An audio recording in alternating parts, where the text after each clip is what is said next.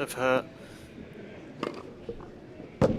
best Grand Slam performances, rather, her best Grand Slam performance, and mentioned those 2 runs to the third round at Wimbledon.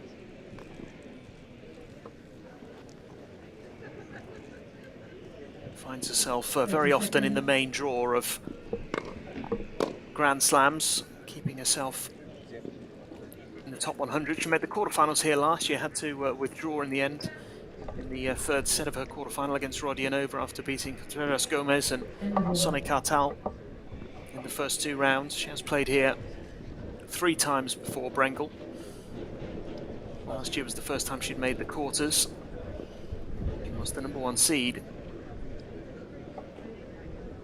last year as well. And she did play in the French Open last week, losing in the first round to Maya Sharif. But lots of experience. And it will be a big challenge for this very talented 16-year-old looking to continue her winning run on the grass.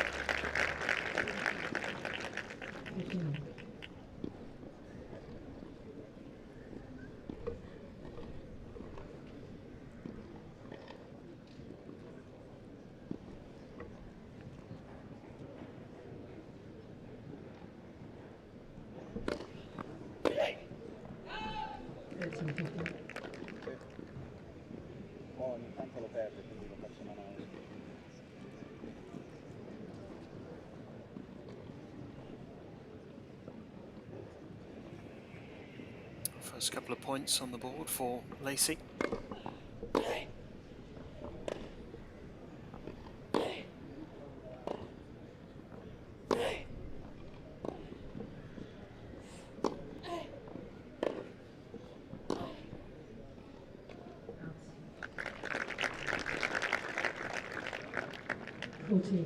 As I mentioned, the under-18 junior national champion, Isabel Lacy, which has meant she's got a wild card into qualifying for Wimbledon.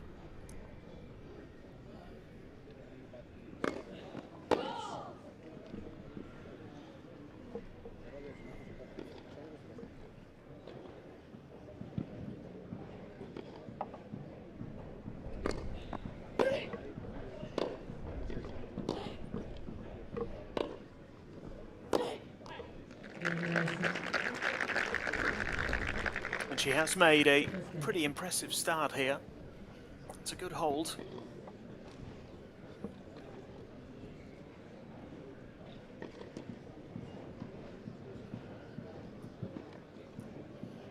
Madison Brengel has had a fairly quiet start to the year. It took her 5 tournaments to get her first win. She lost in the first round of Auckland, Hobart, Australian Open and Lyon before eventually getting a victory against Julia Grabher in Linz in the first round there before defeat to Donna Vekic. Madison Brengel to serve. Second round in Austin and Indian Wells in Miami, picking up a few wins there, and then in Charleston as well. Stayed in Charleston to play an ITF tournament.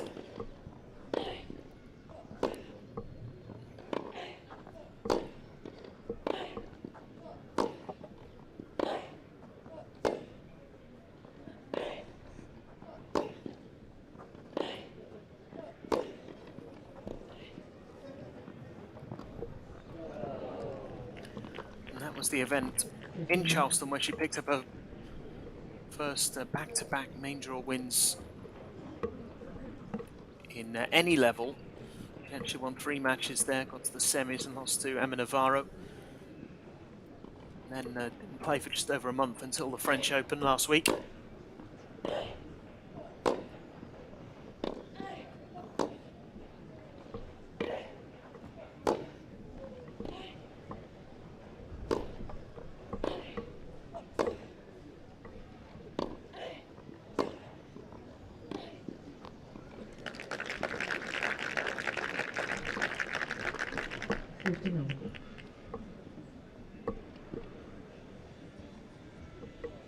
Really good exchange there.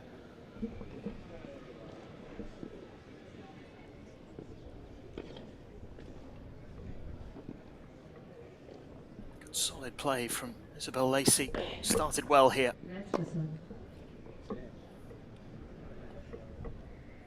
Really big challenge for her today, ranked 852 in the world. 13. 17 next month. Has been ranked as high as 808.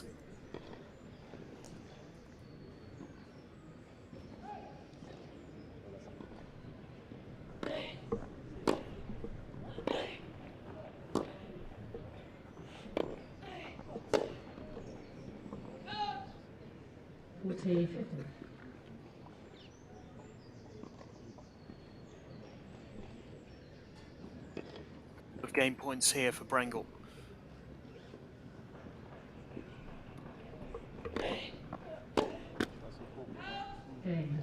Who does hold?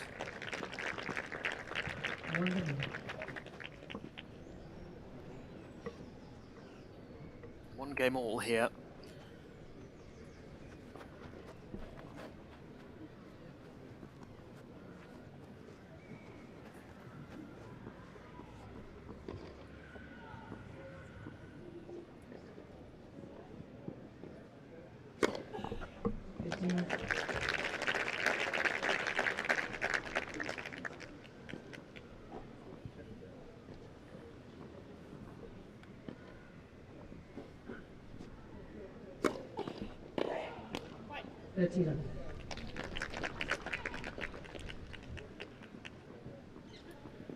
A win today for Lacy would take her flying up the rankings. She'll more than likely be inside the world's top 750.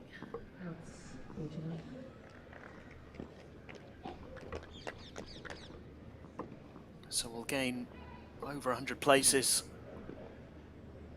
in the rankings if she can get through to at least the second round here. Just continue that excellent winning run that she's on the grass after that UK Pro League win and the victories in qualifying.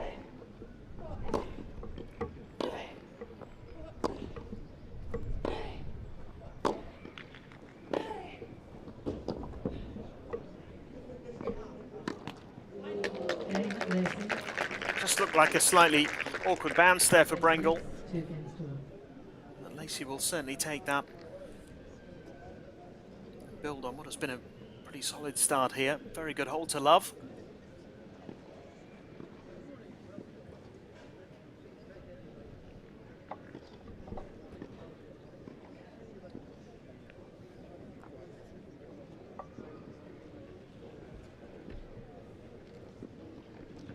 Certainly showing some early signs that she's more than capable of giving Madison Brengel a few difficulties here today. Brengel will be pretty used to the conditions here and the tournament itself, having played it 3 times before. Has played on some very big stages in her career. Picked up some pretty big victories as well.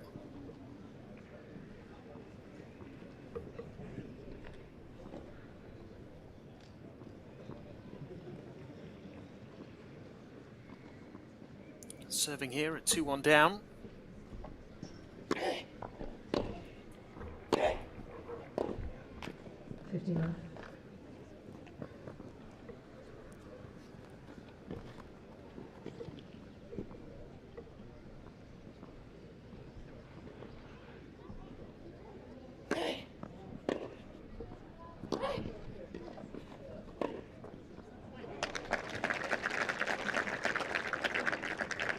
51.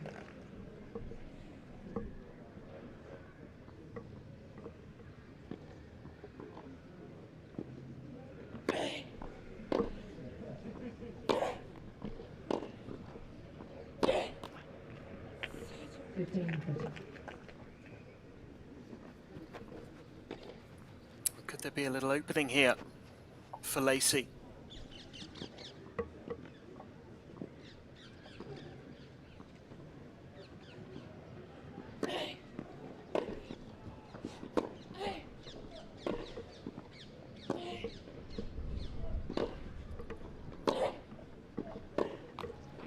LTA.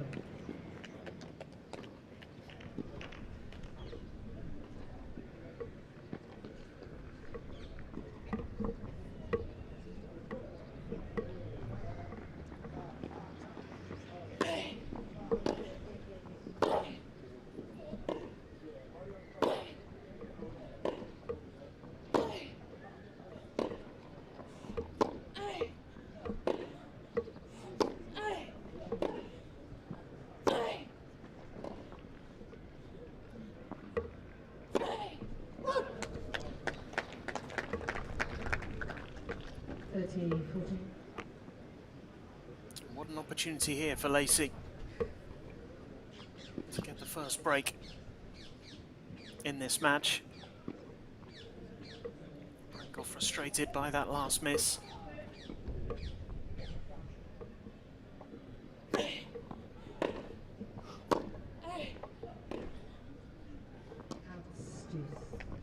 Good depth there from Brengel. Lacy willing that ball to go long.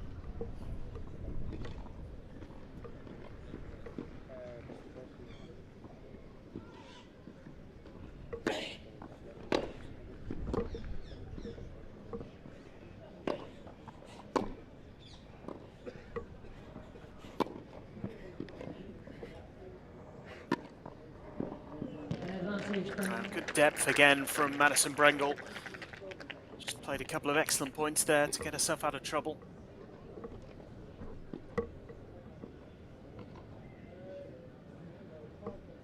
Very nicely put away.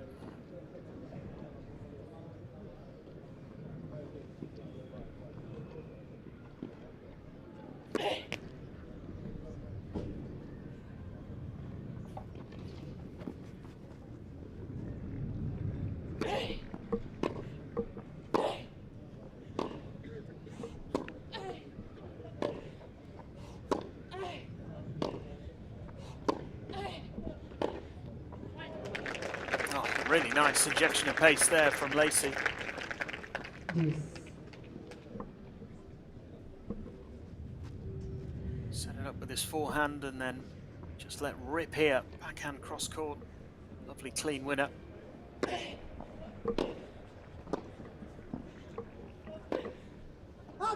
Advantage, Brengel. Again, did pretty well there initially. Getting good depth and putting Brengel under pressure. The American is not having everything her own way at the moment.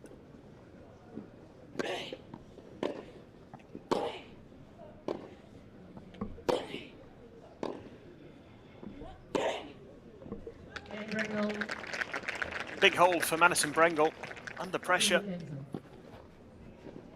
It's coming through a slightly tricky patch there to level up in this first set at 2 games all. I mentioned her experience and her performances at Grand Slams. Has played in big tournaments consistently throughout her career. Been in the world's top 40. She's also picked up some really big wins in her career as well. The biggest coming against Serena Williams back in 2017 in Auckland. That's 15. Williams was number 2 in the world at that time. She also beat then world number 4, Petra Kvitova in Stuttgart back in 2015. World number 6, Sofia Kenin at Wimbledon 2021. Beat Kvitova again. And she was world number 8 in Dubai. Anna Ivanovic as well back in 2014. She was world number 8 at the time. 59.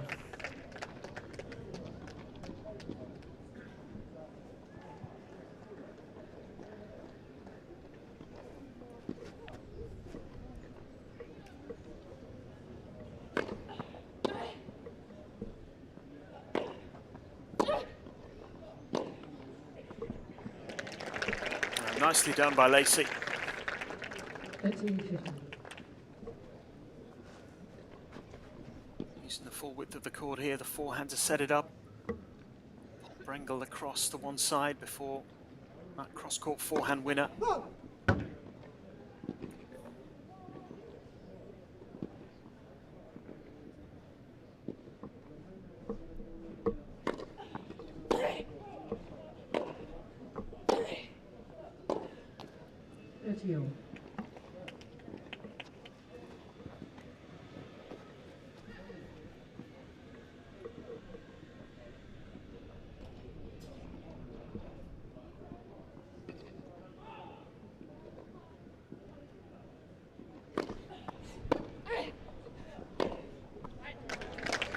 Beautifully done.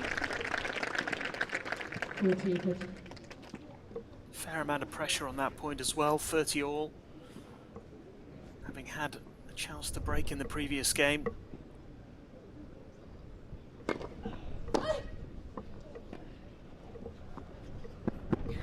Oh, great touch. That's a terrific hold from Lacy. More than matching her American opponents so far in this match. Really strong start. Had break points, couldn't convert.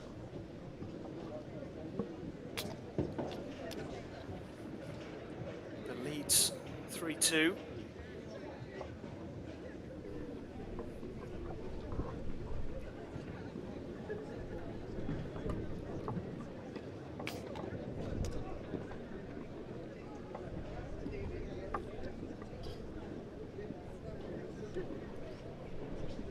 Plenty of other matches going on elsewhere. The main draws of the women's and men's event here in Surbiton very much underway. Time. 3 men's matches taking place at the moment. Harry Wendelken has gone up a break early on.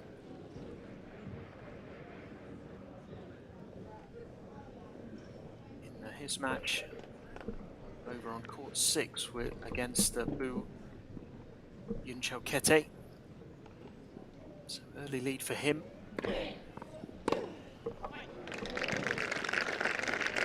Dan Cox taking on Constant Lestien. Early stages of that one. Just into the second game there. And Mark Whitehouse against Isabel is underway in the first set as well. 2 games all in that one.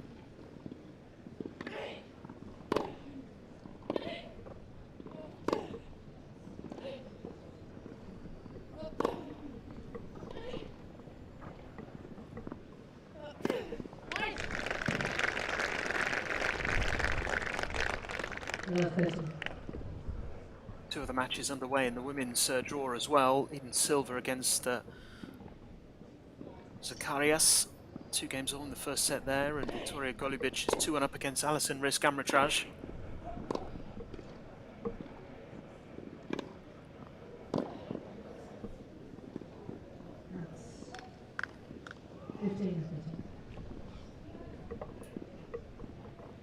Some very experienced WTA Tour level players involved today, including Brengel, of course, in that match between Golubic and Risk-Amritraj. Could easily be a first round match of a 250 or 500 WTA event.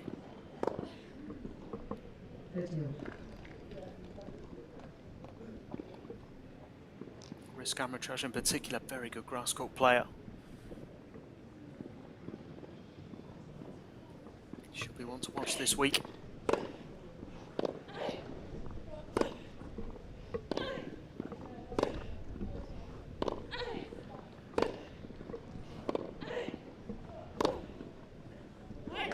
Oh, how good is that from Isabel Lacy?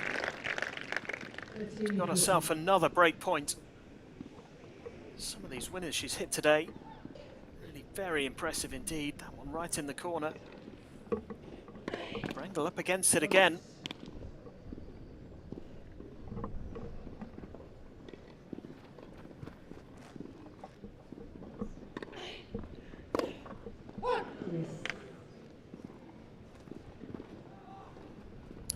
for it.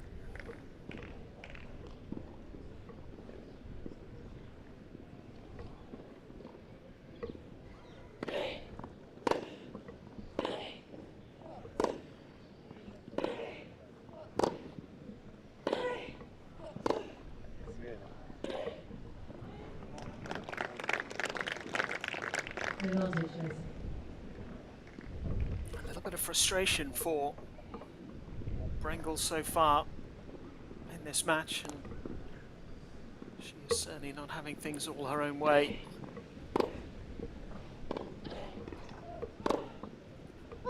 Deuce. Oh, and that did not miss by much. Very, very close.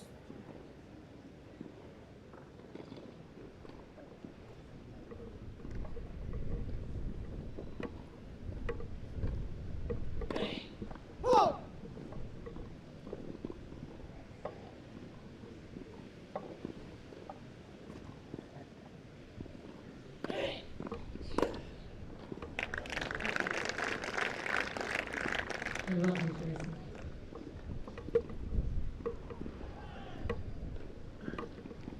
Lacy continuing to ask questions here.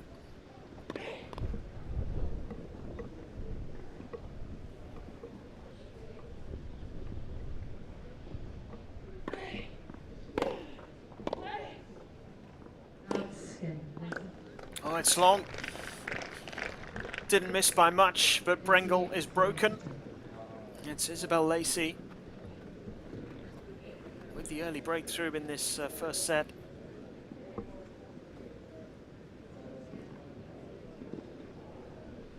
Leads 4-2. Converts the fourth break point she had.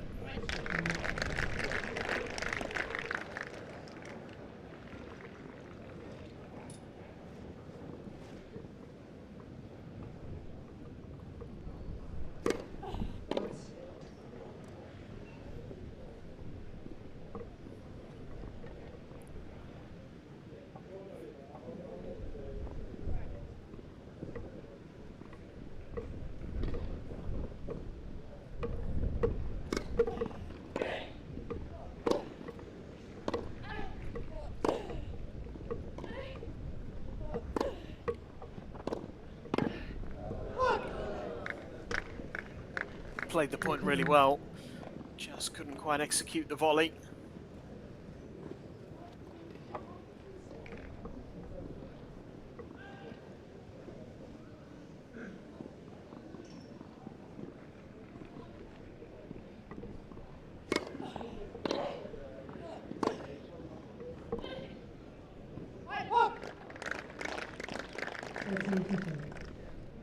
Once again, really good depth.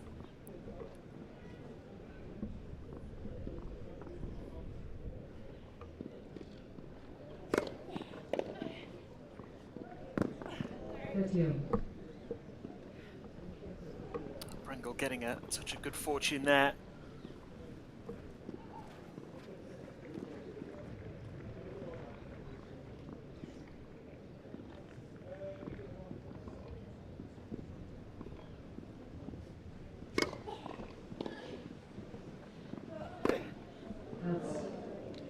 Oh, that could prove costly. It was a really good serve from Lacy. Set the point up really well and then just overplayed it. Didn't have to go for so much.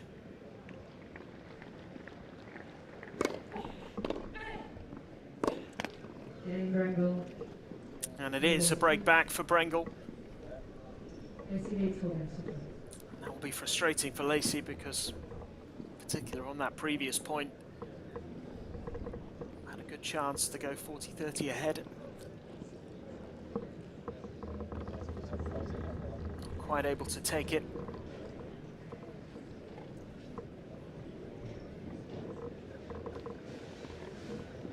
Brengel taking full advantage.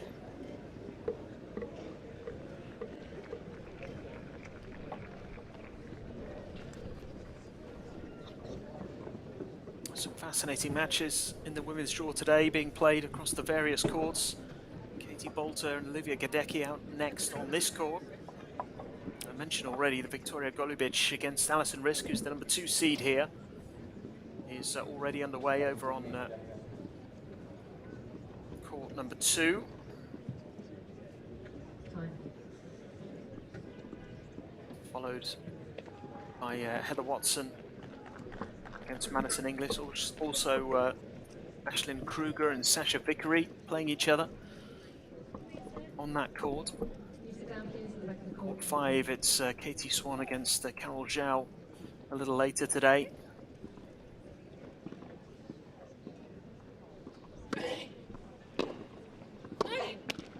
Allow 15.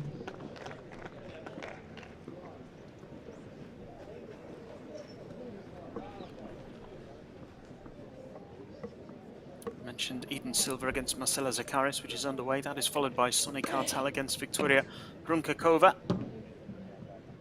of Slovakia. Some of you might be more familiar with her as Victoria Kuzmova. Married recently and changed her name. Out. Nicely done again there by Lacy. Going to bounce back after being broken in the previous game, trying to reclaim the advantage here against the American.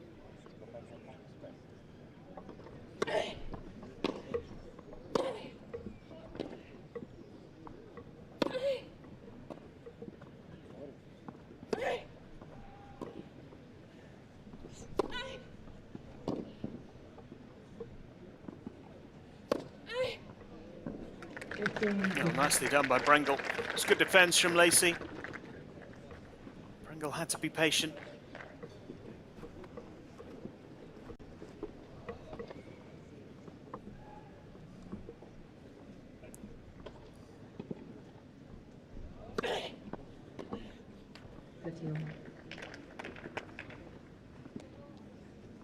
And that was a good serve as well.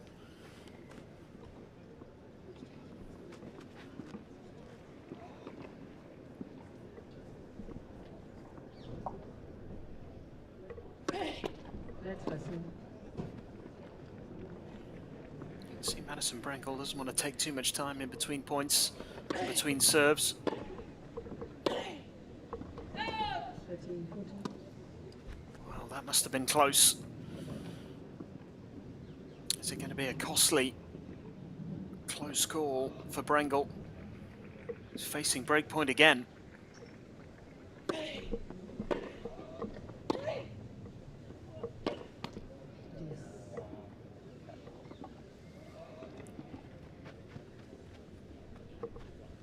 And Lacy unable to take advantage.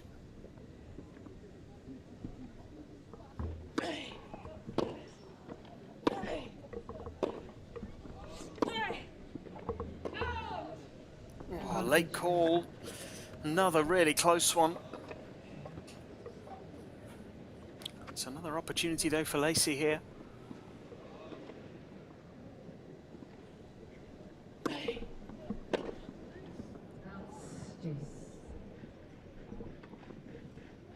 might just end up brewing these missed opportunities. It's one of 6 break points now she's managed to convert. That was a chance to set up another one. There's just been a couple of occasions when she's needed just a little bit of composure. It's understandable given her very limited experience at this level.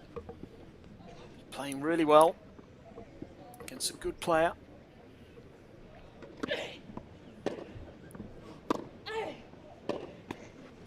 But you do just wonder whether some of these missed opportunities might prove to be costly. This set goes right down to the wire. Brengel can draw on a lot of experience.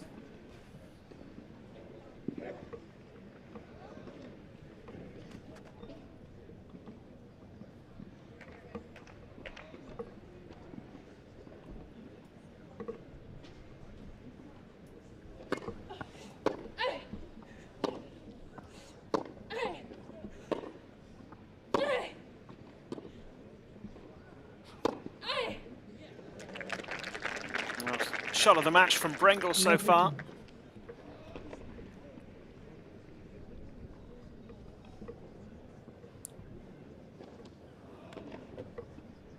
Not easy to make that. Beautifully hit.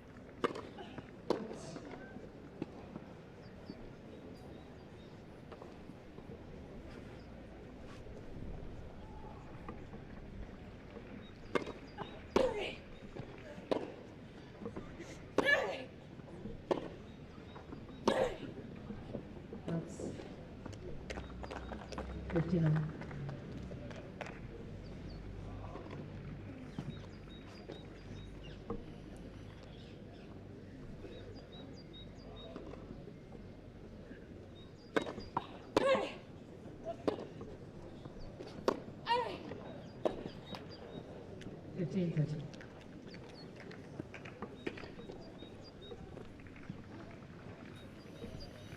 Madison Brengel has been playing at professional level longer than Isabel Lacy has been alive.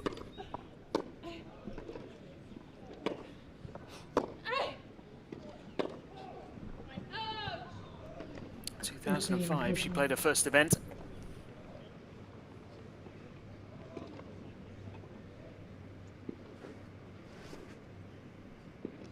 And having been under a lot of pressure in this first set, the American does have the chance to break here.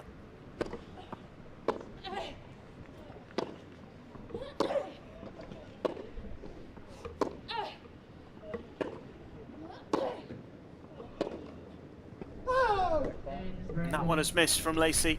A couple of unforced errors in the last couple of games, and it has led to a turnaround here. Brengel from a breakdown to a break up. She will be serving for the set. Has just slipped away from the 16-year-old, understandably so.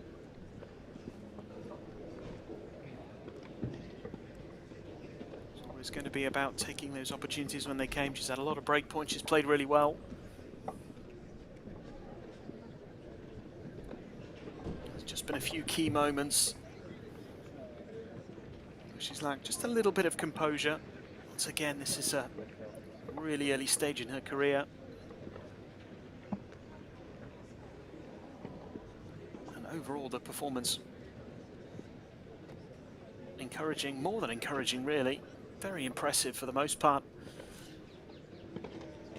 It's a sport about fine margins and peaking at the right time. Something that players get much better at with experience. 4-2, Isabel Lacy was dominant.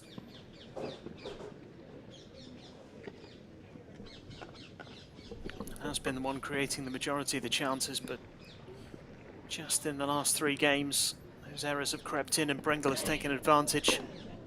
The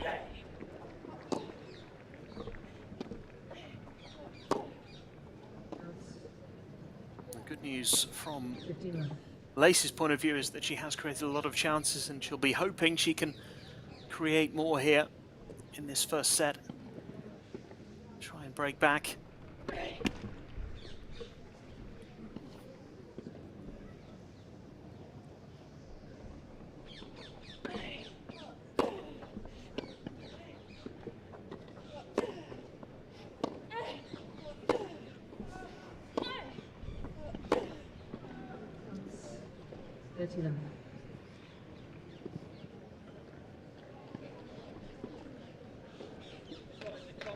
Brengel closing in.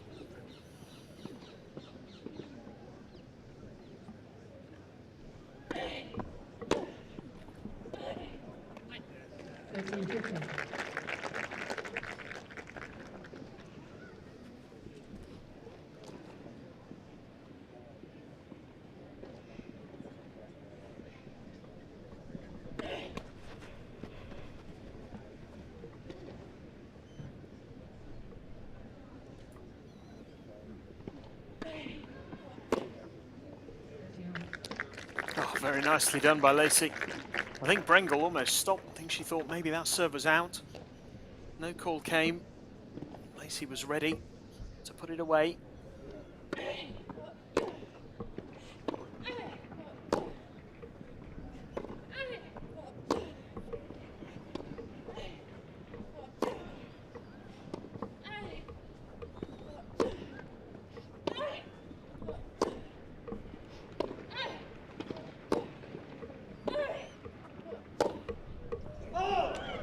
just pulling it, going for a little too 40 much. 30. Once again, that is just an example of Brengel's experience. She didn't go for too much there, just kept it simple, didn't take too many risks.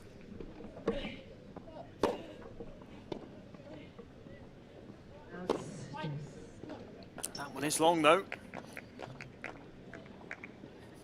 Certainly doesn't produce a great deal of power on the serve, Brengel, so there are opportunities for Lacy to play her way into points on the Brengel serve.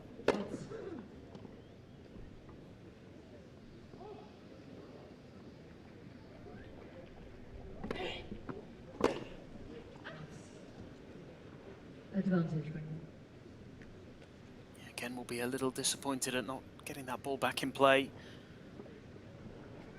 There's not much power at all coming from the second serves, in particular of Madison Brengel, and that can sometimes be difficult.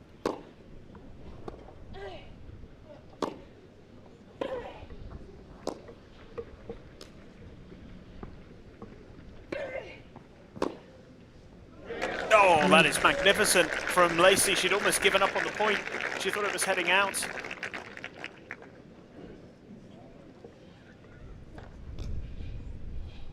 Her ball bounced on the line and suddenly she had a chance again.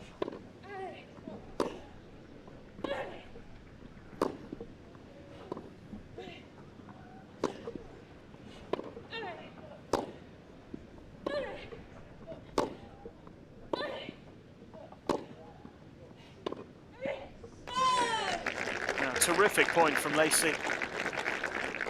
A little bit more patience shown, but plenty of intent as well.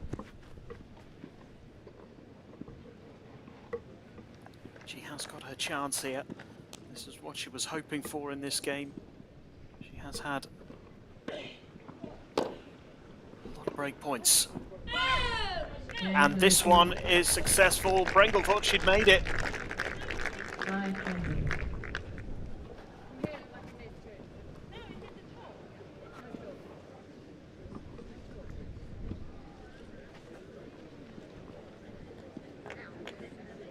She's convinced there was a bit of chalk in the air. The call did come a little late, but it is a break back. It's 5 games all, and Lacy's still in this set. That's a good serve. Her serve is more of a weapon than Brengel's, that is for certain. Yeah, no doubt about the chalk there. Very good serve from Lacy. Brengel's still unhappy about that call at the end of the previous game.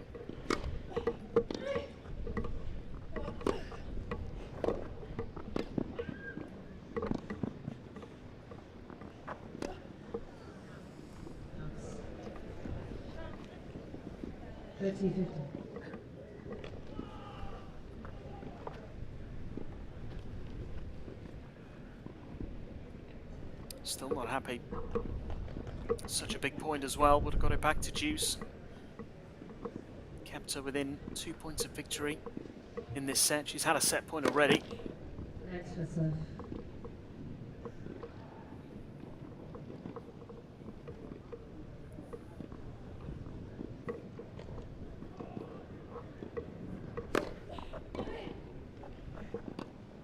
Oh, how good is that? Good serve. Lovely touch at the net as well from Lacy. It's been a great reaction after the disappointment of losing her advantage in this set.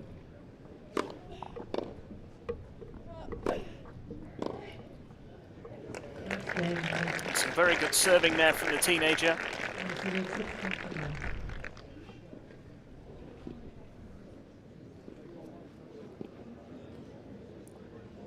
She has guaranteed herself a tie-break at the very least in this first set. Brengel not happy about that call,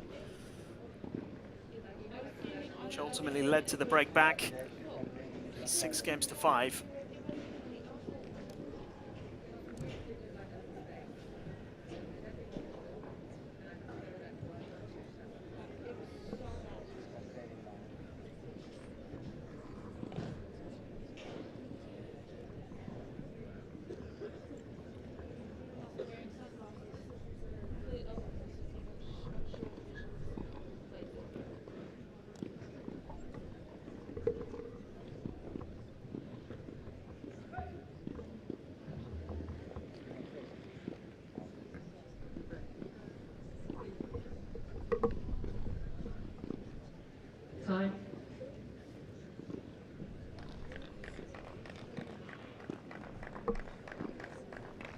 now Brengel who's got to put those frustrations behind her.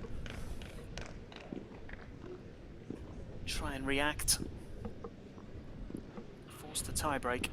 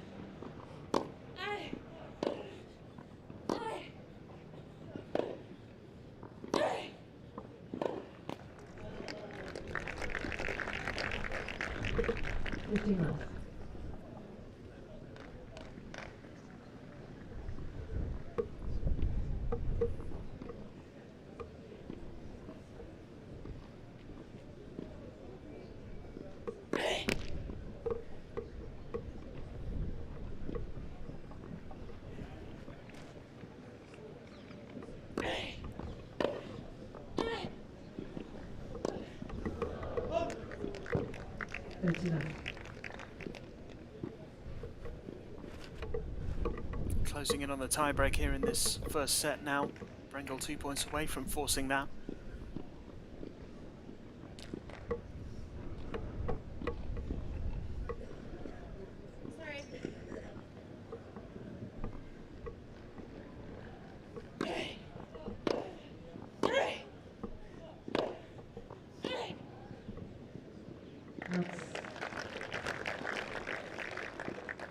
That's 30-15.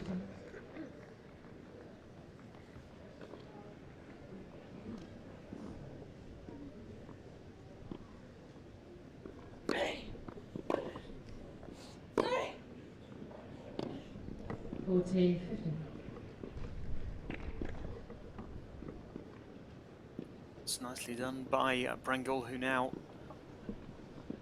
has a couple of game points to take us into a tiebreak. Madison.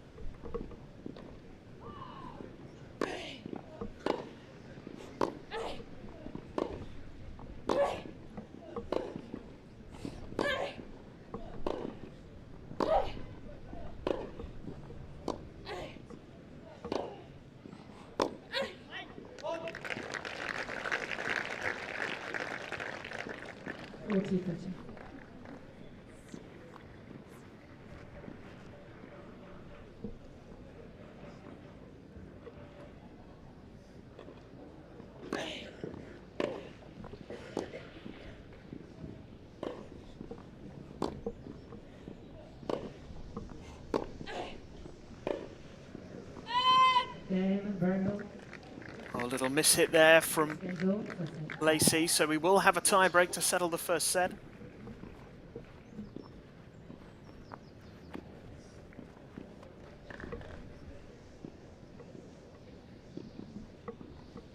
Up and down first set. Brengel has had set points already.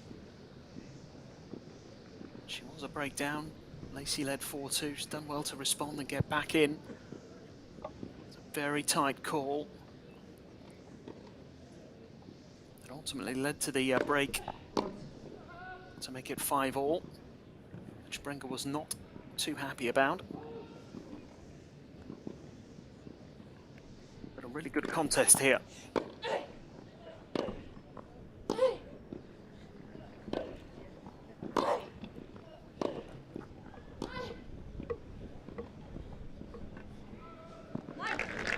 Very nicely done. Well-constructed point again from Lacy. 1-0, Lacy.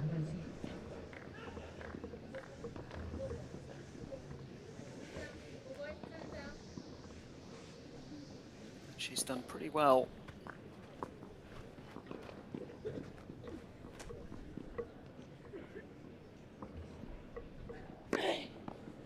On Brengel's serve in this match. A lot of points. She's 1-1 early in the tiebreak here. Herself a slight lead.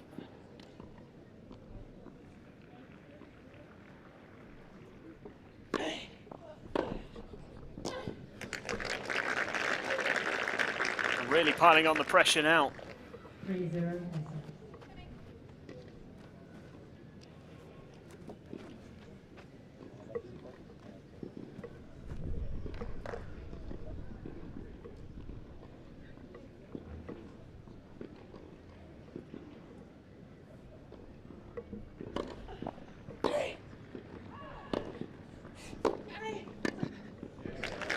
Well, so far, the perfect tiebreak.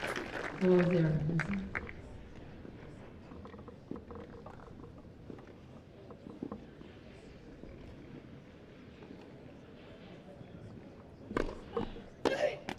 5-0.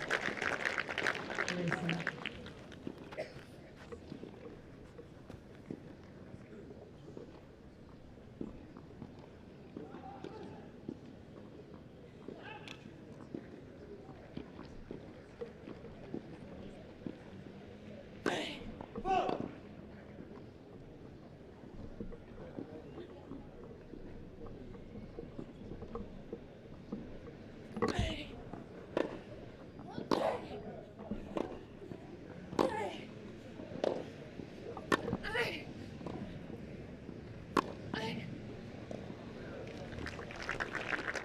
Brengel finally off the mark.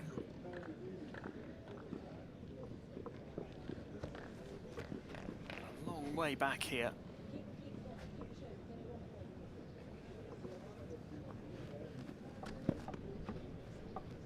Lacy just a couple of points away.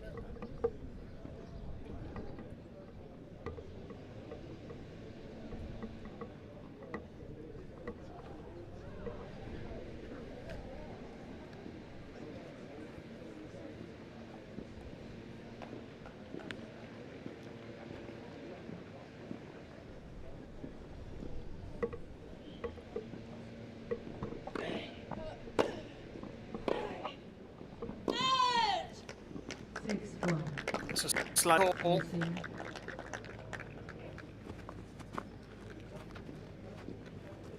It's one that has gone in favour of the teenager, who will have 5 opportunities now to close out this set. This tiebreak so far could not have gone any better.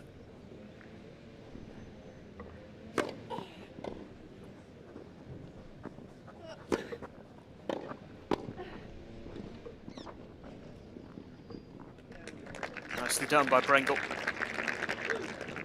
6-2. Long way to go if she's to turn things around.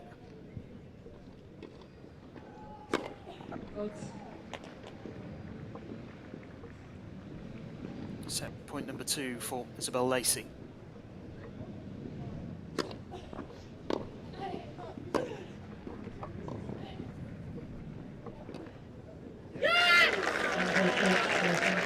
Finished off superbly. That is a tremendous first set from the teenager against the number 3 seed.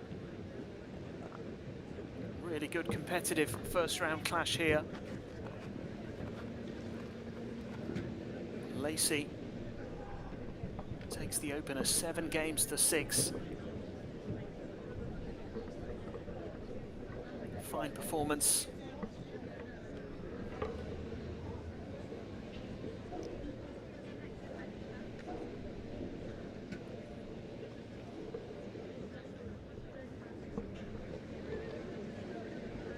Given that she was very close to losing that opening set as well. Brengel had set point on her own serve at 5-4. When she fought back was hugely impressive. World number 852. Created a lot of chances.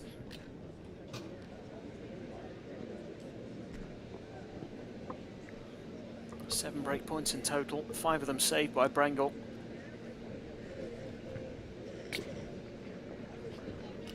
Took the only 2 chances she had.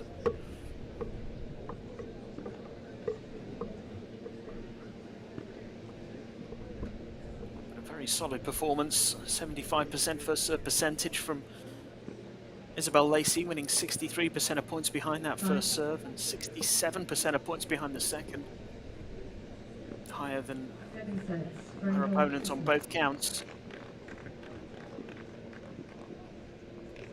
Brengel was clinical with the breakpoint opportunities, but will be frustrated at having had set point and not taken it.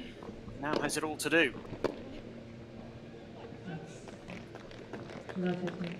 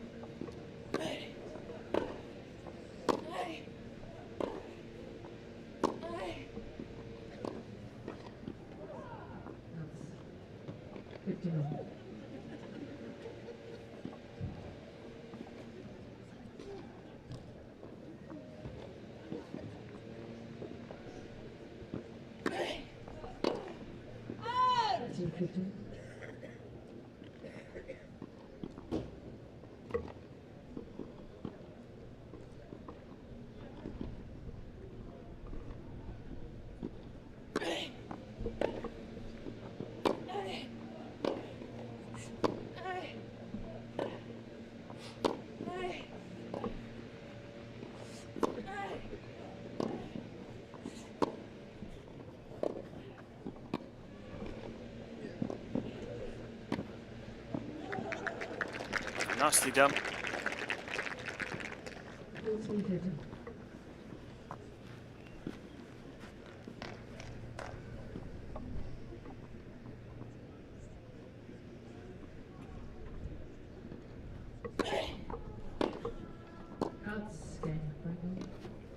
Just a little too much on the return there from Lacy, so Brengel holds at the start of set number 2. We'll just take this opportunity to run you through what's going on elsewhere. Victoria Golubic and Alison Risk-Amritraj are in the first set, still 6-5. Golubic leads in that one with the Americans serving to stay in the set and force a tie break in the match between Eden Silva and Zacharias.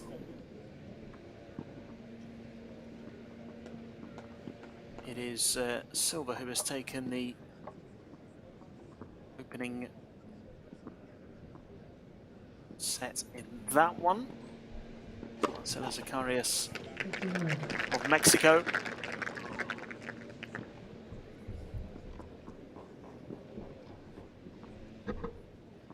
Six games to 4. Silva is a break-up in the second set as well, though in danger of being broken back straight away.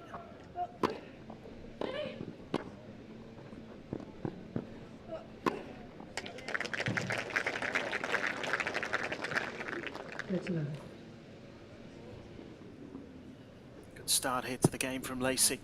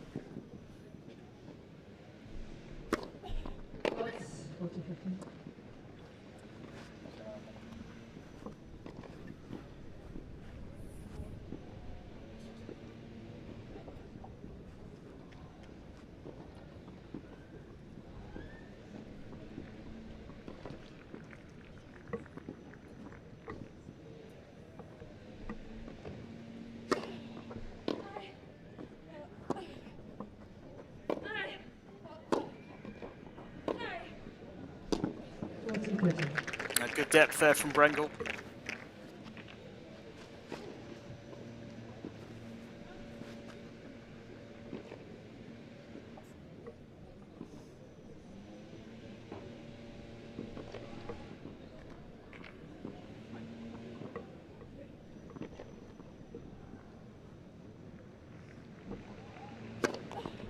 60.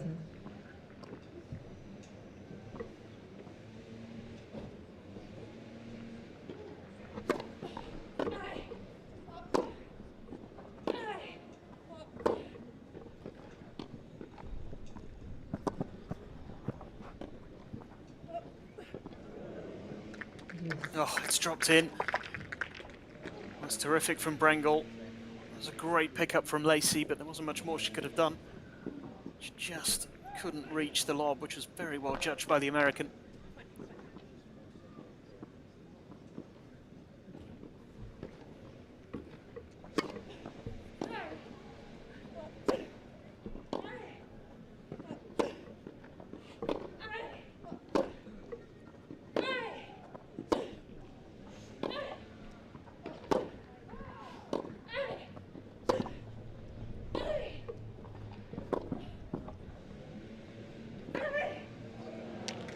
Oh, brilliantly done. Advantage, Brengel. Brengel is certainly being made to work hard here by Lacy, who has shown her determination and desire so far in this match. Impressive the way she managed to turn things around in that first set. Brengel has got a chance here for an early break in set 2.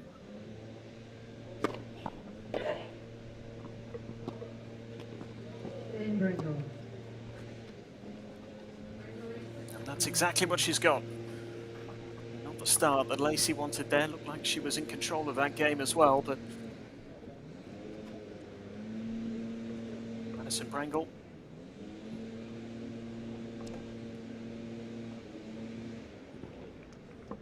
Getting herself back on track in this match with the early break.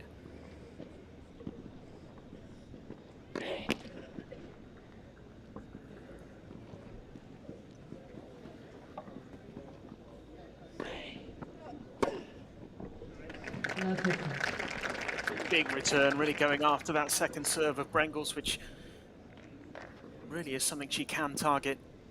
There's not a lot of power.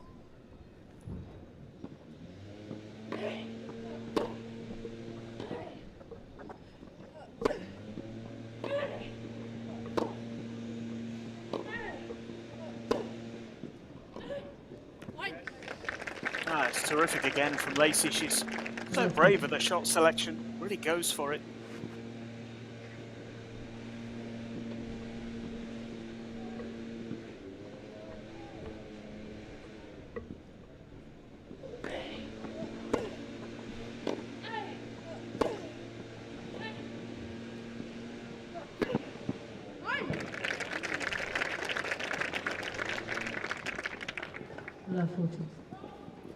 And again, the response here from Lacy has been so good.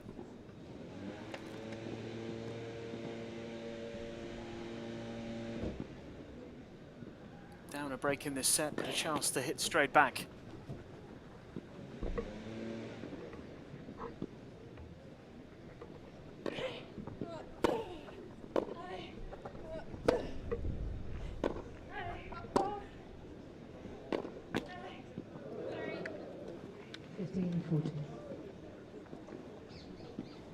There's nothing you can do in that situation.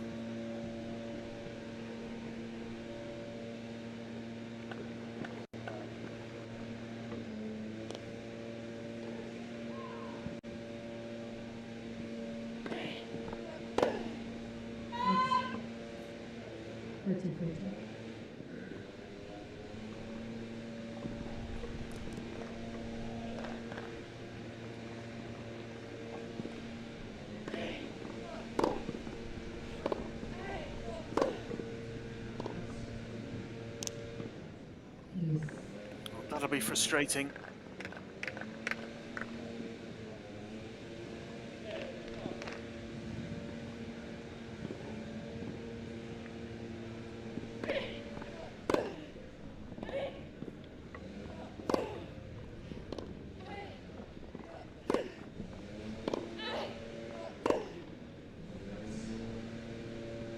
Advantage, Brengel.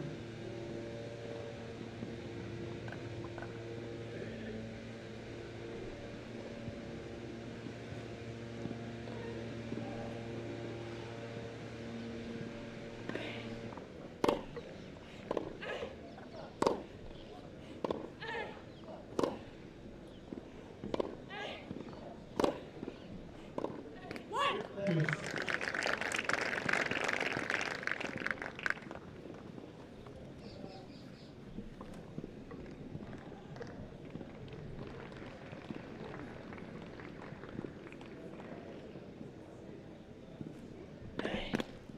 Let's first serve.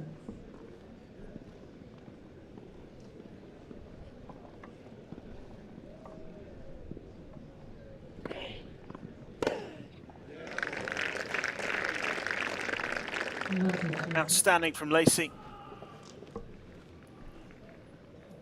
Maybe thought her chance was gone in this game, but she has another break point now. It's her fourth.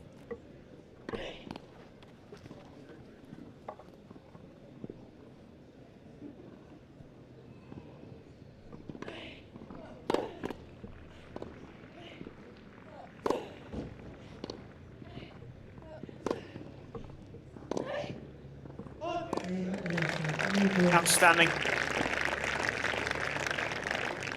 Really impressive here from Isabel Lacy, again responding to a setback so well.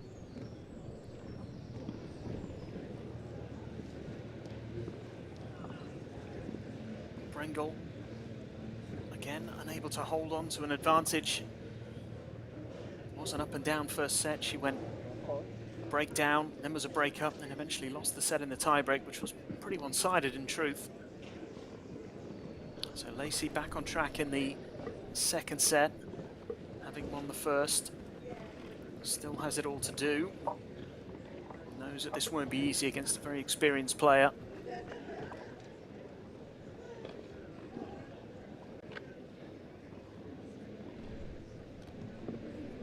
I mentioned what was going on elsewhere in the women's draw. 3 matches going on in the men's as well. Currently, Harry Wendelken and Bu Yunxiaokete are still in the first set. 5 games all in that one. Zizou Bergs is closing in on victory against Mark Whitehouse. 7-6 in the first, but he's 4-1 up in the second. And Dan Cox taking on the sixth seed, Constant Lestien, going really well. Won the first set 6-3, he's just broken back in the second, trailing 2-1. Came through qualifying. Played a long match yesterday, almost 3 hours against Arthur Ferry to make it into the main draw. Now taking on the Frenchman who took Karen Khachanov to 5 sets at Roland Garros last week.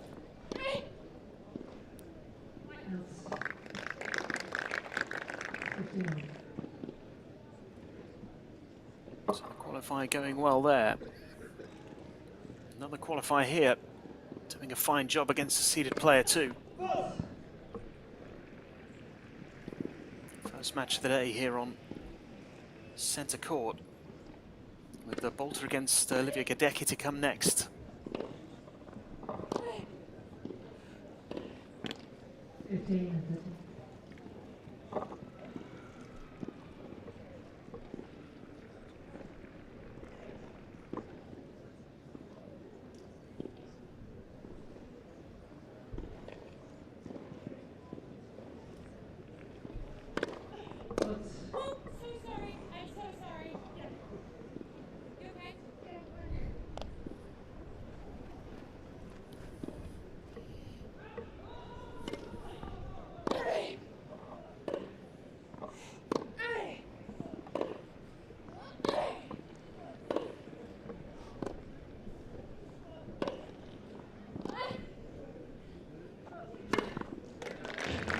Really well done again. Brengel very quick to apologise there. And Lacy winning an important point straight off the back of that.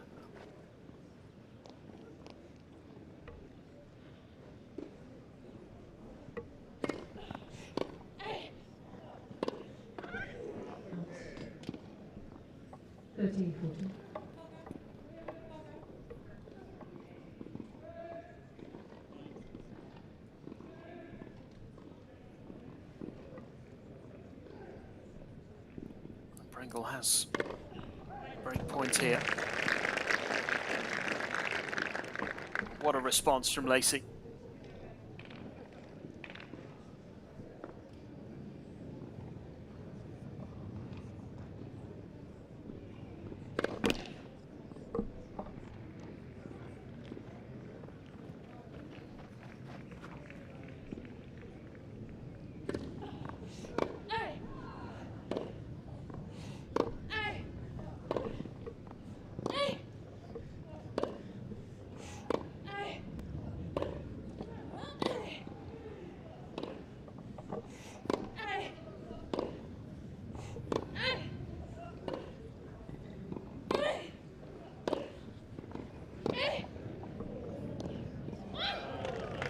Oh, terrific exchange.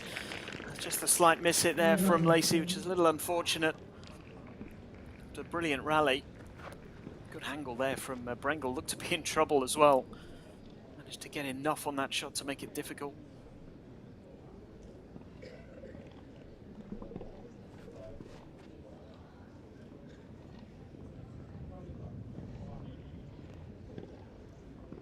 Gets herself another breakpoint chance.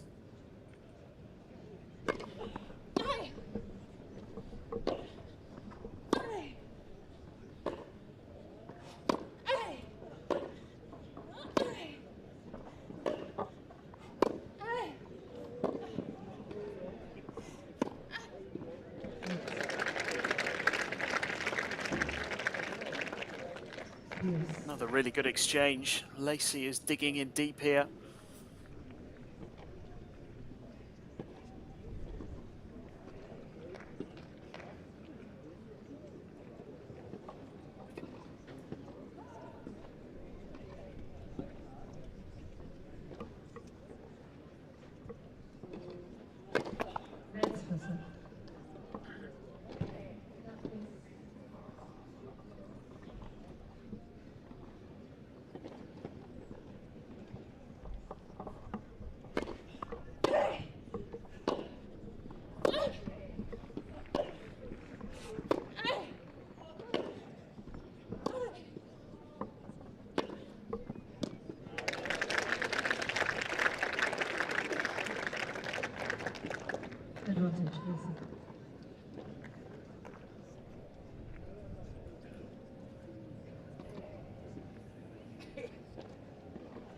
This would be a terrific hold.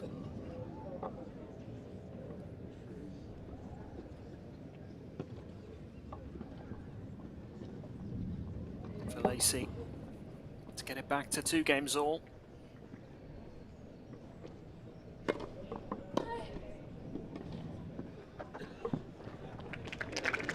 Great composure, good serve. 2 games all.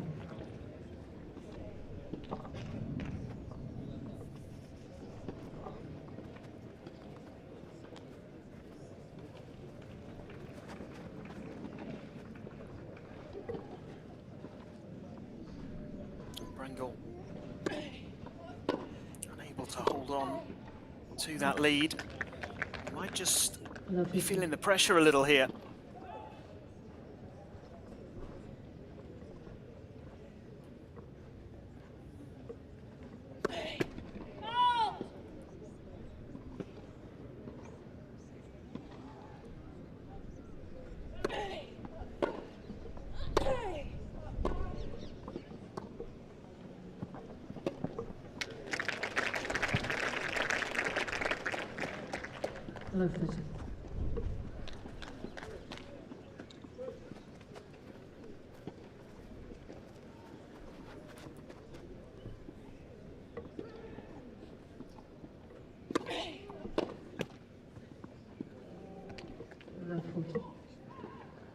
Well, what a chance here.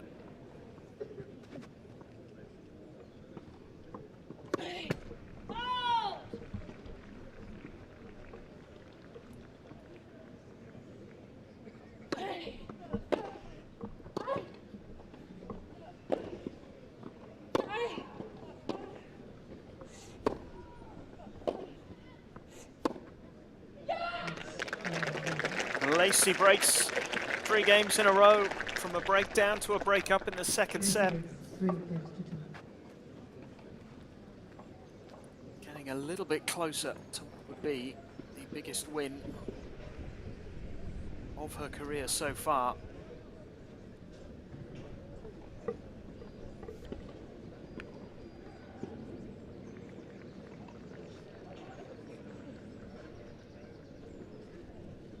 ITF event, $100,000 event against a player ranked inside the top 100 for the very first time as well. He is seriously good.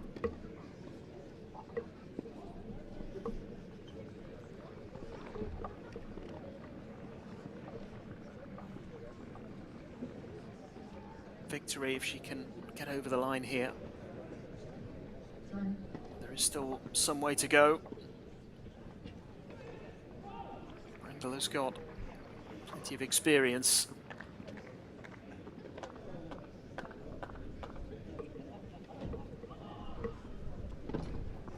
But she has been a break-up in both sets.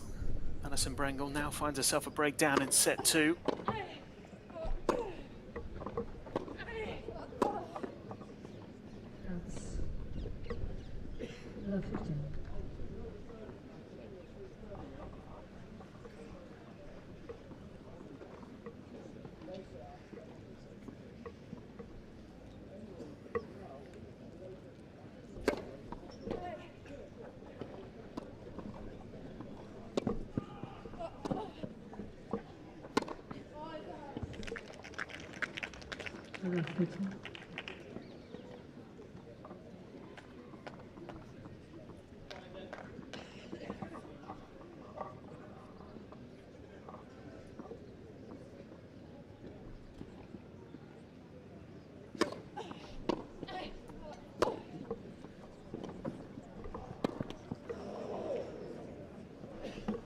That is a gift.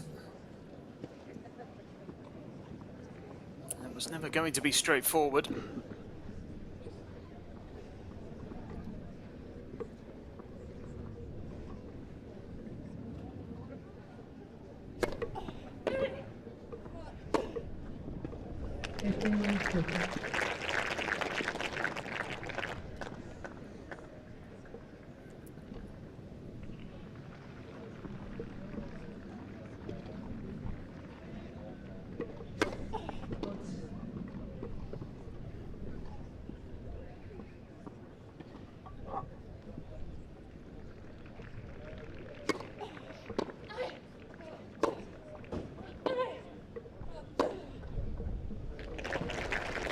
Well, that's 2 saved.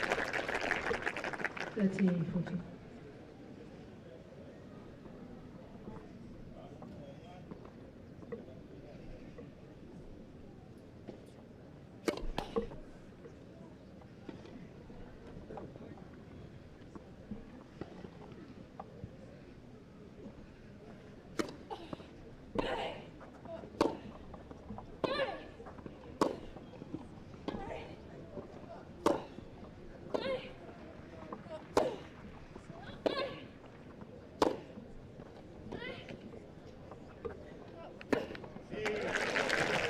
Absolutely outstanding from Lacy. Yes. Serious bravery shown. I'd love 40 down in this game. First class attitude as well in this match so far. The teenager displaying maturity beyond her years, frankly.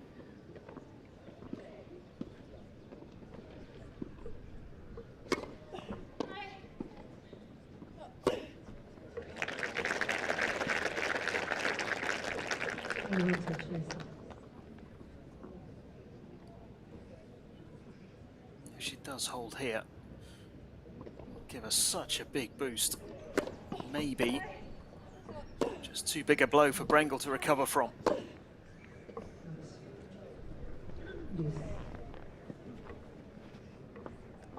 First result of the day in the men's, by the way, is Izu Bergs has beaten Mark Whitehouse's straight set 7-6, 6-2.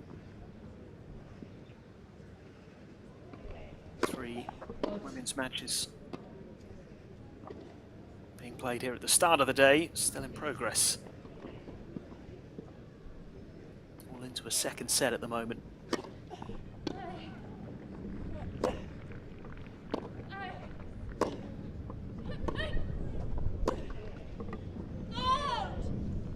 Just a fraction wide. Advantage for And it's just opened the door for Brengel again.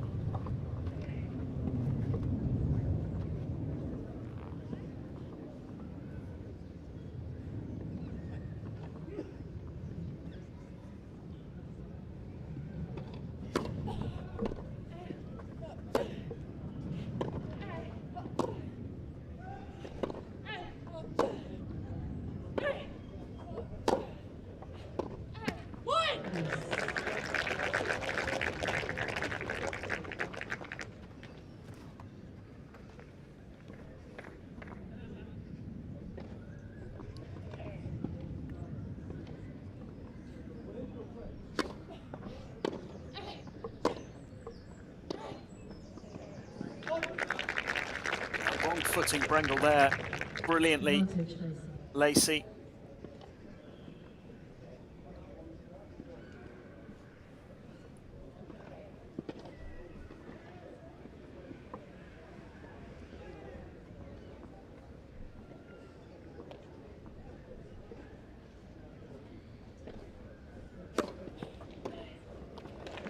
Lacy. What a hold that is. Lacy. Full break point saved. Was Love 40 down.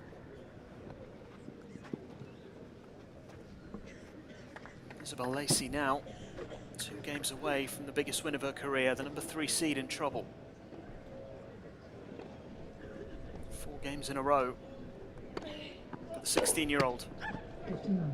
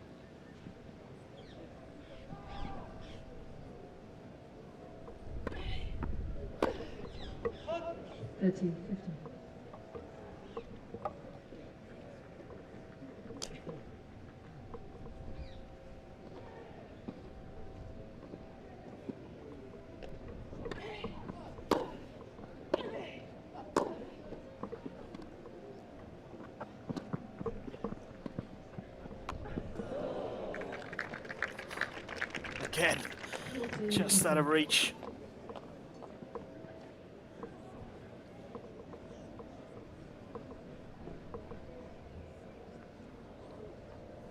What a lob that is from Brengel. Big point as well, would have made it 30 all. Really ramped up the pressure. Okay, Brengel. Lacy. Brengel stays in touch. Still. Break down in the second set.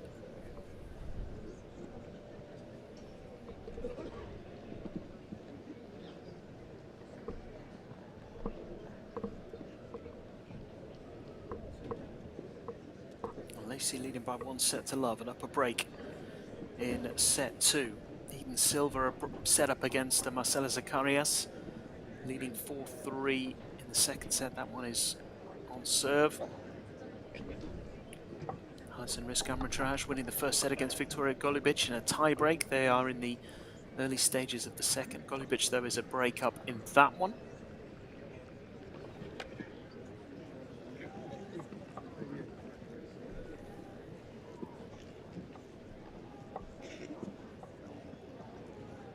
Time. The first set in the men's match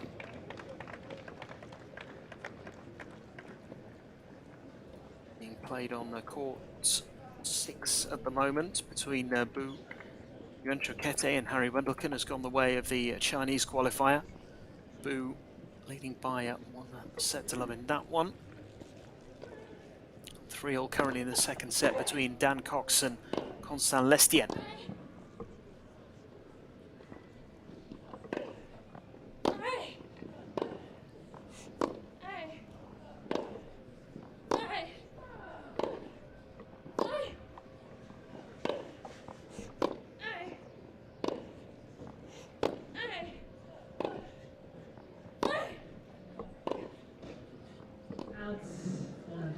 Oh, just long from Lacy.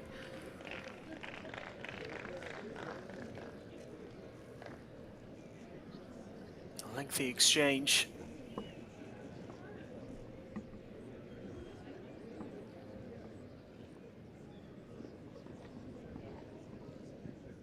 Brengel looking for a way back.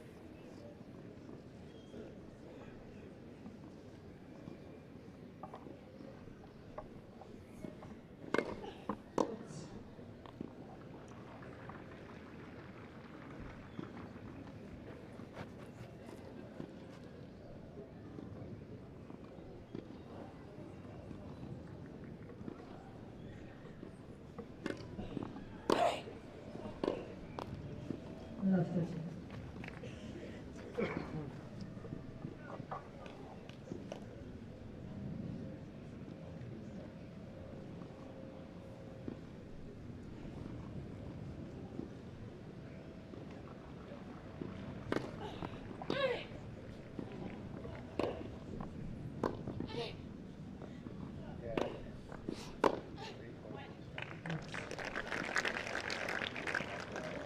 That's 15-13.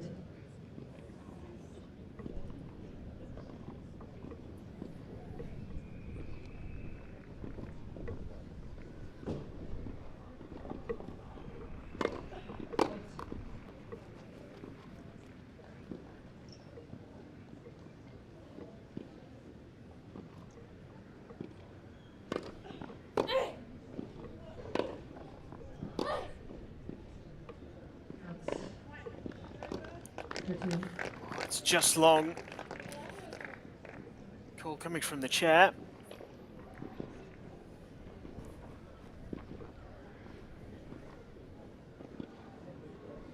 Good recovery again from Lacy. Love 30 down in this game.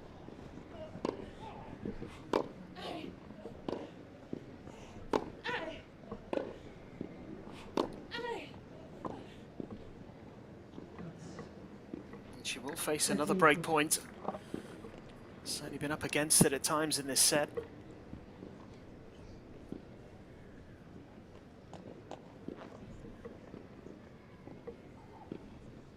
Brengel hoping for a break back here.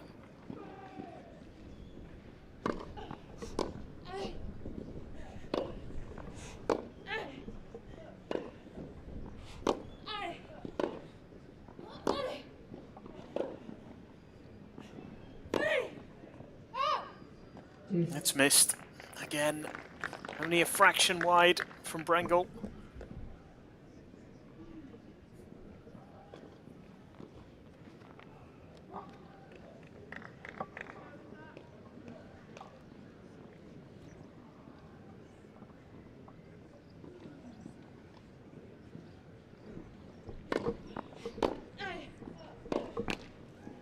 Advantage, Brengel.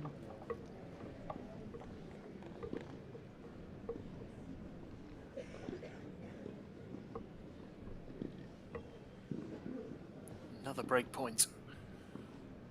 There have been plenty in this set so far.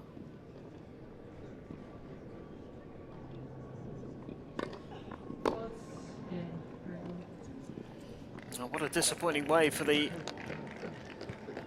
break to be handed back by Isabel Lacy. A rare setback in this contest. Certainly a rare self-inflicted setback. Most of the good work she's done in the last couple of games undone there. The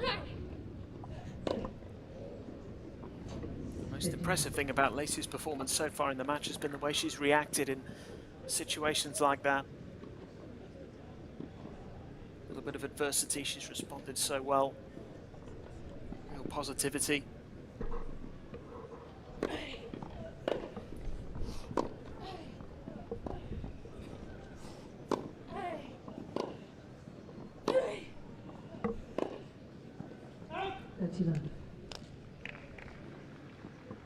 Couple of unforced errors though have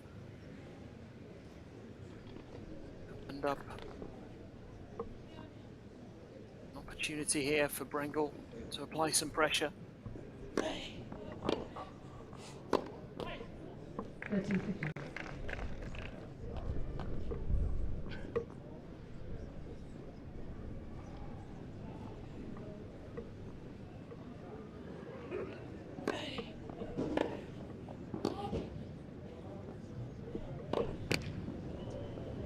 That's a really good return by Lacy, but that missed forehand has given Brengel a couple of game points. It'll put a 5-4 up.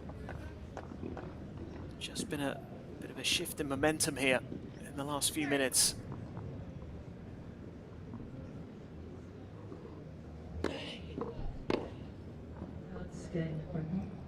And that is long from Lacy. So Brengel, game away from forcing a decider.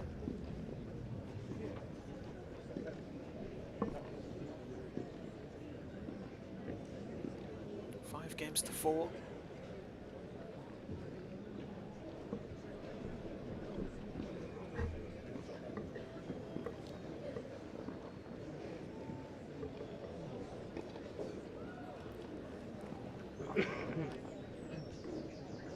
Can she snatch the set here?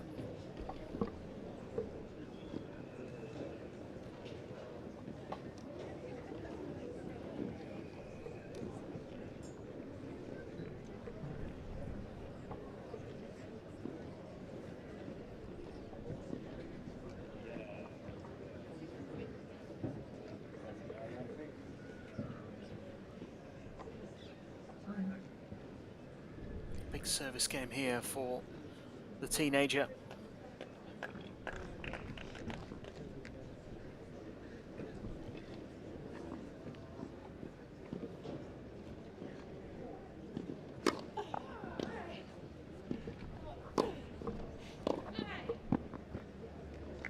Oh, brilliant from Brengel. That is an outstanding cross-court forehand winner. Terrific angle on that.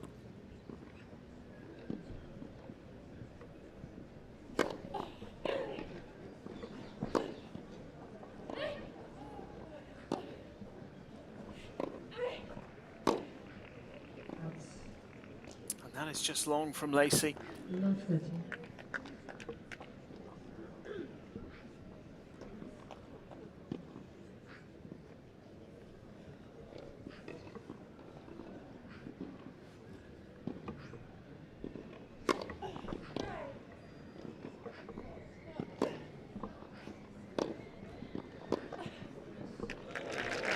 Did really well to get a racket on it,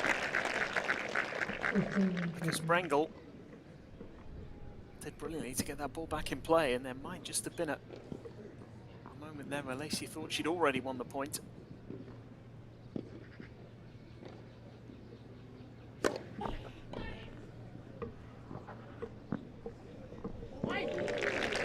Nice touch, very nicely judged. Couple of big points there, back to back for Lacy. Composure shown there. 14. Good serve to follow it up as well. That's 3 big points in a row.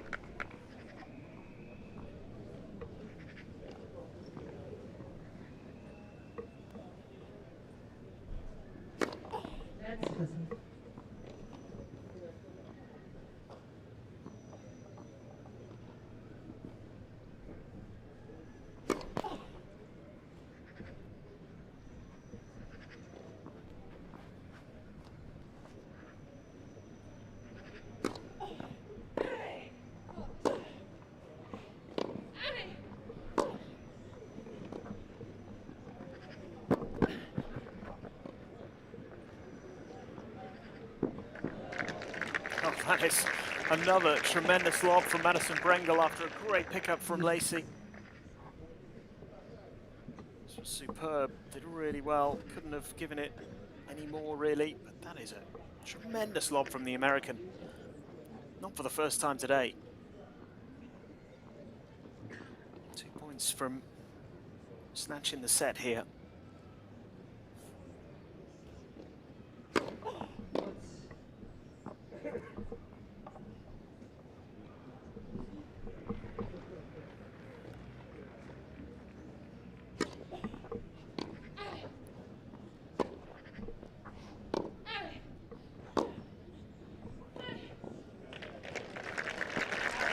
Great depth there from Lacy. Advantage, Lacy. Easy to misjudge those. She's got herself a game point for 5-all. 6th seed in the men's draw, Constant Lestienne has levelled up against Dan Cox now, 6 games to 3, 1 set all. That's going to a decider.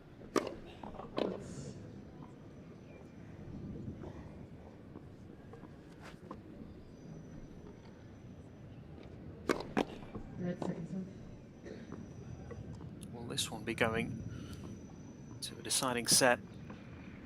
We might not know for a little while yet.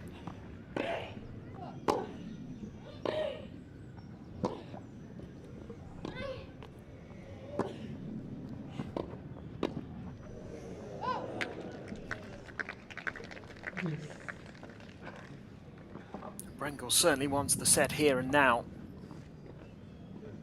Does not want to extend it any further.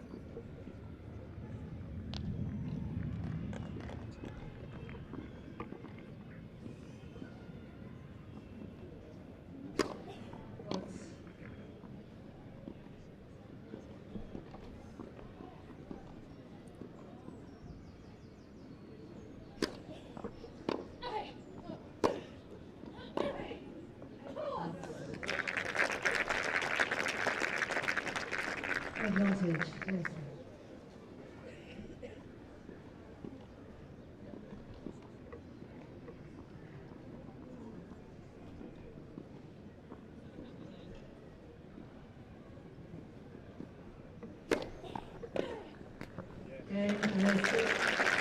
Another huge hold from Lacy. Didn't face break points in that game, but was certainly under pressure. 30-all, a couple of deuces.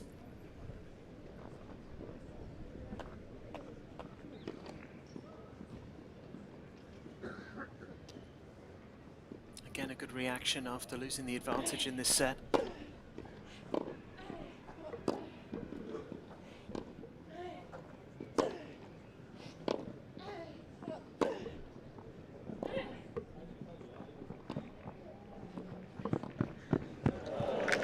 Oh, so good.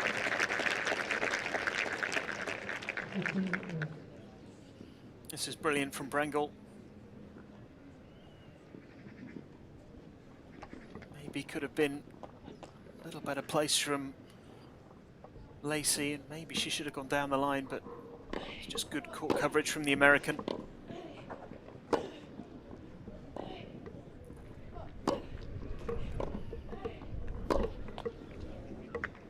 And Lacy is certainly asking questions of her, but that is 2 very good points back to back from the number 3 seed. Really enjoyable contest this so far.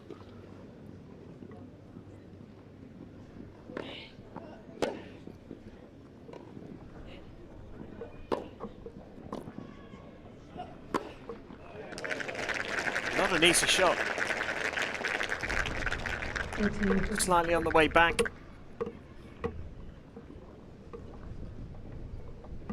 Again, it's good point construction from Lacy.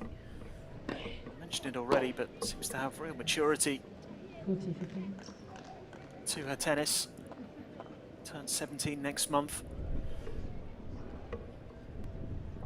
Born 1st of July 2006, if you want to feel old.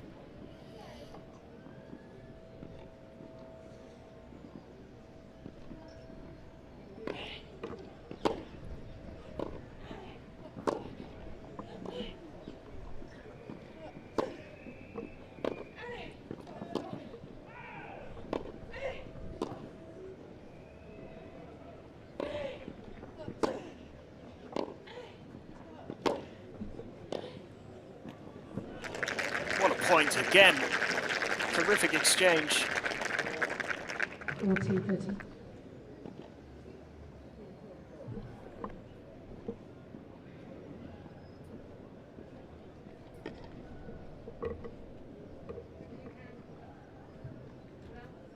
High quality encounter so far here.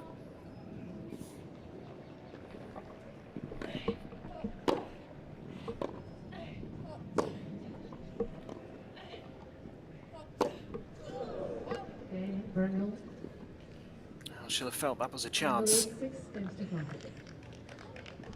Lacy and Brengel holds. And has guaranteed herself a tiebreak at the very least here in the second set.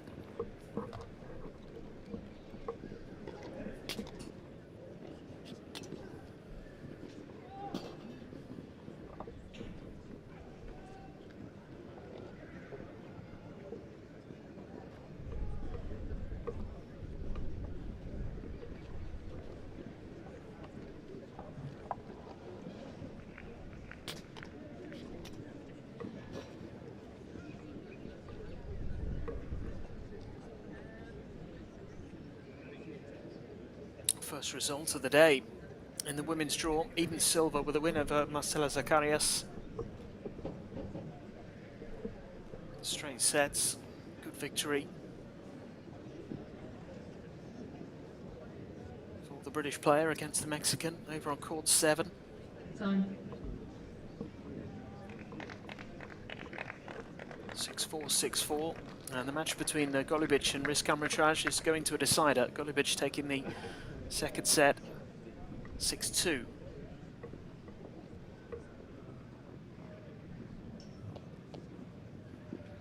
Isabel Lacy here on centre court, serving to force a tiebreak.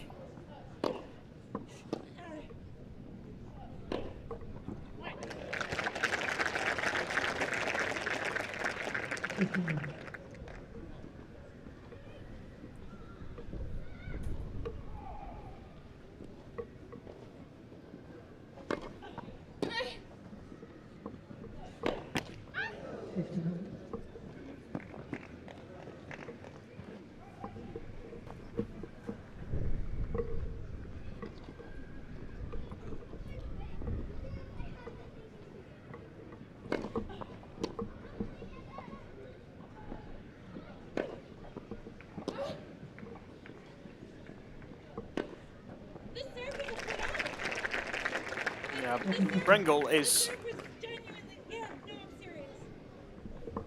not happy with the call there. I must admit, my first thought was that it was out as well. Maybe not as far out as she's suggesting.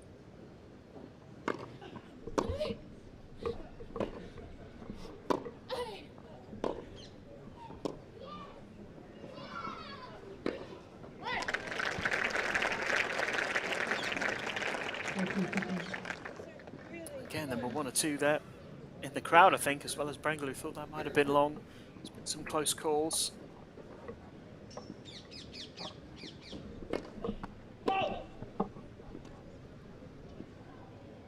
Couple of game points here.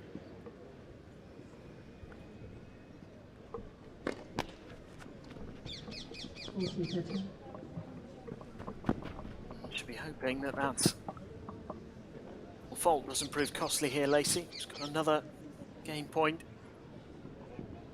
Take us into the tiebreak.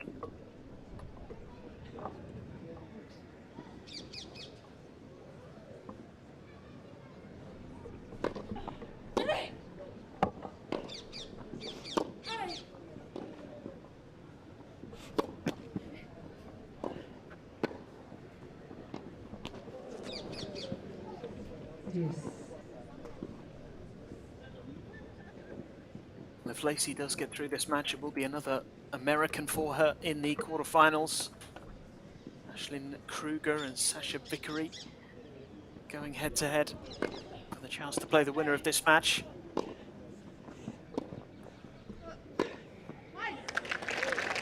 Not enough on that one from Brengel. Advantage, Lacy. Lacy taking full advantage. Another game point here for 6-all.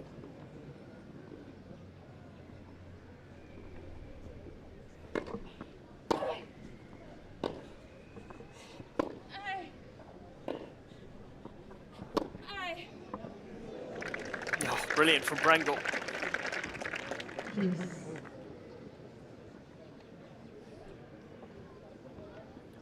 She had set point in the first set, remember? A couple of points away now from winning the second.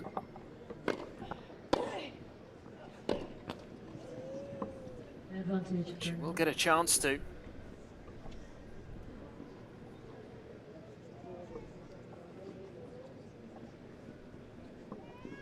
Brengel had 2 set points on serve at 5-4. Set 1. Here's another. Game second set. Brengel. And Lacy can't get herself out of trouble this time. And the second set goes the way of the number 3 seed. We will have a deciding set in the first match of the day here on centre court. Madison Brengel wins it 7-5.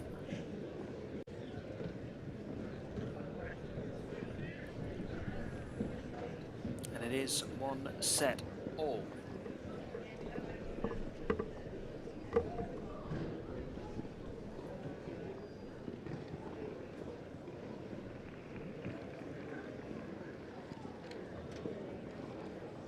That experience really coming through.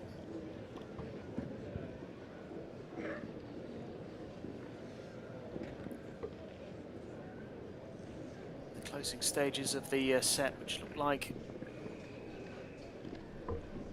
it would be heading for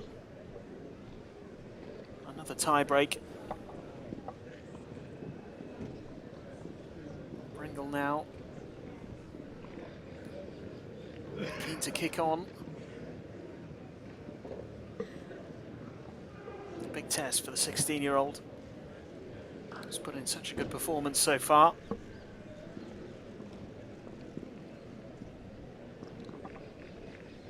Final set. Brengel to serve.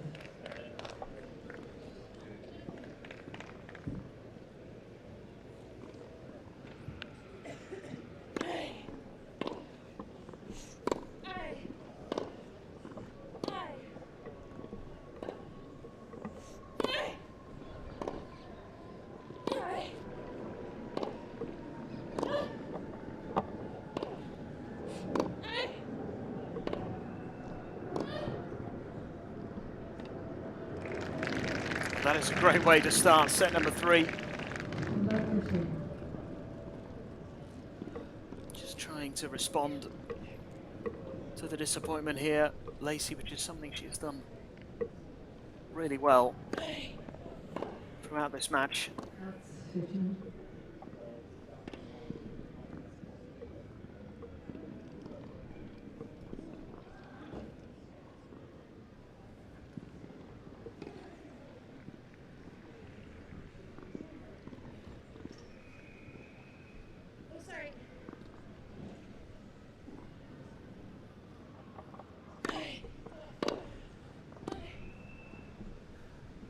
A really good return again from Lacy, right to the feet of Brengel.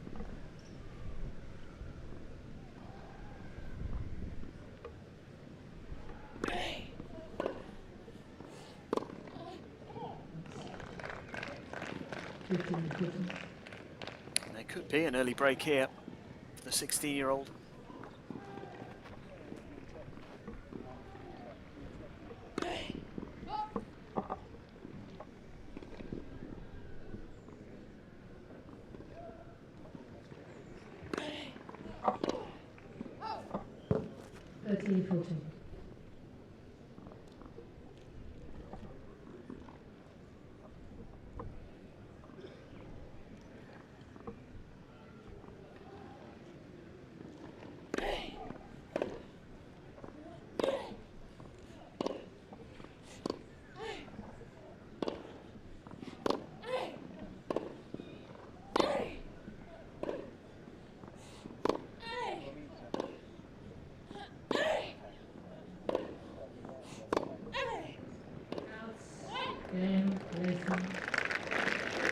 Long from Brengel.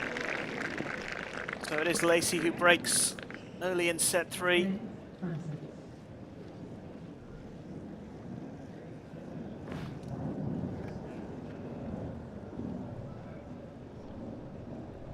Long way to go, given what we've seen so far in this match. Expect perhaps a few twists and turns.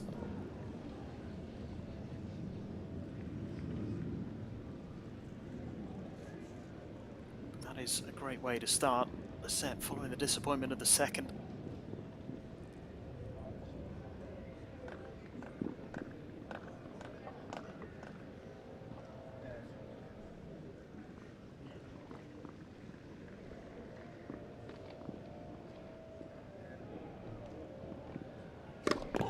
Match for serve.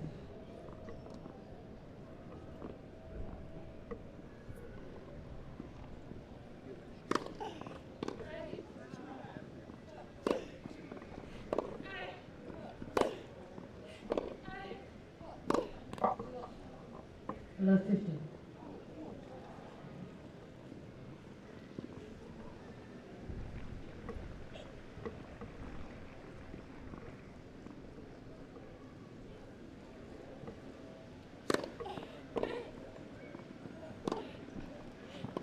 What? 15. Ups.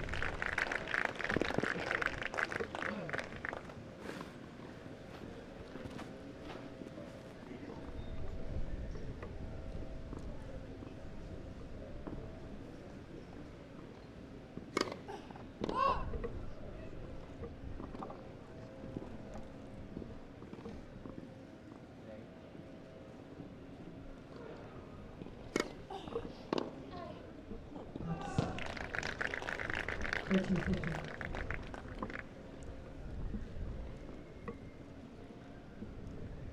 Good serving again from Lacy.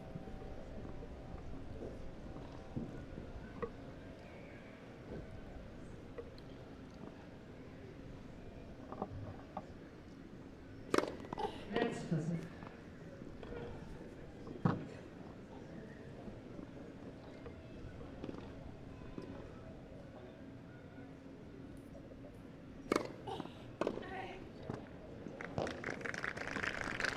Great return. 30 all.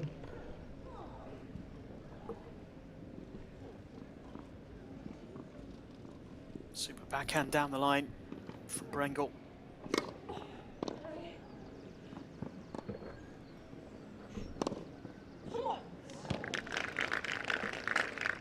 14, 15. A shake of the head this time though as it goes long.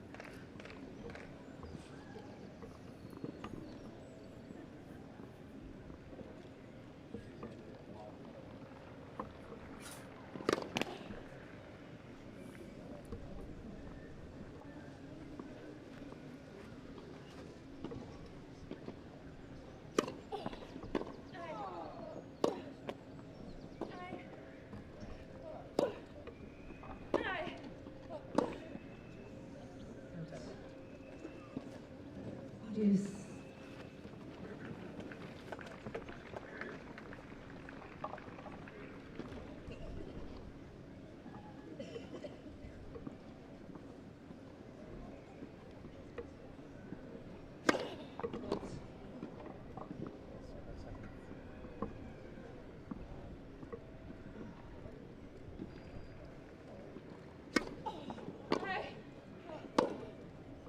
Outs.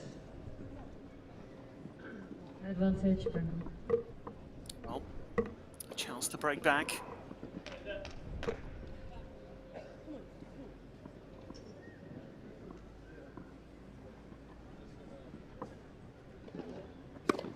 Outs.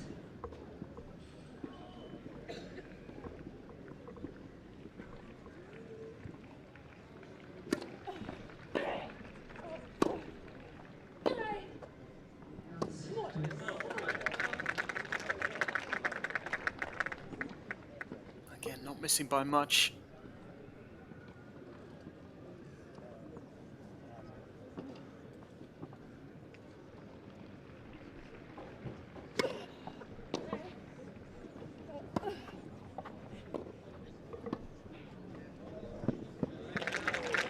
Great touch at the net from Lacy. Demonstrated a lot of different aspects to her game over the course of this match. Served well. She's hit some big winners, showed some really deft touches around the net as well. Mentality is outstanding too. The player's so young.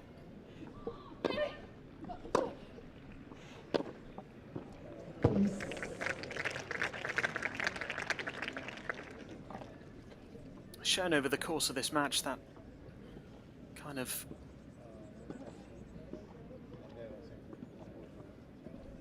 fearless mentality that you often expect of teenagers. Let's listen. Also that maturity as well, composure in the big moments, particularly in that first set.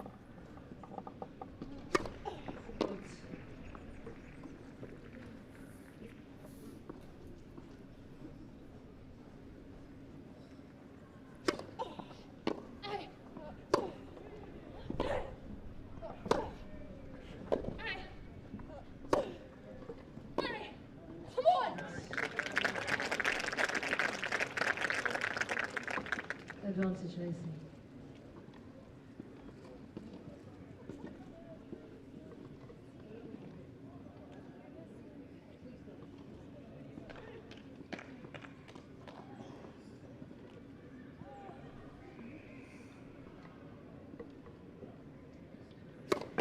Let's listen.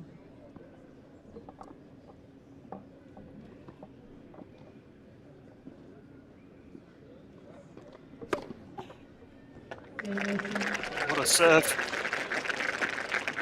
Really big hold. Lacy needs to get to love.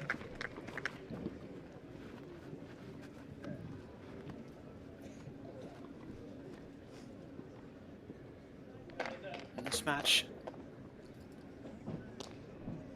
there's had plenty of twists and turns already. We're approaching the 2-hour mark.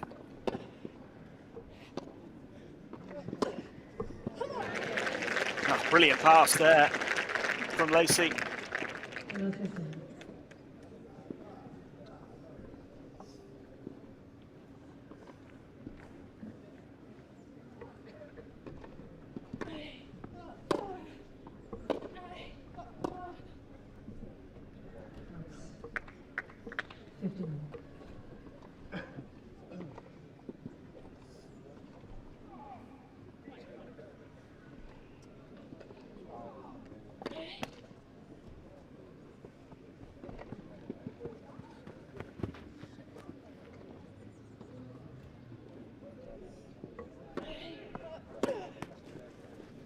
Level 15.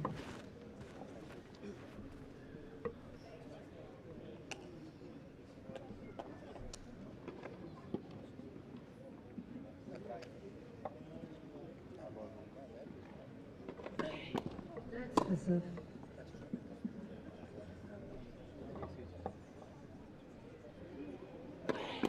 Let's listen.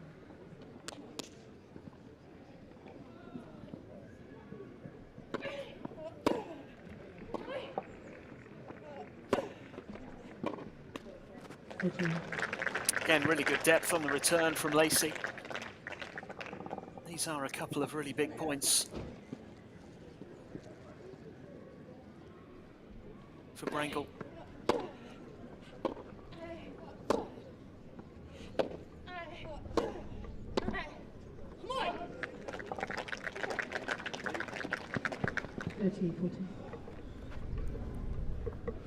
Teenager has got herself another break point here.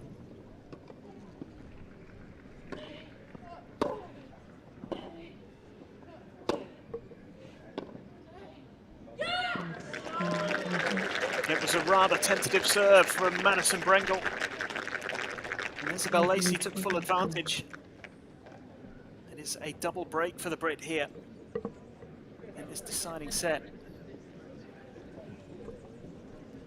As we approach the 2-hour mark, it is a commanding lead now. First time that either player has been a double break up in any of the sets played so far.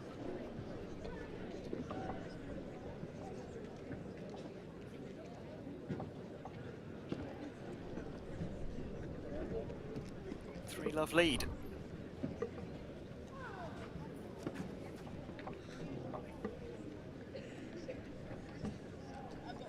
Can she see it through? Big challenge ahead now for Madison Brengel.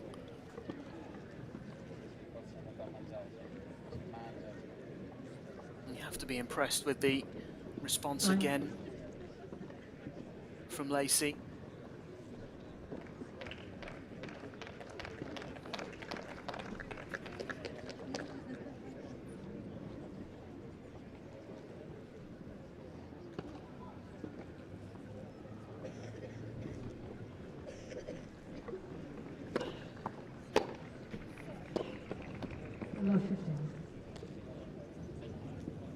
Bit of breathing space, bit of a cushion here.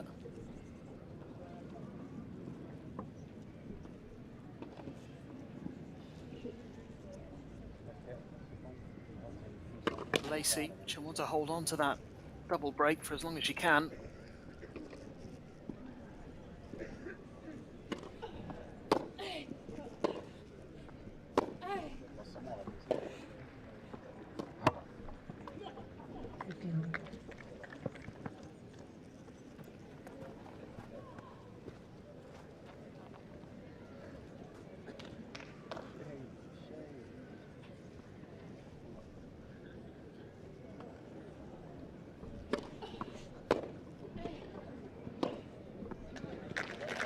Really nicely done.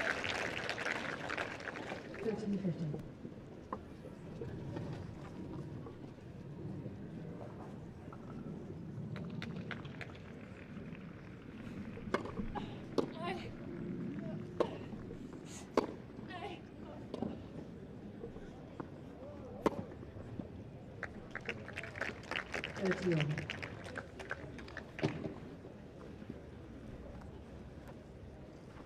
Just not enough depth with that backhand there from Lacy that allowed Brengel into the rally.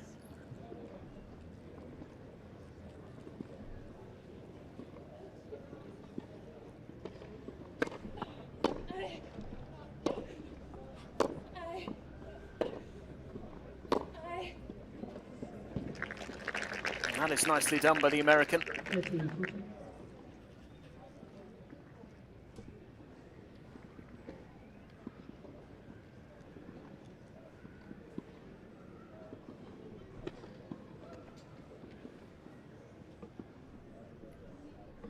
Beautiful backhand winner.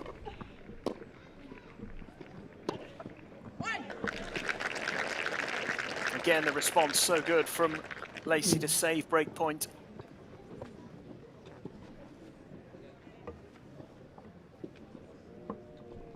Have been plenty of them in this match so far.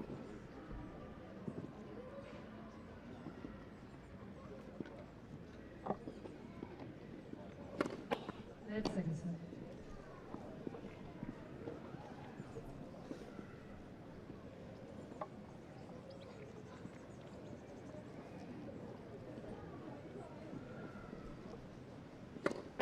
That's second set. Sorry.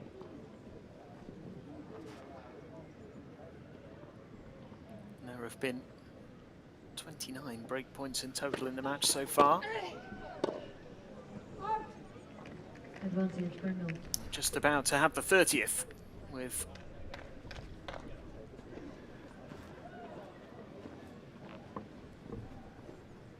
Brengel hoping to break the first time in this set.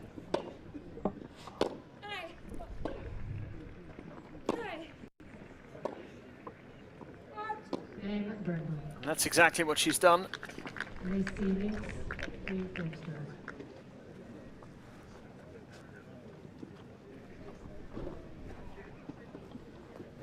Brengel still a breakdown in this set. The two players now have identical records when it comes to breakpoint save, 9 out of 15.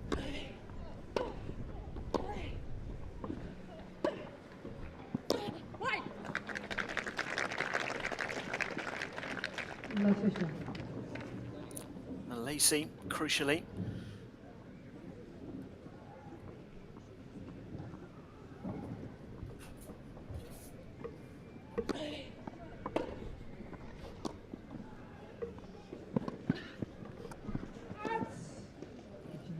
bit of a late call. It was just wide of the line.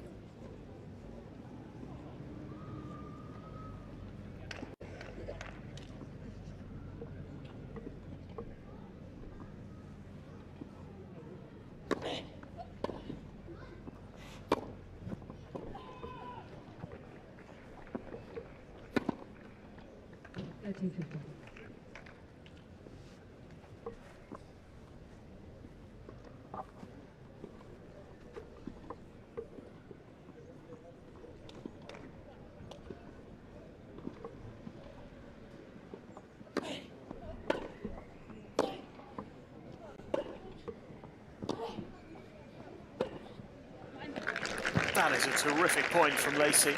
Great angle on that backhand cross court. Finishing off up the line.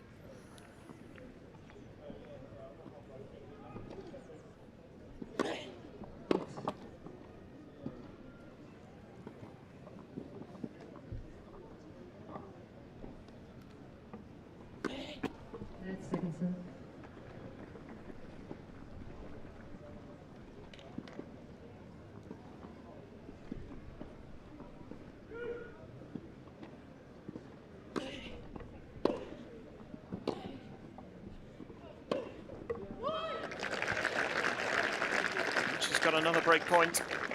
13-14.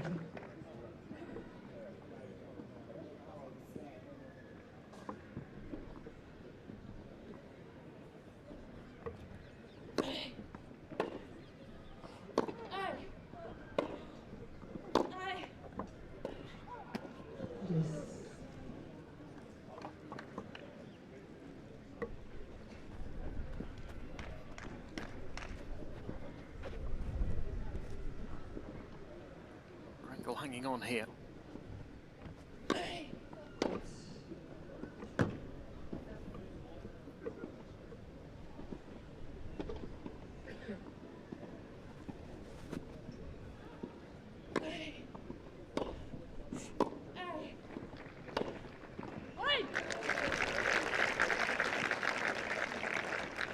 Advantage, Lacy.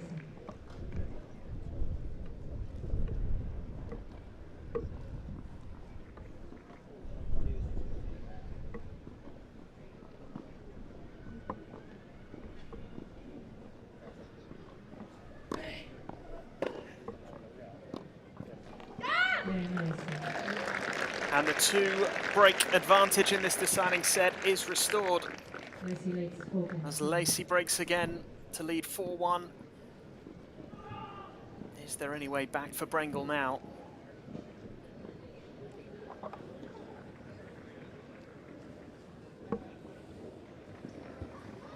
Two games away here from a really big win, the biggest of her career so far.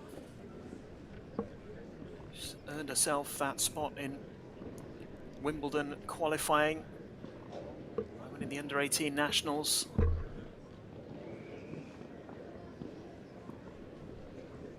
So has that on the horizon, but if she can get a main draw win here, move on into the second round by defeating the 3rd seed, a top 100 player no less. Give her huge confidence.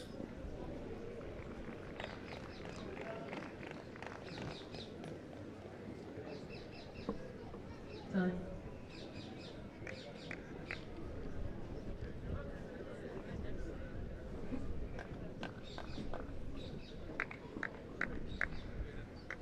Can she get over the line?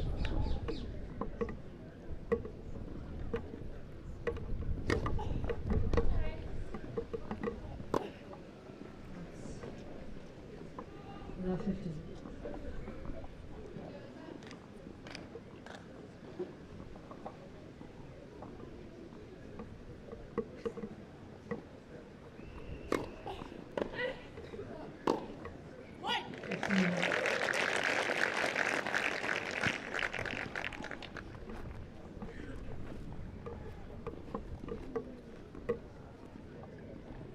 Really good serve again. She has served well today. That's an even better one.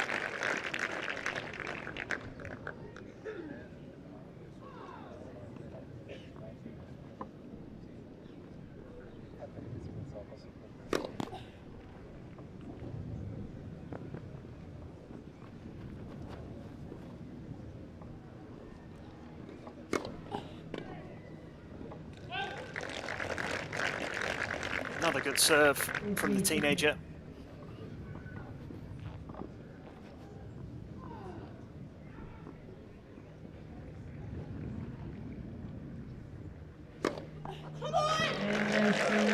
That is an outstanding game from Lacy, and the roar at the end tells you just how close she thinks she is now to victory here.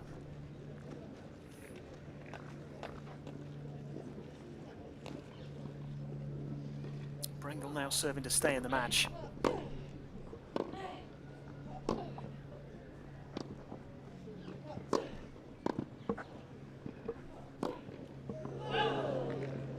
Difficult shot.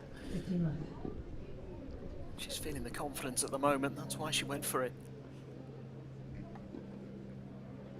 Bit of a free hit for her in this game now, she can just go for it. Hope it puts some pressure on Brengel. Struggled on serve a bit today. Oh, that is some return. She is going for it.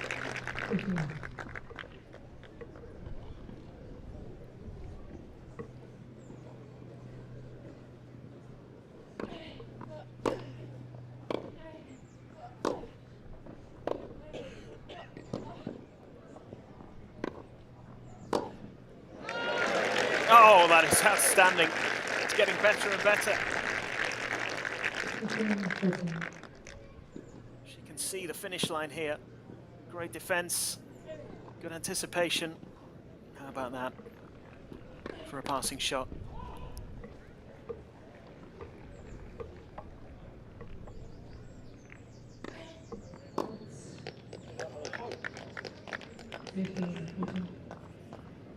Didn't have to do anything there. A double fault from Brengel and a double match point.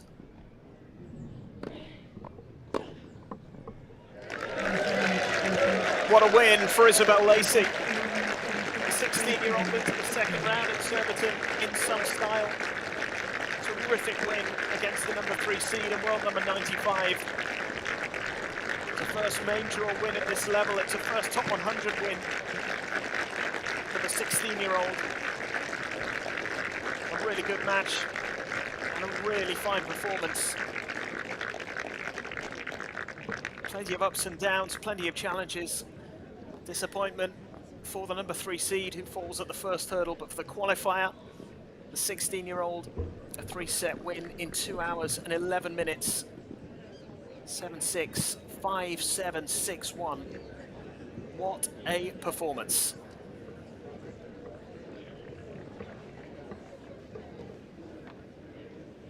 Well, her winning streak on the grass continues. I mentioned that she played UK Pro League just last week in Felixstowe on the grass, won that event.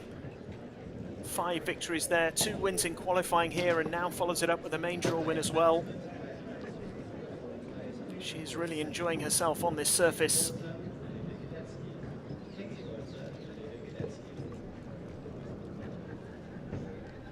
And she will face another American in round 2. Ashlyn Kruger and Sasha Vickery, the 2 players who will fight it out for the chance to take on this impressive young player in the second round. She leaves the court to applause, and rightly so.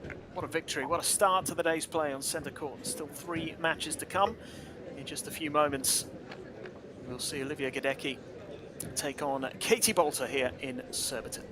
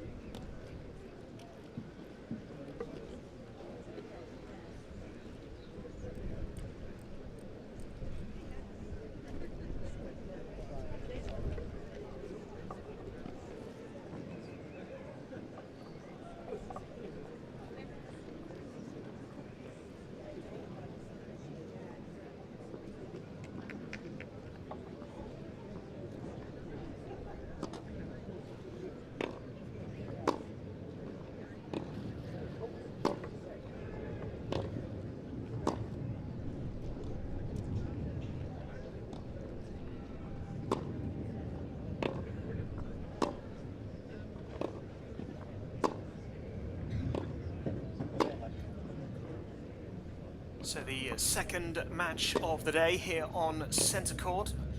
Also from the women's draw in the first round, it features the 8th seed, Katie Boulter, world number 125, taking on the world number 155, Olivia Gadecki from Australia. Boulter, who is 26 years old and has been ranked as high as 82 in the world, making her third appearance at this tournament, but her first in 5 years, 2018. The last time she played this event, she lost in the quarterfinals to Priscilla Hon, another Australian, of course. Also played here the year before in 2017, lost to Teresa Martinsova in the first round. Comes into this having failed to get through French Open qualifying after reaching a couple of ITF finals in Japan in May. So pretty decent form heading into this event. Title winner in Canberra as well, earlier this year, and this is Olivia Gadecki, who is ranked a little lower, as I mentioned, 155 in the Australian, 21 years old, 11 places off her career high ranking. She comes into this tournament in great form. She just won an event in Portugal.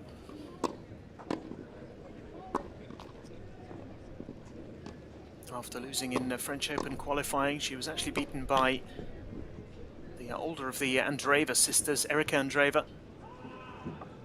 Mira Andreeva, of course, a 16-year-old who's making a few headlines in the tennis world at the moment.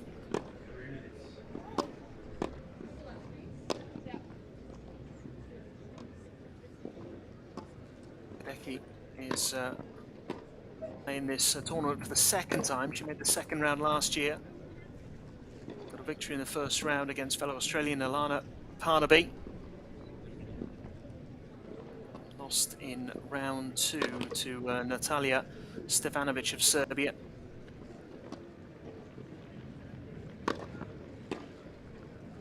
This is the second of today's matches on centre courts. We've just seen a great win for the teenager Isabel Lacy, qualifier from Great Britain against the number 3 seed American Madison Brengel. 3-set win there. British players involved in all 4 singles matches on this court today. Boulter will be hoping to continue the success. She is the 8th seed. Gadecki, one of the higher ranked players, not seeded this week. Next match on court will be Dan Evans against James McCabe, another Britain versus Australia clash. And then Liam Broady against Gabriel Diallo of Canada to wrap up the day's play on this court.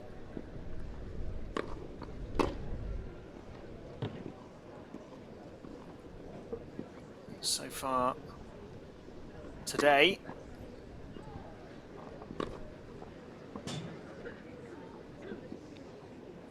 we've had a couple of players book their place in the second round.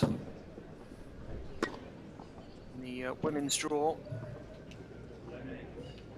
Eden Silva being one of those, of course. She beat Marcela Zacharias. And as I mentioned, Isabel Lacy with a great win on this court against Madison Brengel. 3 sets, 2 hours 11 minutes. Great win for the 16-year-old, biggest of her career. The match between Victoria Golubic and Alison Risk-Amritraj is still going. That is deep into the 3rd set. Risk-Amritraj is serving to stay in the match, currently 5-3 down in the 3rd. So it could be Golubic who books her place in the 2nd round. There's a couple of other matches underway as well. Katie Swan in action against Carol Zhao. She is 3-love up.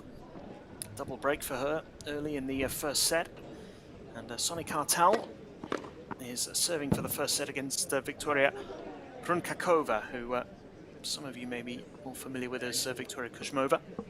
Recent name change following marriage.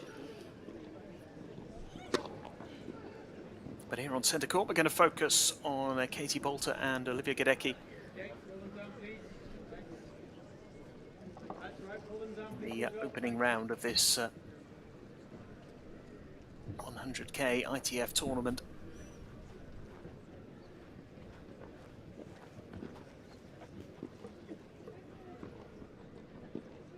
This week is Tatiana Maria, title winner on the WTA circuit this year. She won the 3rd career title in Bogota, defended her title there.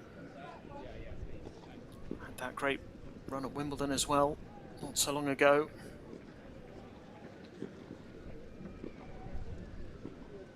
We've seen the number 3 seed go out of this tournament. Madison Brengel today. Ocean Dodan is the 7th seed in the top half of the draw, along with Jodie Burridge, the 5th seed. But it's Gadecki here serving first against Katie Boulter, the 8th seed. Is in the bottom half of the draw, along with Elizabeth Mandlik, the 6th seed, and Kim Birrell, the 4th seed. And the number 2 seed, Alison Risk-Amritraj, who is in danger of going out early in this tournament.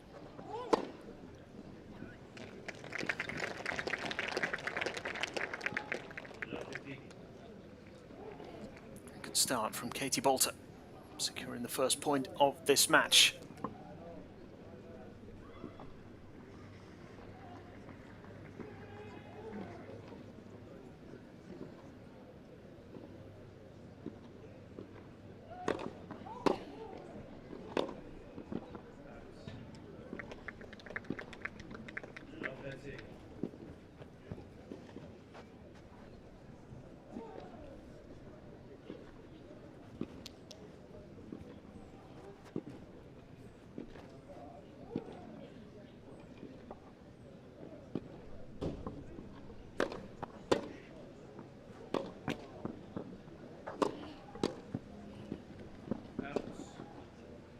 Long, and Boulter with a Great chance to get off to the perfect start here.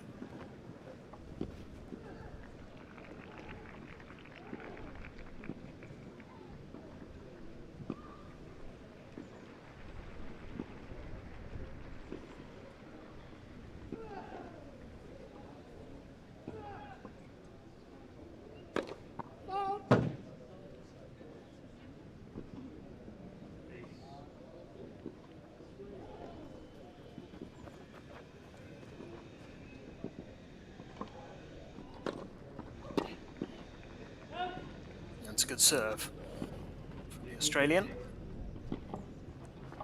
First of 3 break points saved.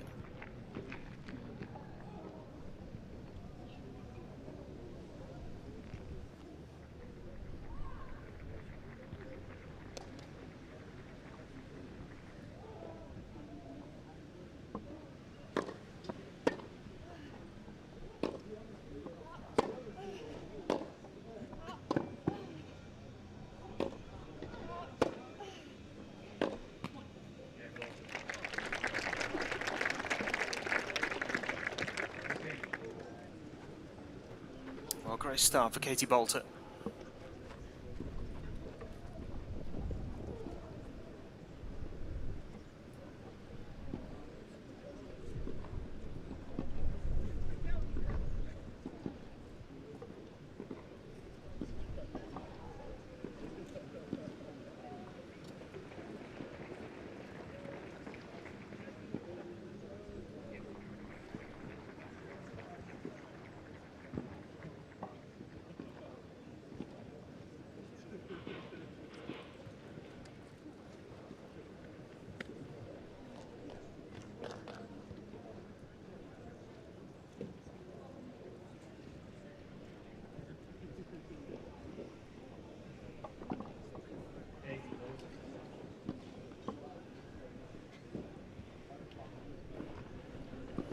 So Boulter now looking to back up the early break.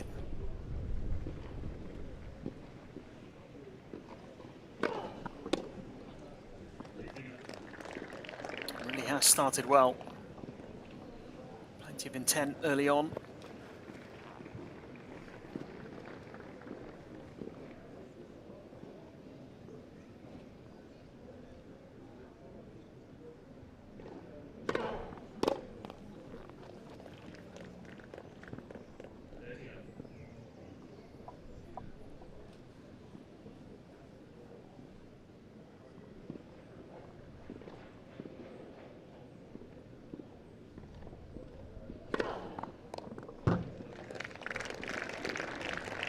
That's more really good serving from Boulter.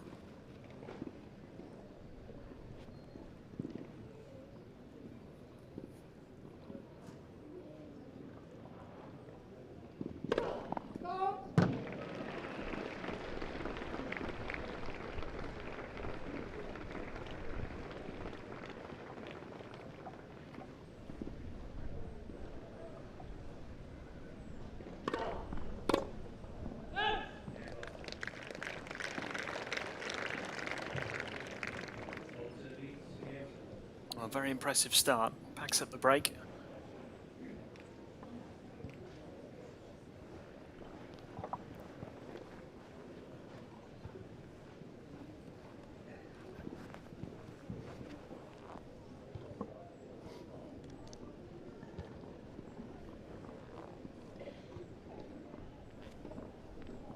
Two-love lead for the 8th seed.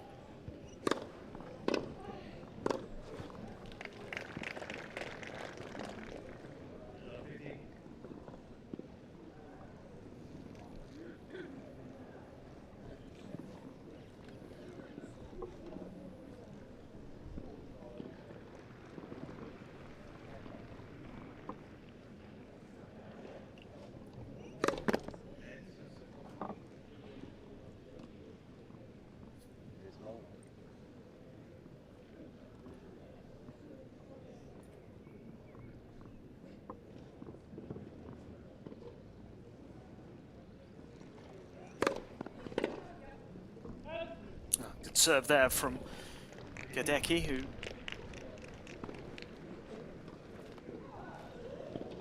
picks up only her second point of this match. Tough start here for the Australians. Been a flying one from Katie Boulter.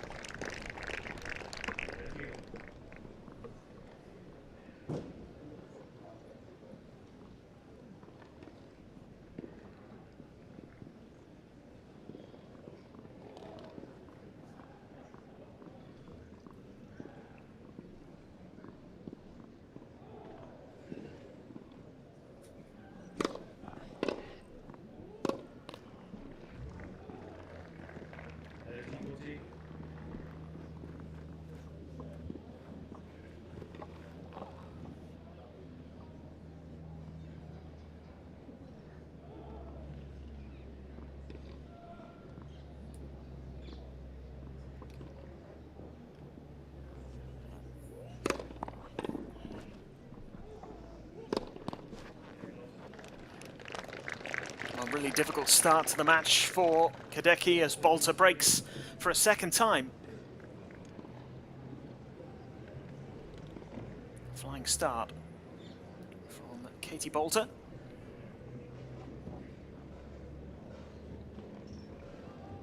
A 26-year-old from Leicester. Third round at Wimbledon last year, best ever performance at a Grand Slam.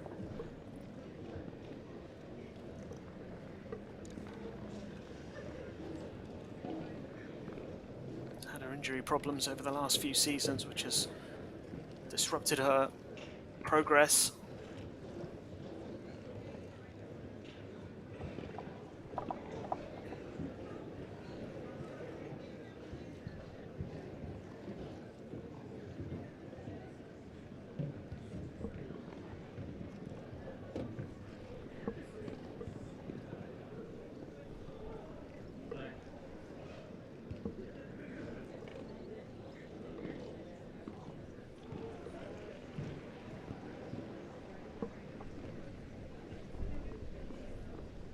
Gadecki here needs to try and find a way back into this first set, try and find a way to get going. Slow start for her so far, but you have to give all the credit to Boulter for that. She has come out of the blocks flying here.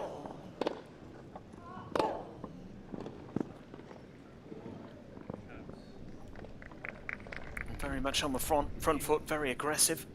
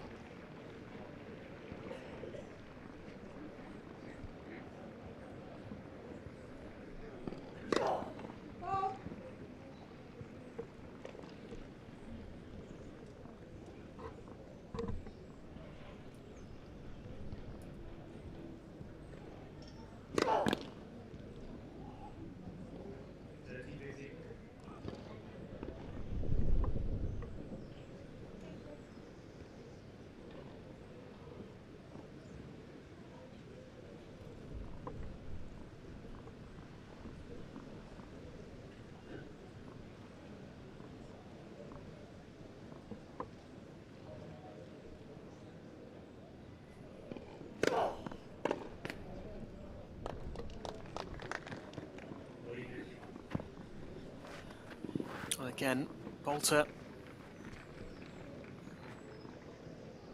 breezing through her service game here. That double fault aside.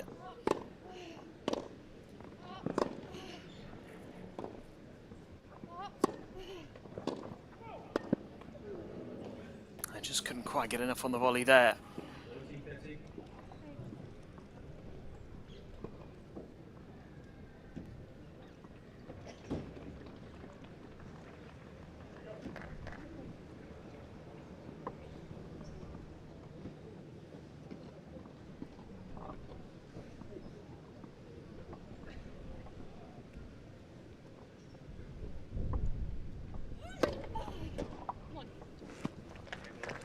Another good serve from Katie Boulter, who backs up the second break and has made a near perfect start to this match.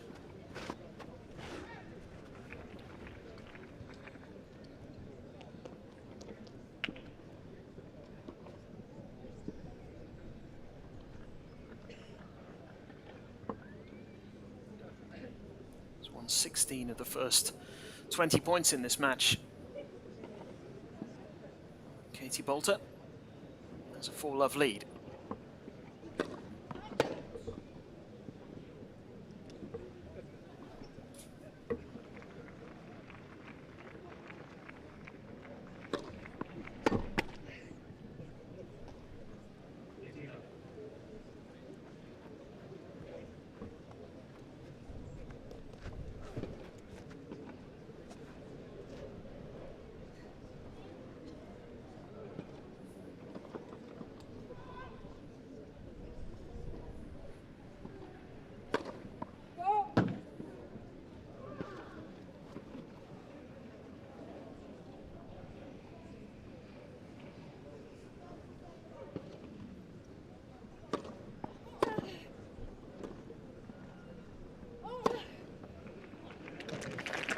Really nicely done.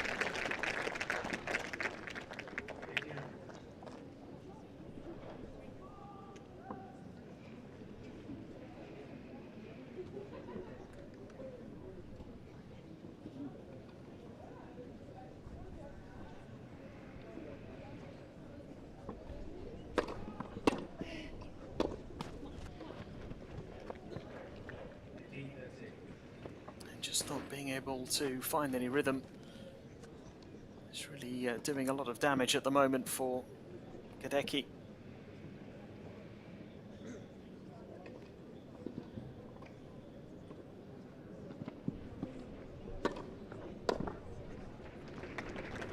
That is a better serve.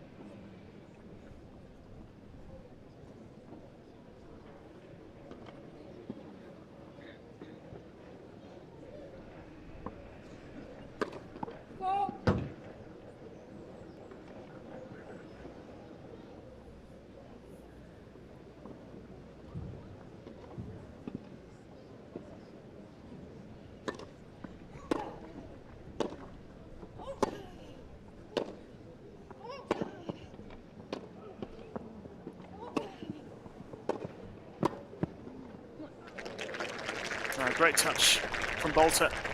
She wants to keep the momentum here.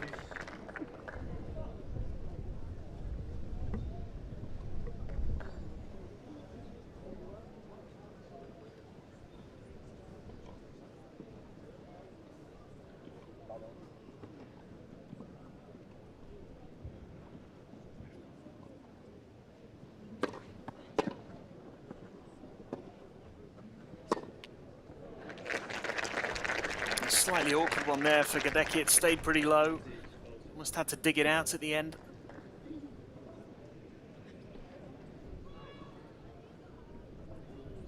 made the pass.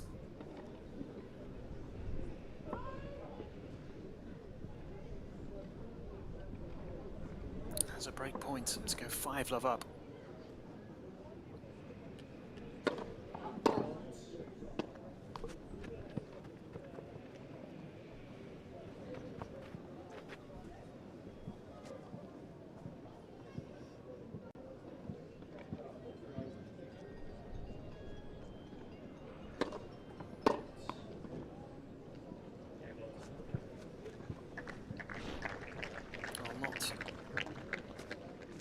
Start that Gadecki was after here, a double fault to hand another break.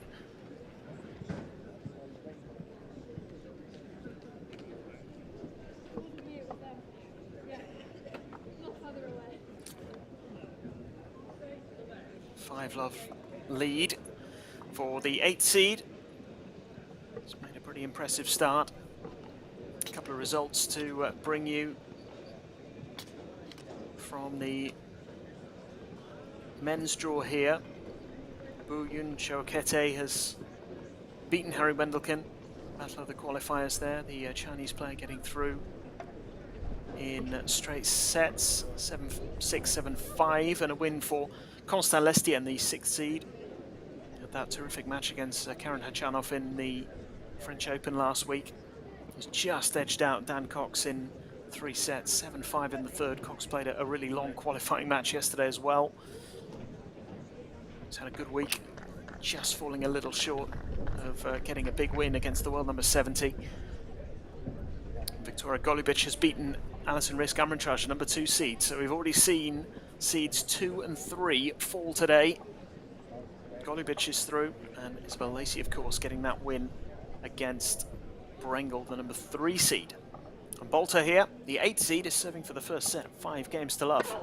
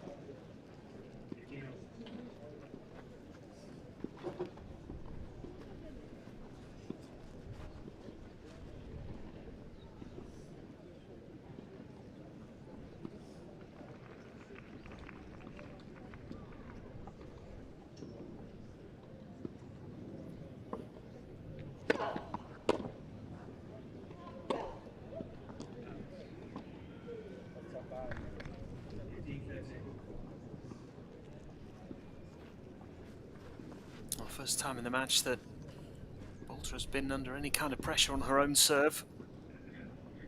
Could there be a little setback here as she looks to close out the opener?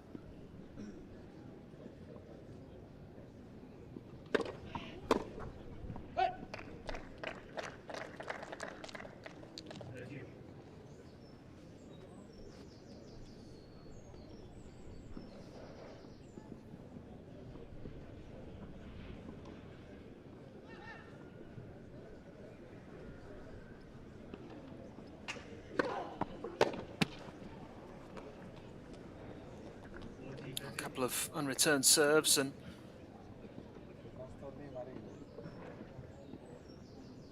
now a chance. Well, would have been a chance, was actually called out and missed the call there. That was. And that one was called out. One before wasn't, so it was set point. Apologies there.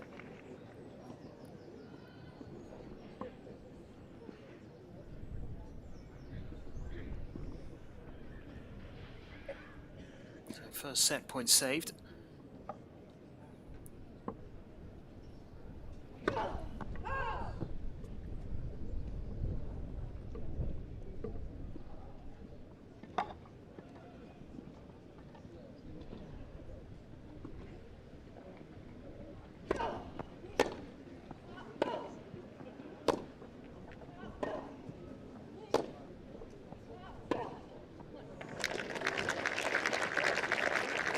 Well, that is outstanding from Boulter to bring up another set point. He really has made pretty light work of this so far.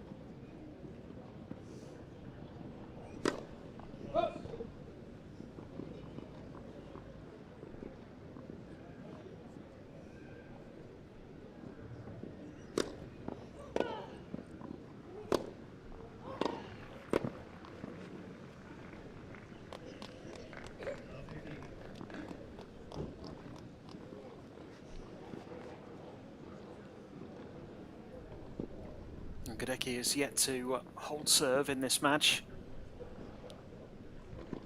Boulter unable to close it out in that last game, now hoping she can do so here with another break.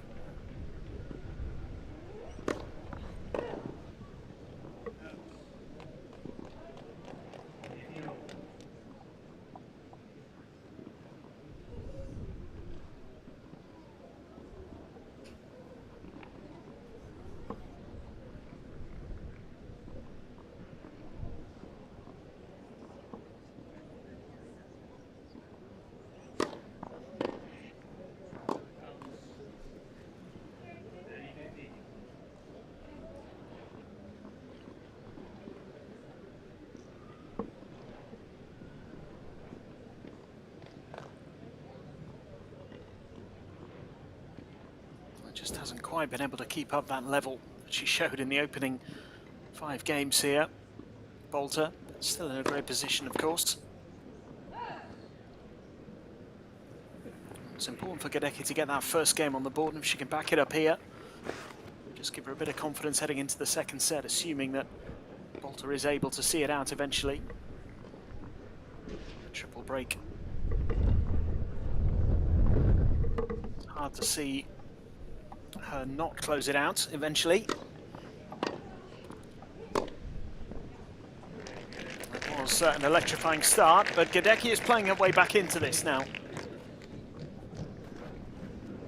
Holds for the first time in the match, trails 5-2. Boulter will get a second chance to serve for this opening set. Elsewhere, 2 other matches going on. 3 other matches, I should say, going on in the women's singles currently in Surbiton. Sonny Kartal is now a set and a breakup against Victoria Hrunkakova. Katie Swan looking pretty good at the moment against Carol Zhao, up a set and 3-love, 6-2, 3-love. Swan leads in that one. And the other match, which is just underway, is also between a British player and an Australian, Madison Inglis against Heather Watson. That is currently 1 game all. A lot of matches today. Already some good clashes even at this early stage of the tournament. We've seen seeds 2 and 3 lose already. So the draw is certainly opening up a bit here. Victoria Golubic beating Alison Risk-Amritraj, the second seed, and number 3 seed, Madison Brengel, beaten on this court by 16-year-old Isabel Lacy. What a talent she is. Will be playing Wimbledon qualifying, having won the under-18s earlier this year.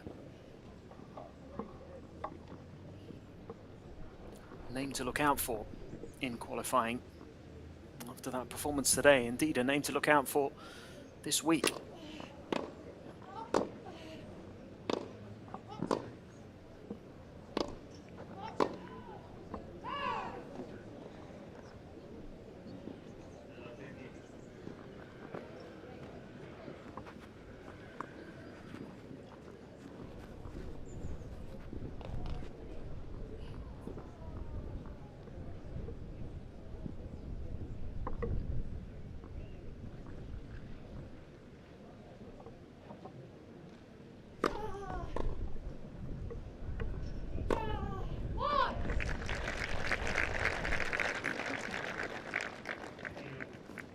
Boulter just looking to re-establish the control she had earlier in this match.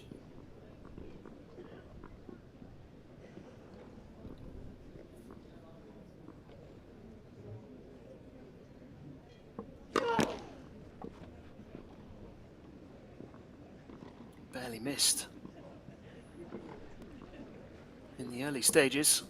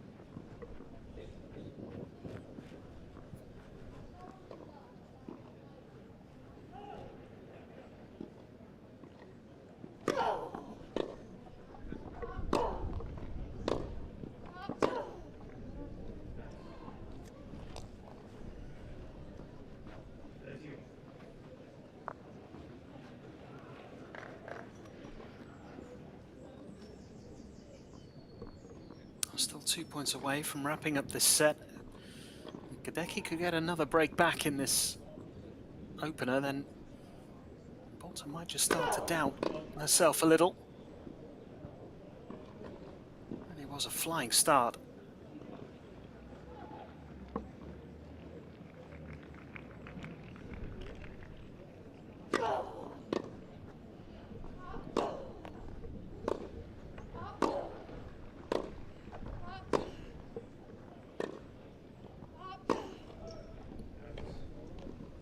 That one has gone long.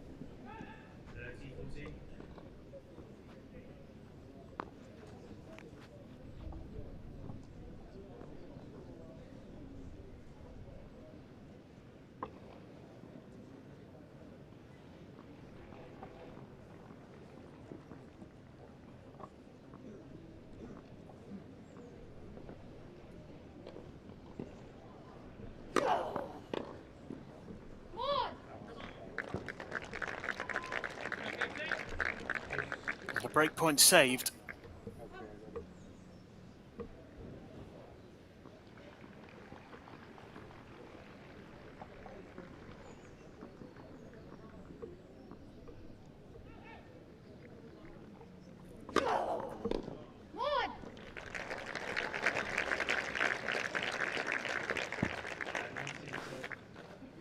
Finally, a set point for Katie Boulter. It's taken her a little longer to get there than she might have thought.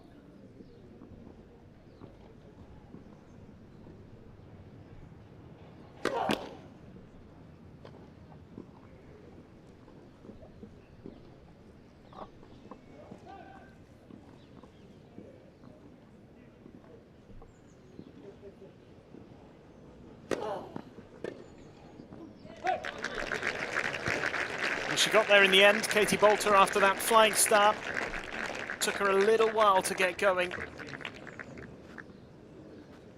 in those last few games, but after that impressive opening, it wasn't really in doubt. 6 games to 2 looks an impressive scoreline for what was, for the most part, a very impressive performance in the opening set. The 8th seed set away now from making the second round in Surbiton. 6 games to 2, and we've just had a match finish on one of the other courts, over on court 7, Sonic Kartal. A very good win against Victoria Runkakova of Slovakia. 6-3, 6-2 is a breakdown in both of those sets, but has come through very comfortably in the end. She's into the second round. Down in the bottom half of the draw, she will actually take on the winner of this match. So it will be a Kartal, the wild card, for either Gadecki or the 8th seed Boulter in the second round.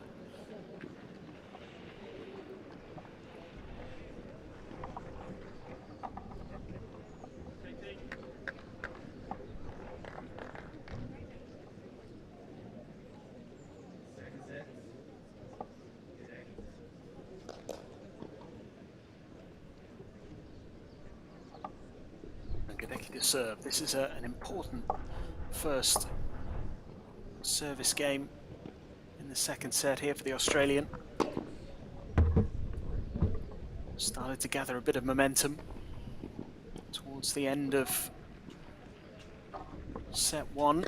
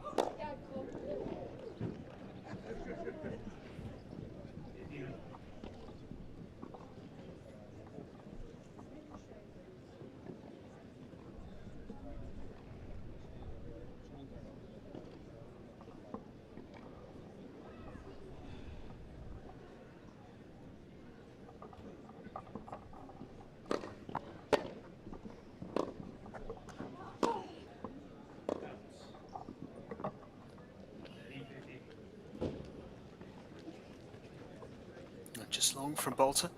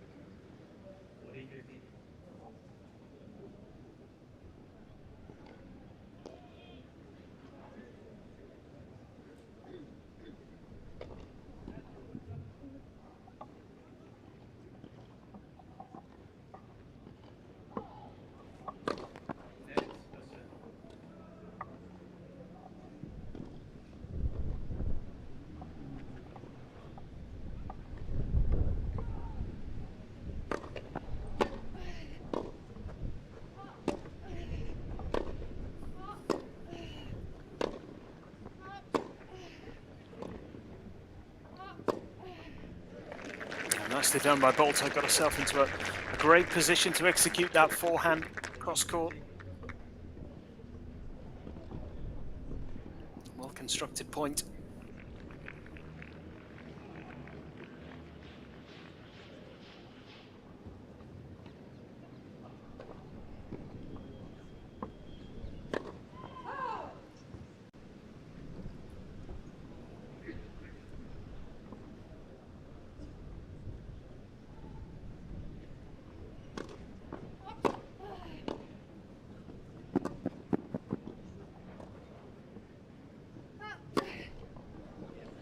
It's a great pickup from Boulter.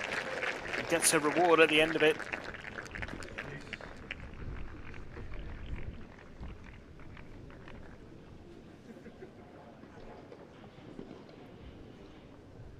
Very nicely put away.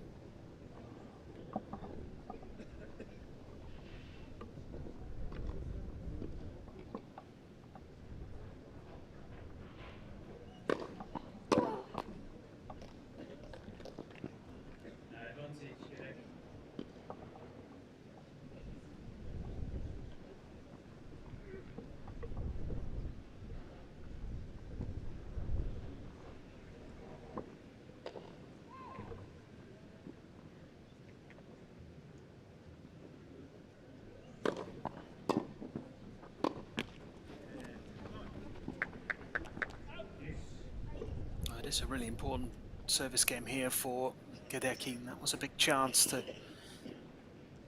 get it over the line.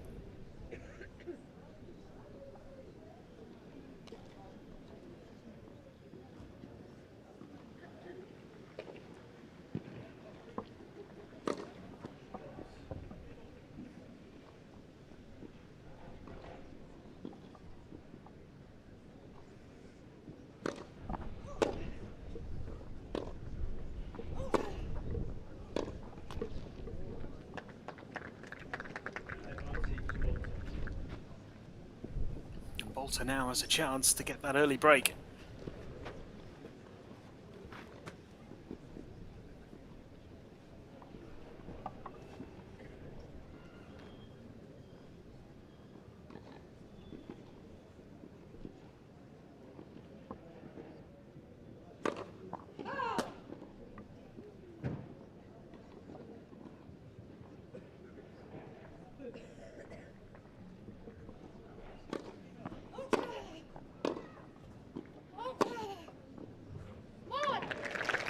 She does get the break.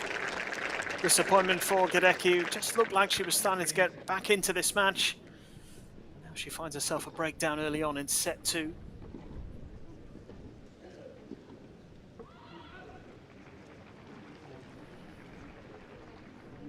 Setting a break now for the 8th seed. On course at the moment to take on Sonny Kartal in round 2.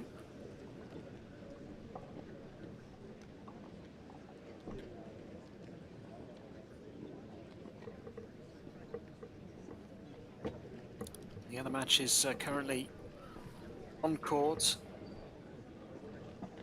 Katie Swan serving for the match against Carol Zhao, 6-2-5 love. And Heather Watson is up a break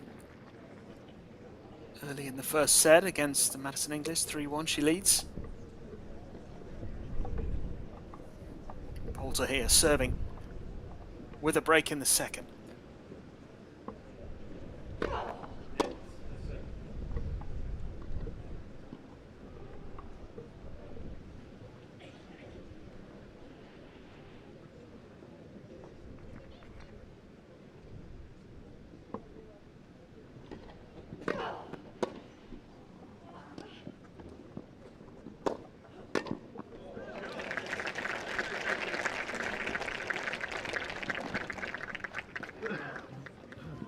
That's nicely put away at the net.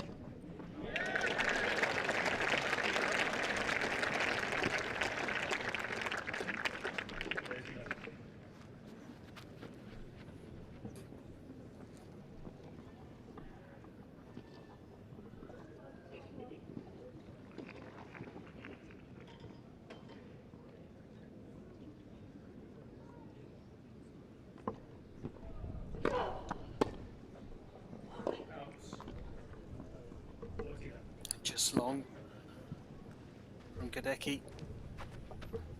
3 game points here for Boulter to back up the early break in set 2.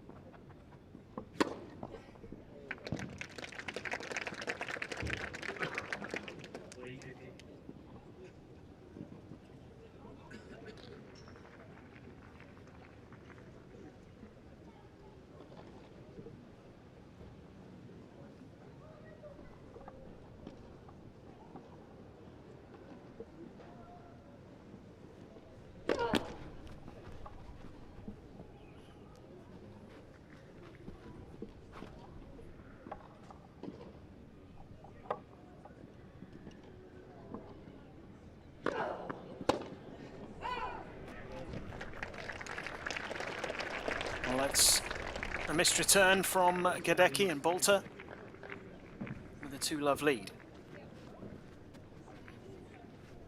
This is a very big service game now for the Australian if she is to stand a chance here, you feel.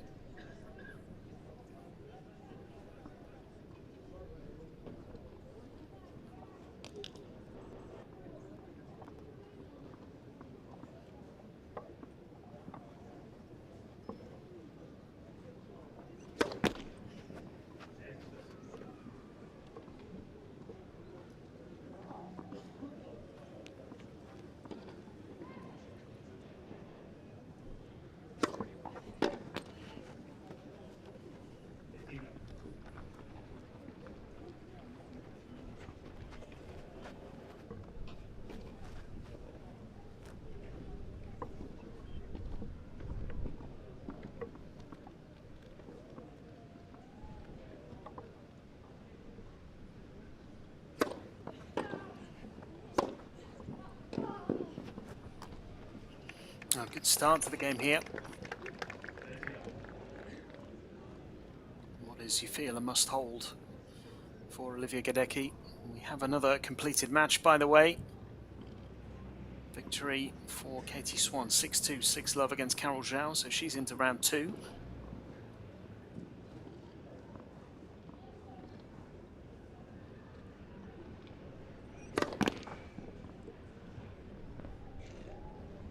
So Swan will face either Maya Lumsden, the qualifier, or the 7th seed Ocean Dora.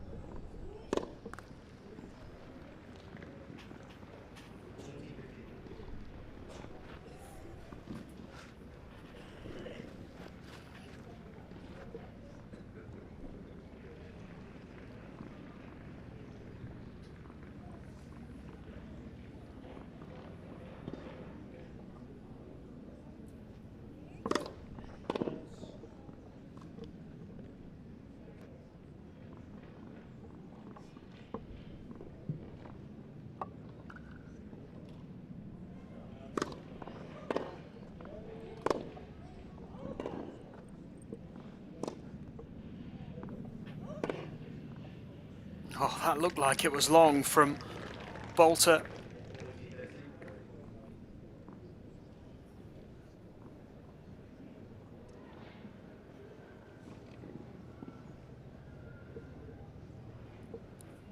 Certainly Gadecki seemed to think it was.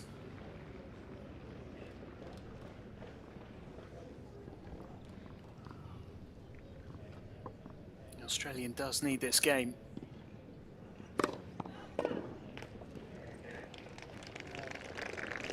And she has got it.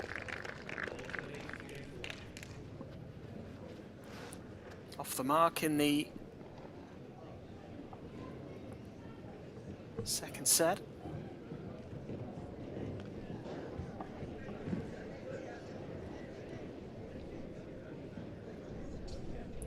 lead for Katie Boulter, though, up a set and a break in this first round match. We have 2 matches to come still on centre court, both from the men's draw, the ATP Challenger event here in Surbiton.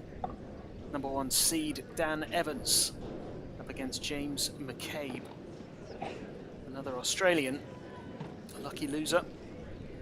And that is followed by Liam Broady against Gabriel Diallo of Canada.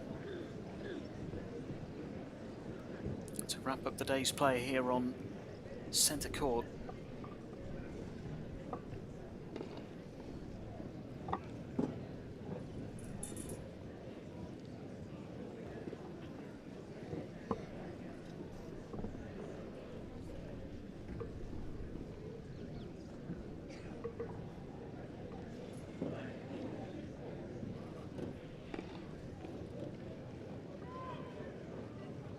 Still a way to go in this one.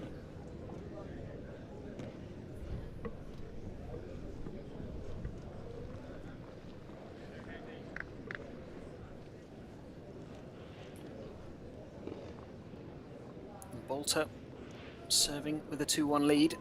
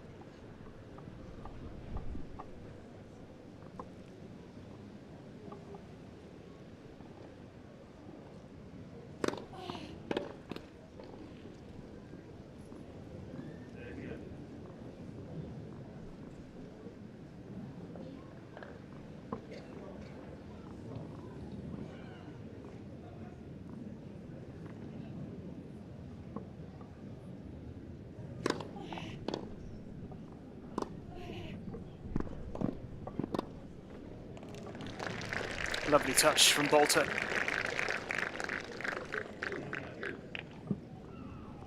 This is more like the Katie Boulter we saw in the opening 5 games of the first set. It was just a little bit of a dip at the end of the first. Chances for Gadecki to close that gap even more.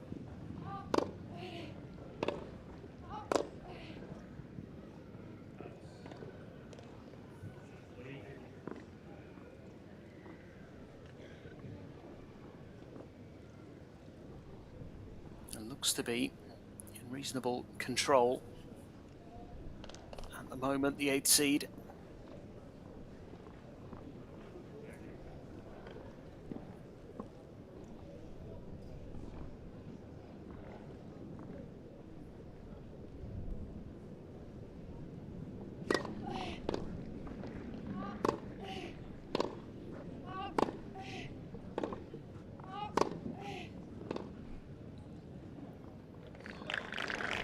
Good solid hitting with good depth.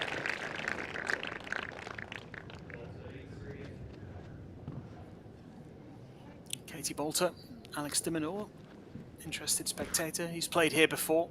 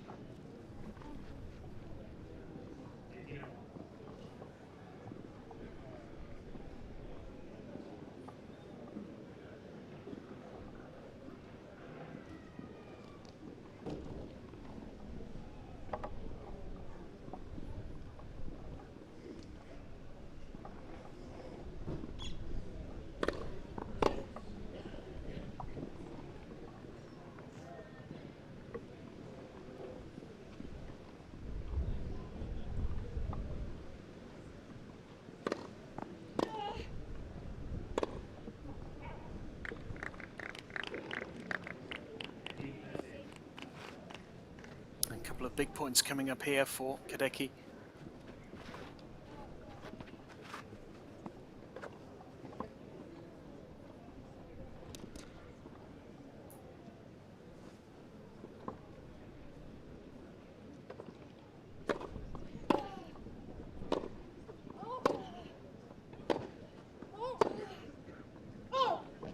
Just missing that one from Boulter.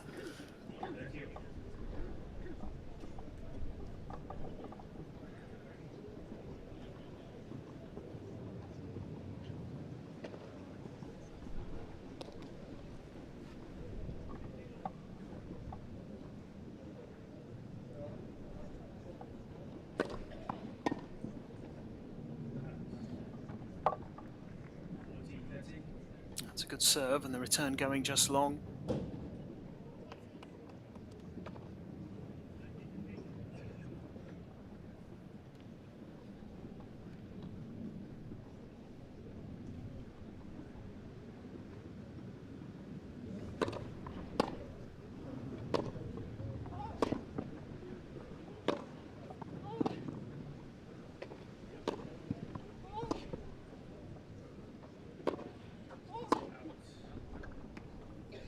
Boulter going for the safe option really there, just keeping that ball in play.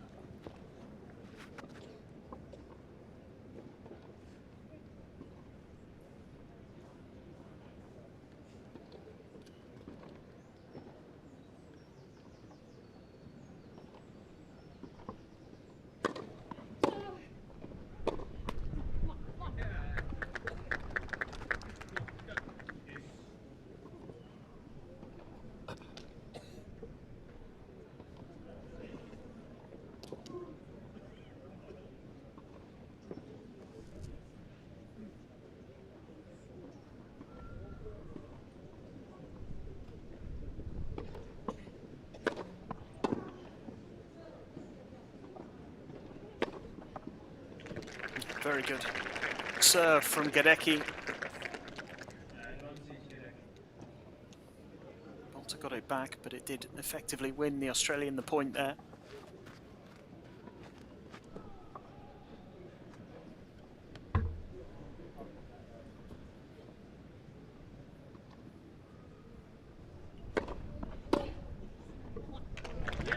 What a return that is from Boulter. And this is increasingly feeling like a really important game, Gadecki in particular.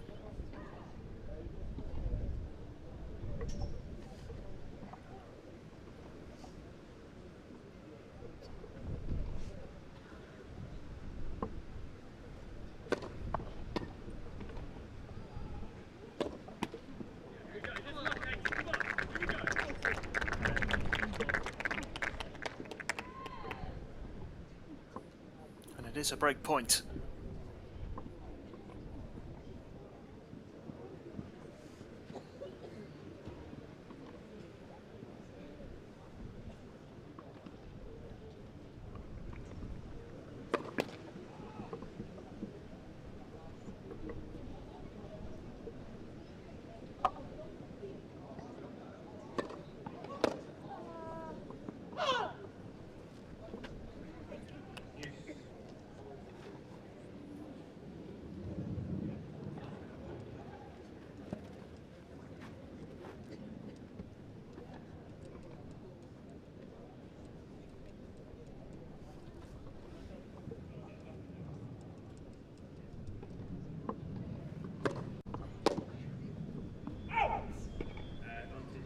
Didn't really get hold of the return there.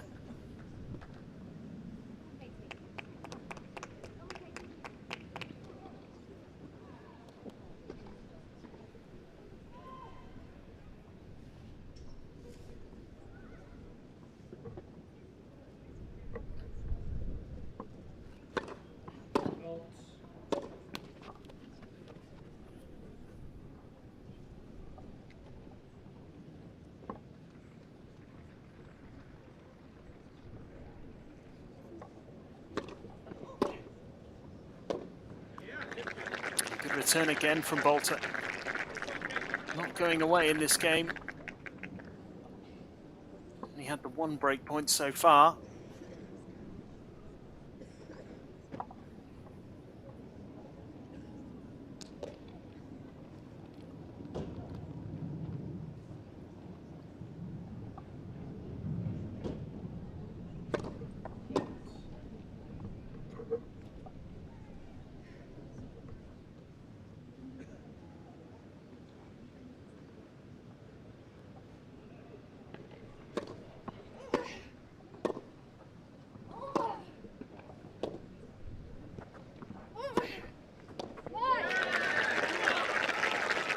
She'll get a second break point. And you do feel as though this might be the decisive game if Boulter can get over the line in it. It'll be a long, long way back for the Aussie if she is broken here.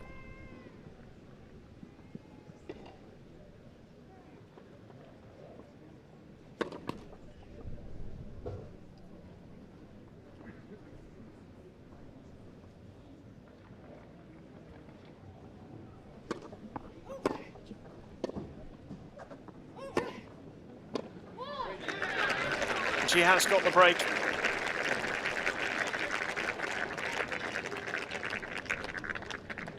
Could that be the decisive one?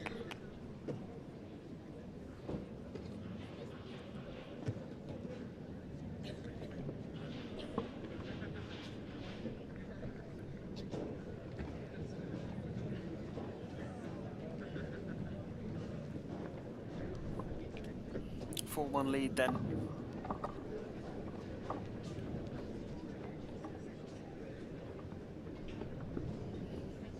Away from the second round, Katie Boulter.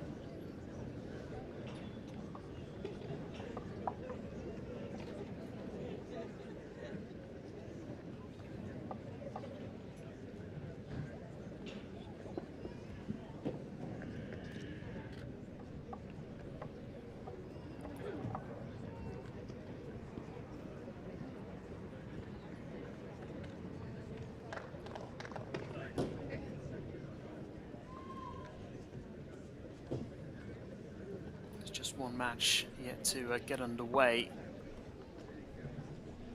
in the women's draw today now. Heather Watson is a set up now against Madison Inglis. And the other match, which is we played a little later, Ashlyn Kruger against Sasha Vickery, with the winner to take on 16-year-old Isabel Lacy, who's the big headline winner so far today on this court.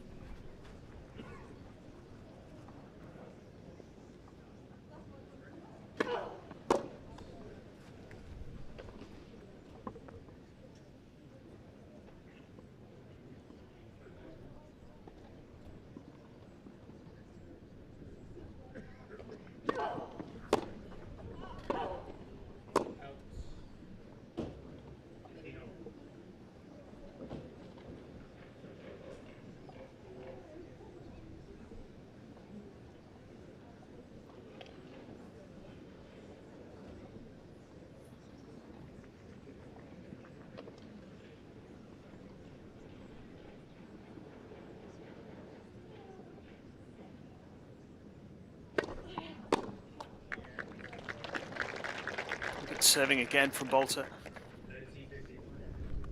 It's not always been straightforward in this match, but it has always had an air of control about it, her performance.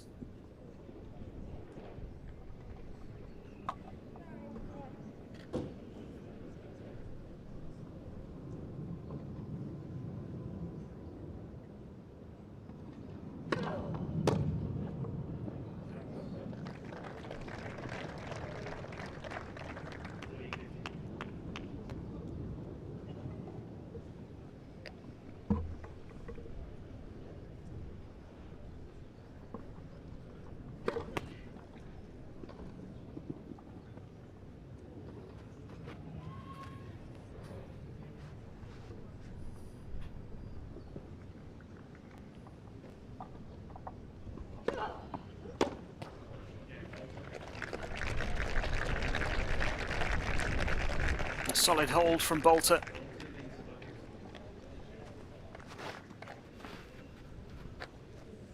Now just a game away.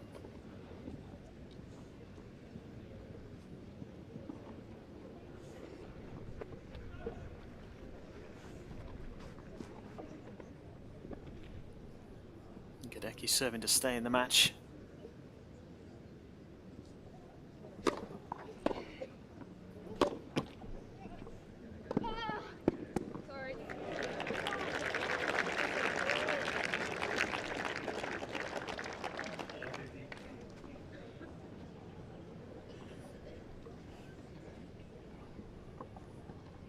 Not the start of the game that Gadecki wanted there.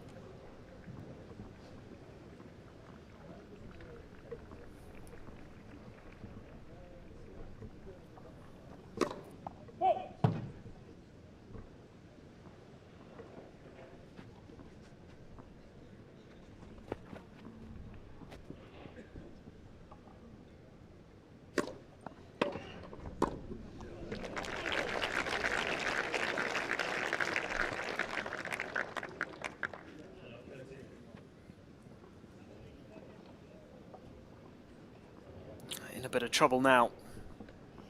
Gadecki, love 30 down.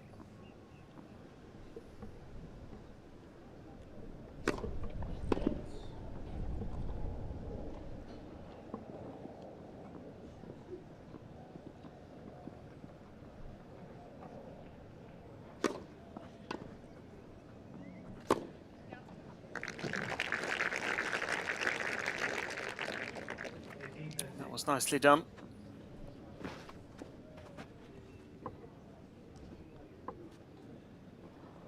1-2 punch here from Gadecki.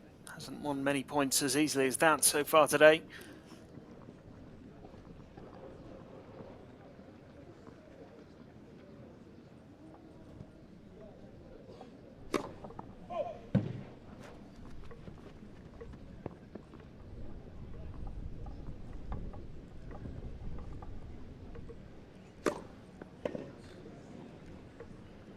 And that double fault means that Boulter has the chance to book her place in the second round.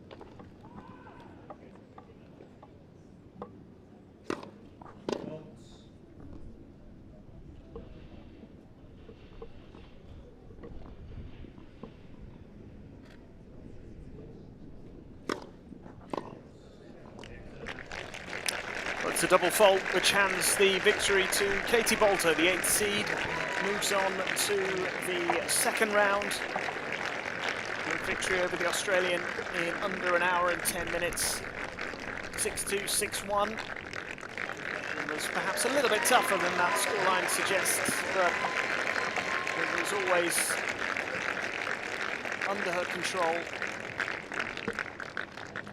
Katie Boulter will be pretty pleased with her performance overall. Very good start to the week in Surbiton. The world number 125. Gadecki never really able to get going. She had a little bit of a fight back early in the, late I should say, in the first set at 5-love down. Then she started to cause Katie Boulter one or two problems, but overall, the 8th seed very, very comfortable. 75% of points behind her first serve and 53% behind the second. 62% first serve percentage. She perhaps would like that to be a little bit higher. Only faced a couple of break points. Was broken once. She was already very much in control of the first set when that happened. But it is a thoroughly deserved win. And she secures her place in the second round. She gets a good ovation as she makes way, and it'll be an all-British clash in round 2. She'll face the wild card, Sonny Cartal for a place in the quarterfinals here in Surbiton. It is over to the men now on centre court with Dan Evans, the #1 seed, coming up in the next match. He takes on James McCabe, and then it's Liam Broady against Gabriel Diallo of Canada. And it will be Anna Smith to take you through those matches to the close of play.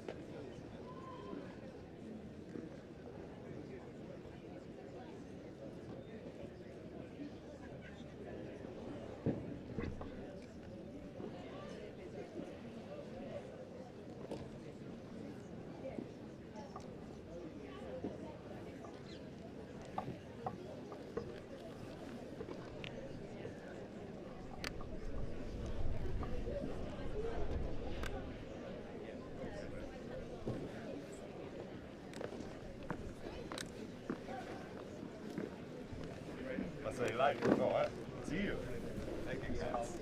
Skulle din med. Ja, det var jag visst sist.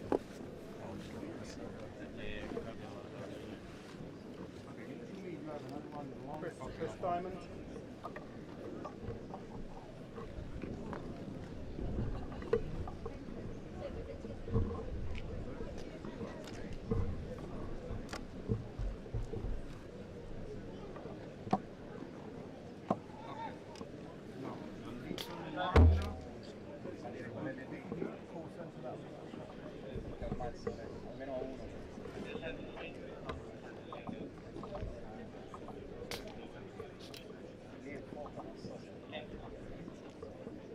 Just for you do this nice one here and one there. That's fine.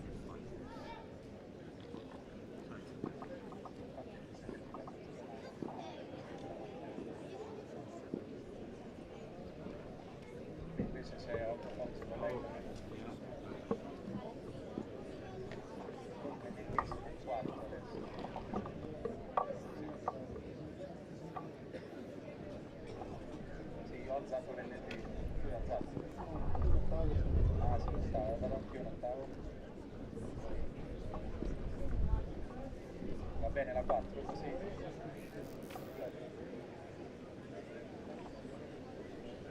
Sono F6.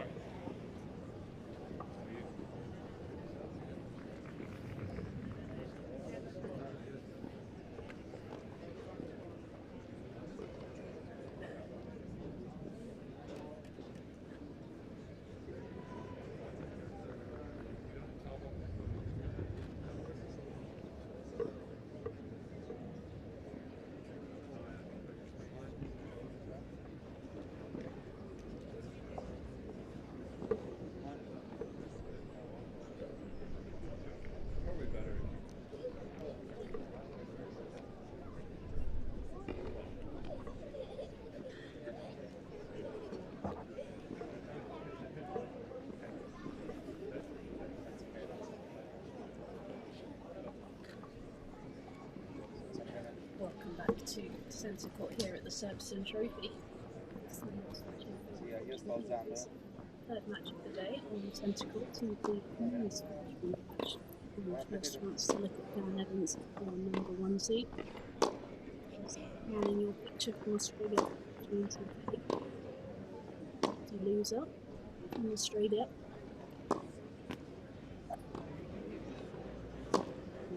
This event, victory in the third round against Johanna's Monday. This is the second event. House in the second round. What was actually losing? Dan Evans.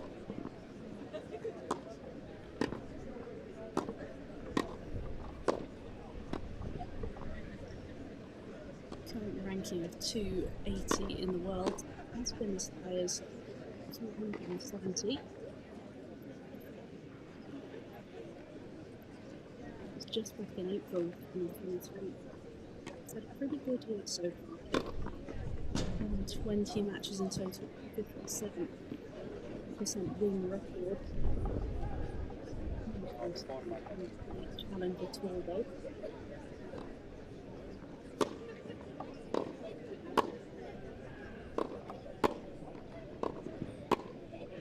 Used to playing on the grass courts, had a lot more success on the hard courts, unlike the man in this picture. He was all on the grass courts. To the tournament as well. In 2019. So comfortable in these conditions and on these courts, and a lot of home support here as well. This grass court campaign off. It's clear for Dan Evans. Just 8 so far this year. 2 minutes. Always seems to enjoy the grass courts though. Like I said, looking to really try and gain some confidence moving into grass court season and this season. Obviously, culminating at Wimbledon. Like I said, won this tournament in 2019. Points to be very comfortably there, just 263. He knows what it is. He knows the centre court really well.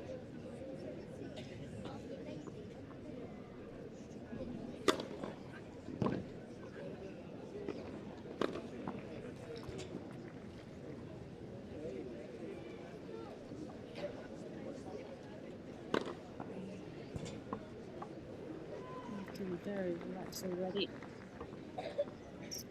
1 minute. Ladies and gentlemen, first Get round things match. started out here. That's the 3 covering sets. To the right of the chair, Plenty of James success McCabe. already on this centre court in the opening 2 matches.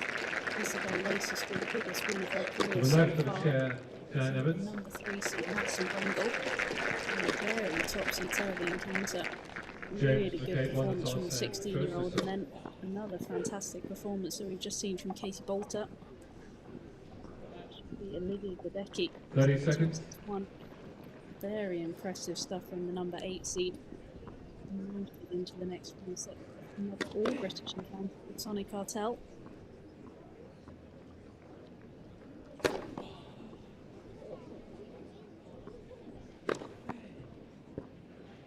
Sun's just starting to make a bit of an appearance. He's been pretty quietly so far today. And I'll warm up, prepare for Nice for play. the spectators to get a little bit of sun. Stadium's feeling really nice as the day's gone on. Plenty of tennis so to come from the centre court. Like I said, Dan Evans our top seed here in the third match. Just one match for you after as well. Me and Broady. And Gabriel Diallo as well to finish his play here.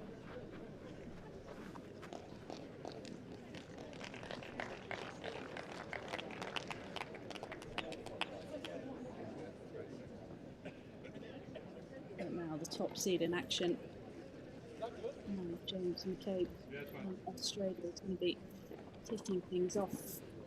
First set, Opening round match. James McCabe to serve. Ready, play.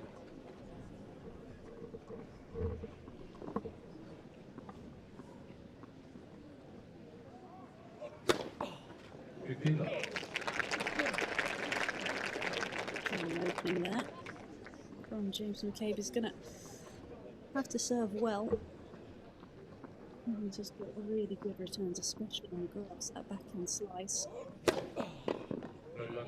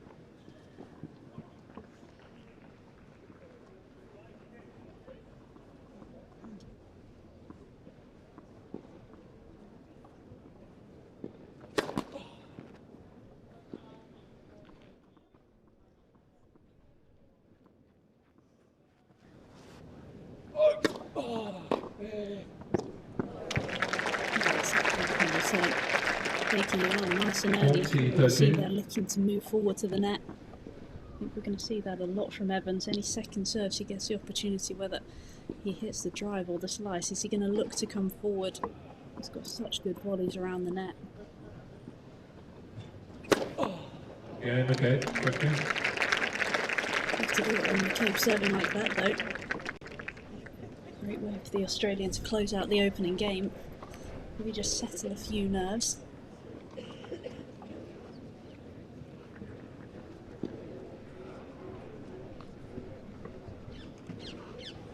As I mentioned, there isn't that too much pedigree on the grass courts. 19 years of age. Just making his way up the rankings compared to Dan Evans, the 33-year-old, who has so much experience on the grass courts as well. Dan Evans, sir.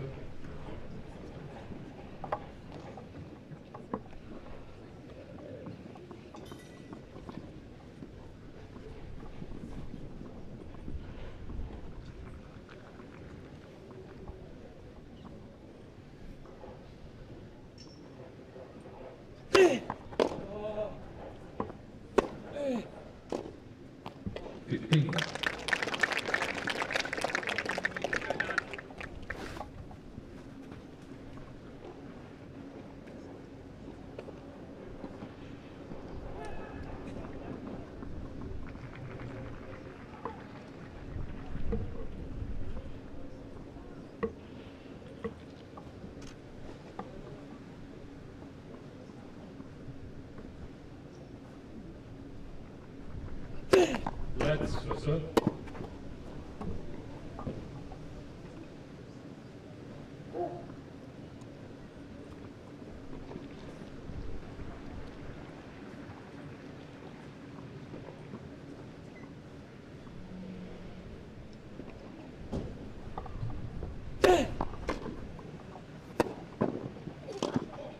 Right.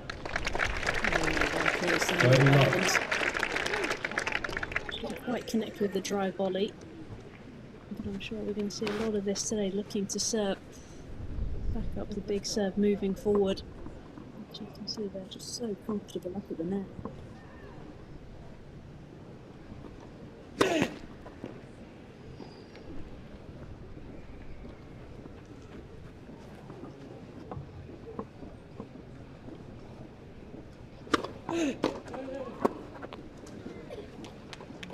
And second serve looking to come forward, but McCabe just saw him manage to put down to the feet. Evans made it tough for the half volley.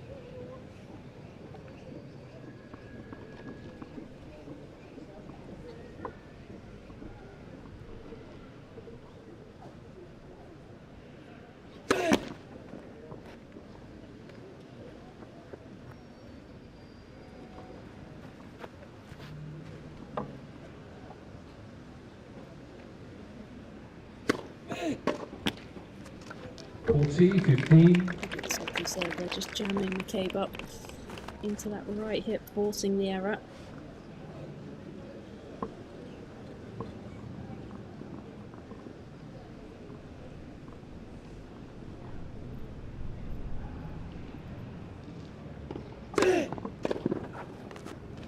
Yeah, Evans, 21. Good serve there from Evans. Just getting a nice comfortable hold on the board as well.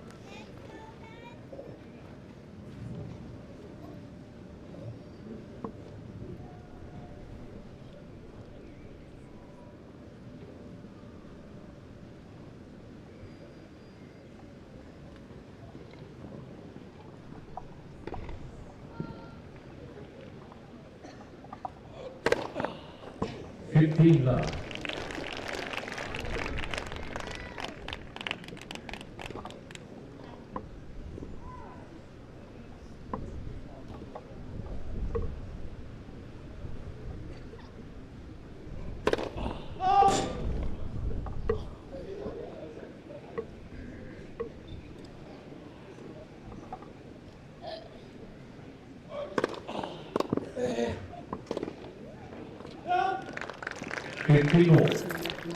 The depth on it. Smart play as well, going down the middle, giving McCabe too many options, coming down the angle. So you already see Evans wants to try and make his move, an early break, the pressure on the Australian.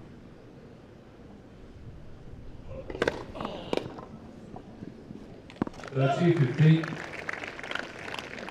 That was some big first serves though.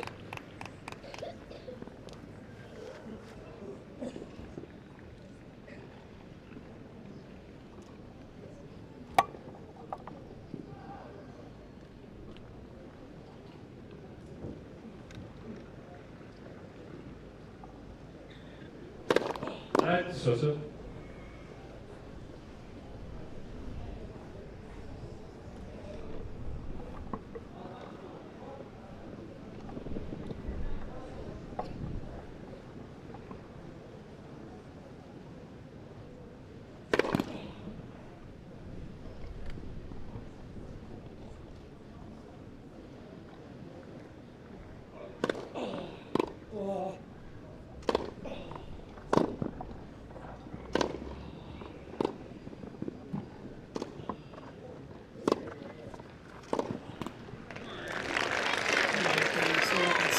To come forward.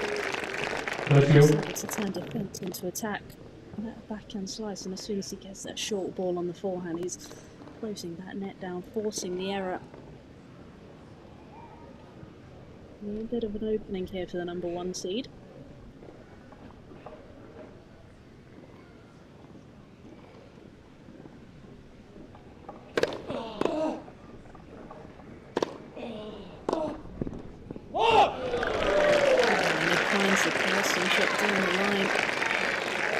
Single-handed does the damage.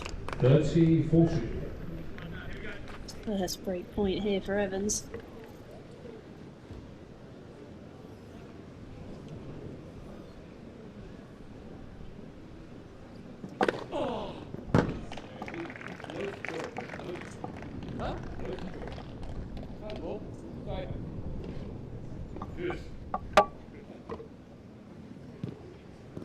Saved with an ace by McCabe.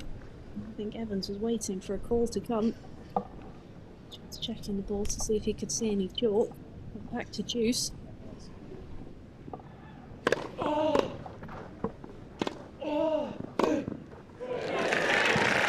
there it is again. Some shot down the line. And brings up a second point in this game.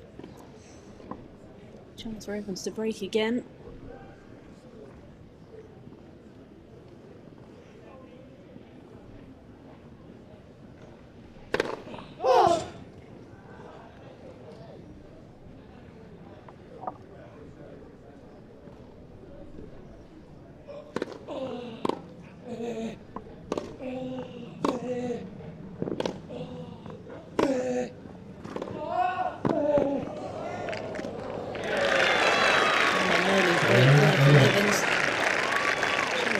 ridiculous skill there. Tough backhand volley. Digs it out though, and the number 1 seed off to a flyer. Really good start. Over to his camp. He'll be very happy.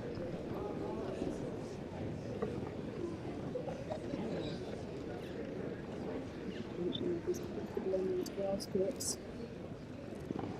So it's confronting and being really great on the grass as well. Maximum challenger as well. Really going to be in the final there. He knows how to win challenges. He has won 22 events from the Lexus Surbiton. Just the one title on the main tour of it.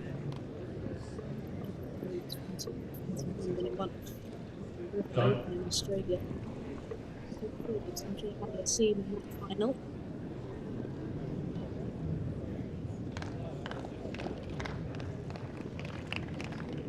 So this is a big step up in class for James McCabe. The biggest victory of his career. Stan Evans, but very difficult to start. It's going to be tough.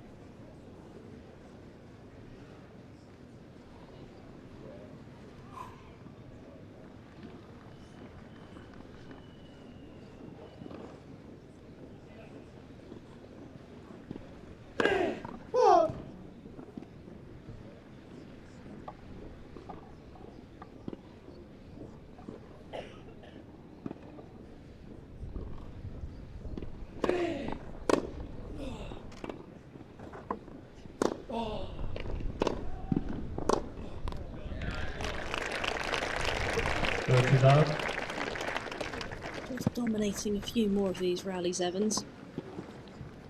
Okay, really just struggling. Get into them. Evans is just so smart with the way he plays. Really smart with the shot selection. Knows when to defend, when to attack.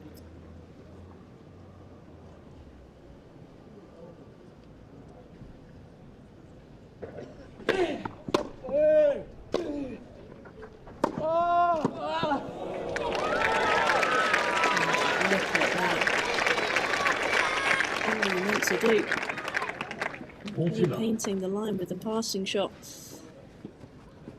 But Evans just finding a way to cover. Just look at that. Knows exactly where the ball's going to go. It's a skill to finish the volley as well.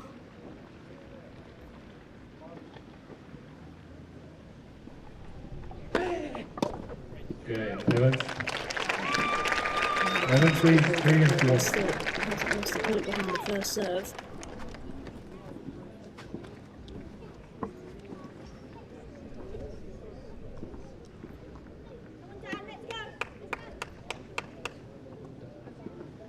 Just starting to dominate now.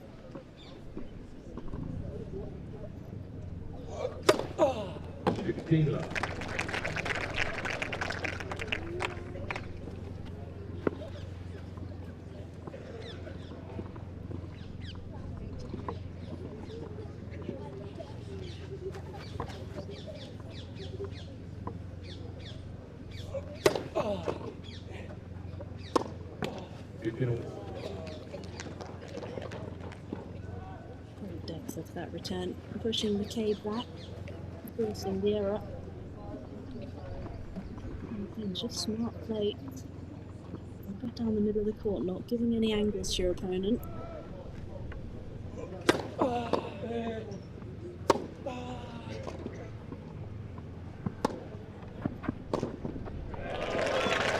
can tell he look comfortable coming forward. 15-13. For Levers just to drop it short. Putting the onus on him to move forward, and like I said, you can just see, just doesn't look comfortable. Doesn't quite close the right position, moves the space for Evans. Odds.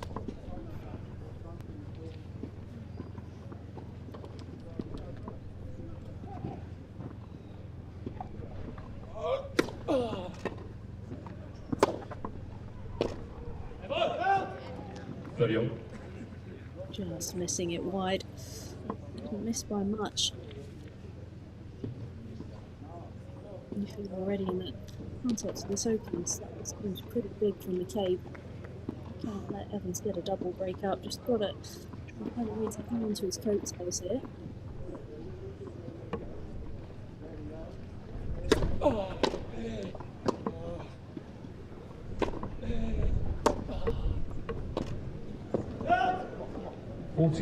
Sure, they want that backhand slice back again.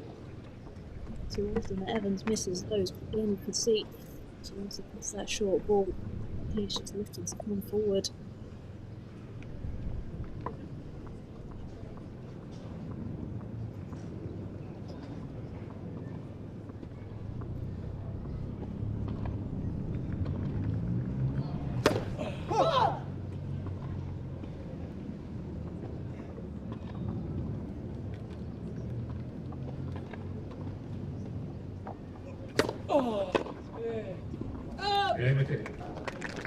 Evans leads 3-2. Gets through that game though. Still just the one break for Evans.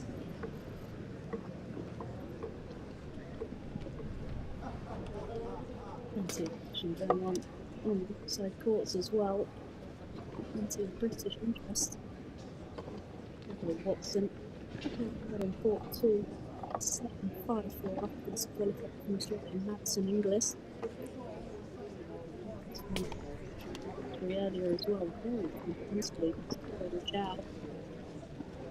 I mentioned earlier, Isabel Lacy getting the biggest win of her for the second number 30 Madison Brengel.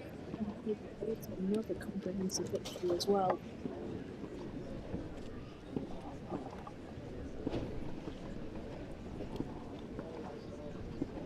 Clearly Harris out in court as well, in court 1.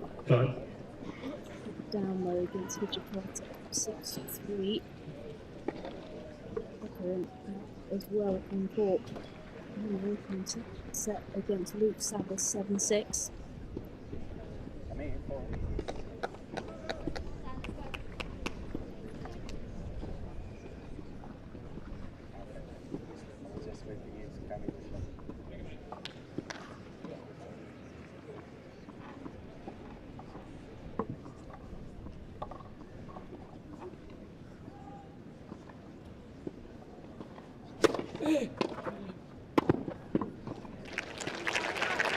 So easy, doesn't he? The 1-2 punch, the serve and volley.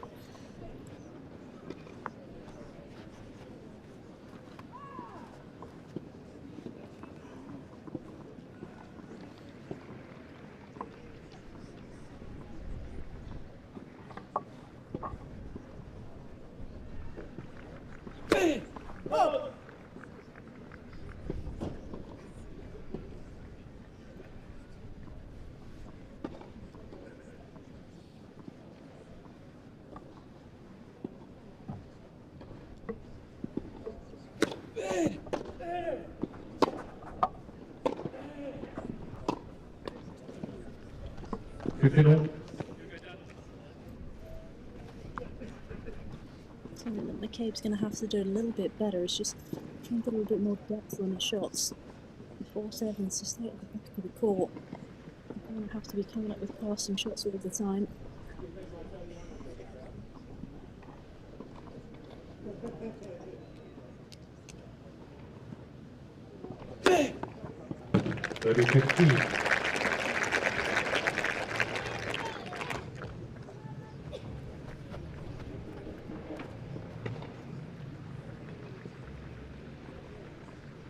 Stays to the match there for Evans.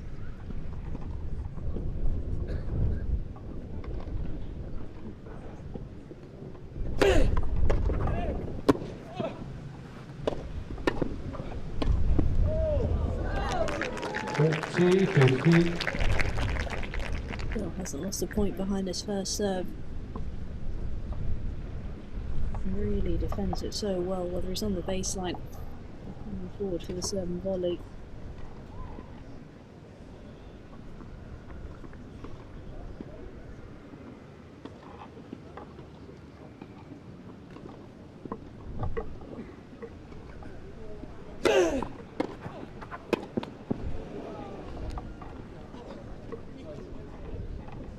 First point he's lost behind the first serve. Surprising volley miss on the end.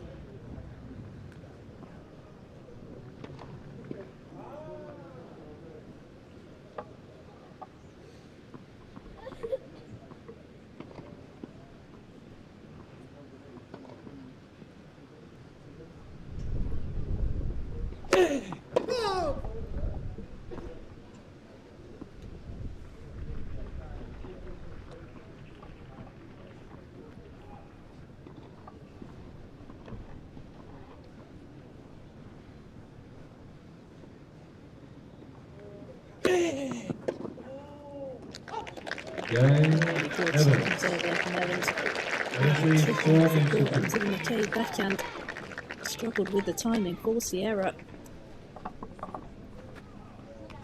Extends that lead in this opening set.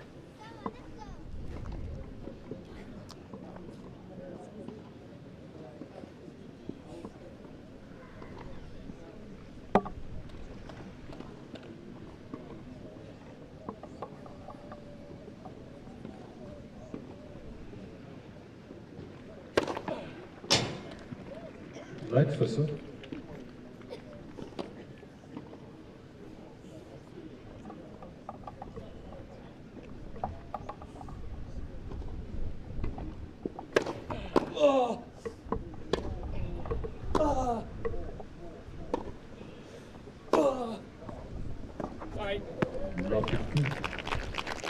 A little bit of a dodgy bounce there on the grass courts. Just didn't really bounce, got a little bit of luck.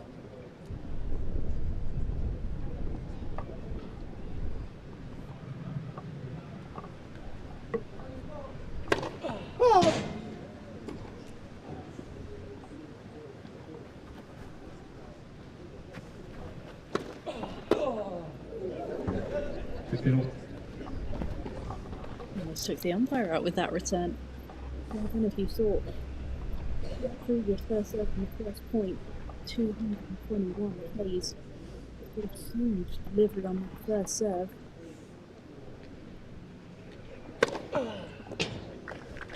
And again, 13-15. first serve that's really keeping him in this opening set. Already up to 6 aces so far.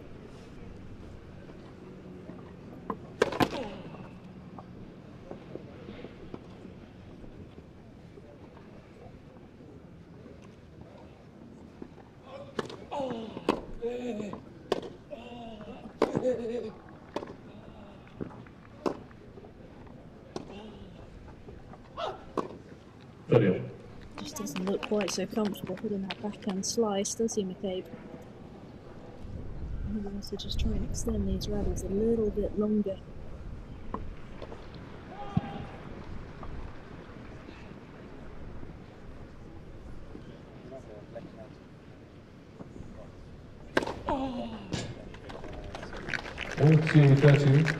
So just getting him out of trouble. Just needs to try and keep holding serve. And just can he find anything in the return in terms of Evans? Okay. We've got 7 aces. Okay. Evans leads 4-3, new balls.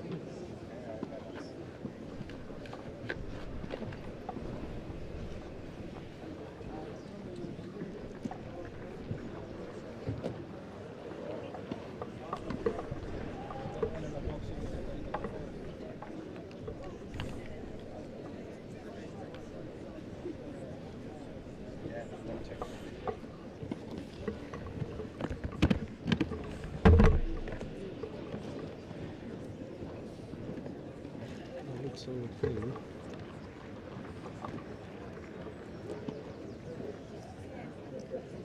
It's on the page.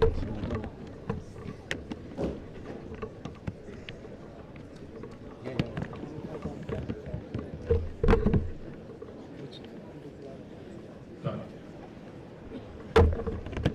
Okay, check later. One more match left to bring you after this. And it will be the potential opponent of either Aaron Evans or James McCabe. Lee and Broady ammo off teamed up. So they will know their opponent's got some weapon to pull.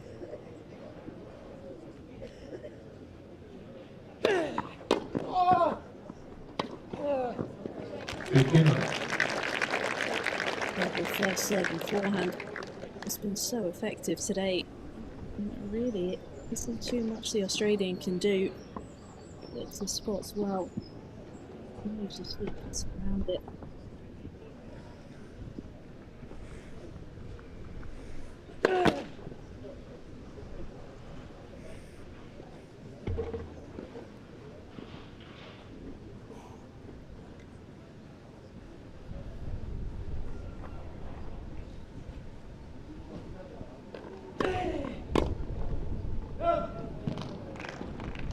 Just missing wide. Great to see the stands filling up with spectators as well. Gorgeous afternoon in Surbiton. Some fantastic tennis on show.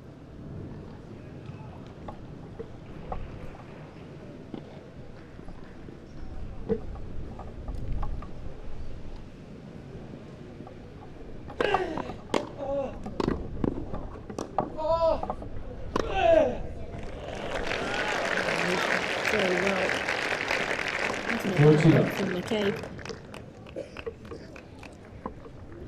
And just out with a body, gets the depth on it. And pedals, deals with it rather than smash. And that seems to be being served so far.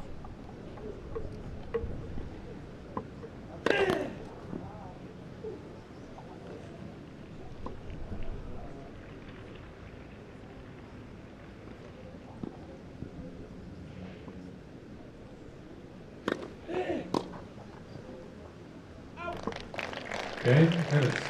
Yeah, Ollie coming out again. Evans leads 5-2-3. Racing through the service games, Dan Evans. I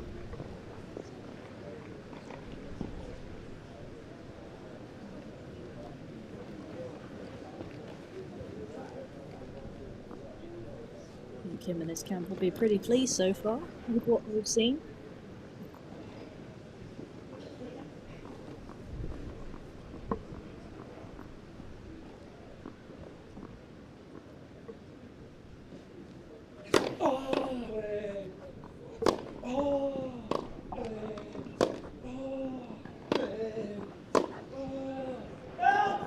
Love 15.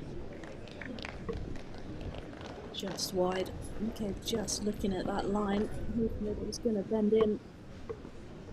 Evans just dealing with the serve so well. Really smart using the chip to turn, blocking it down the middle. Good deal.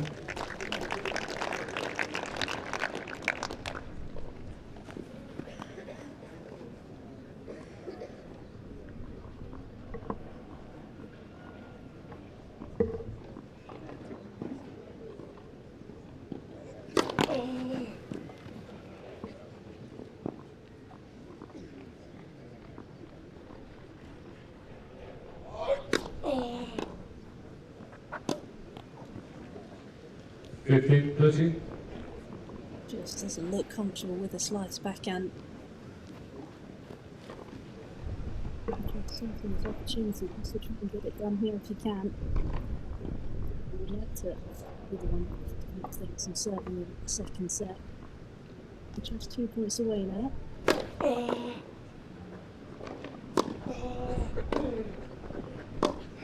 15-40. You've got one. 2 set points here for the number 1 seed.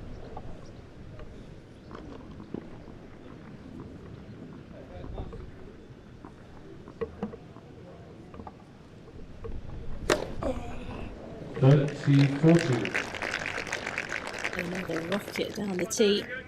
That one just the 224 kilometers an hour.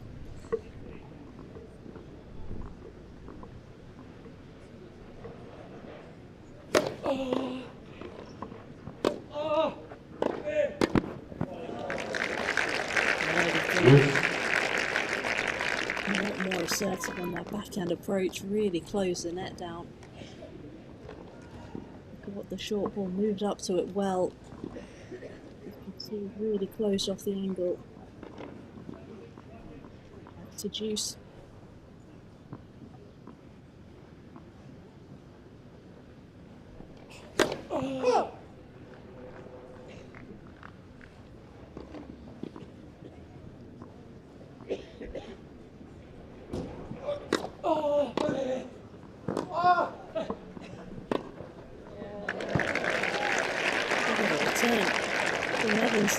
Using the pad second serve from McCabe, got Evans on the full stretch, but to be able to control that racket head, guide it down the line, and again just dealt with that short ball on the backhand side. Saved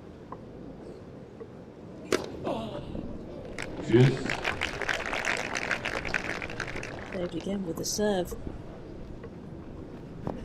Already up into double figures on the ace count for the Australian. Advantage McCabe.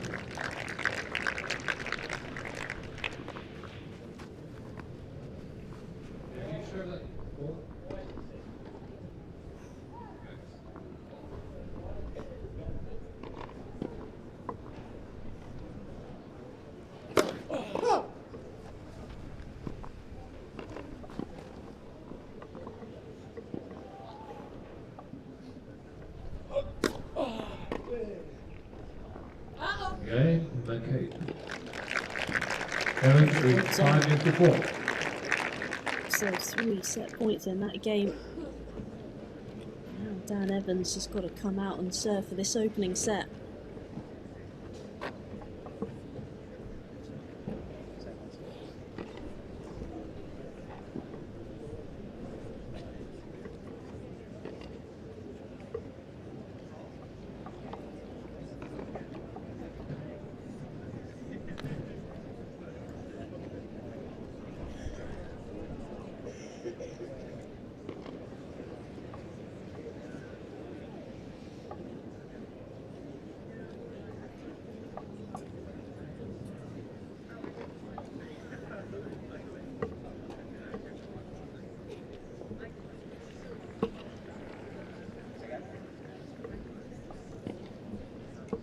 Time.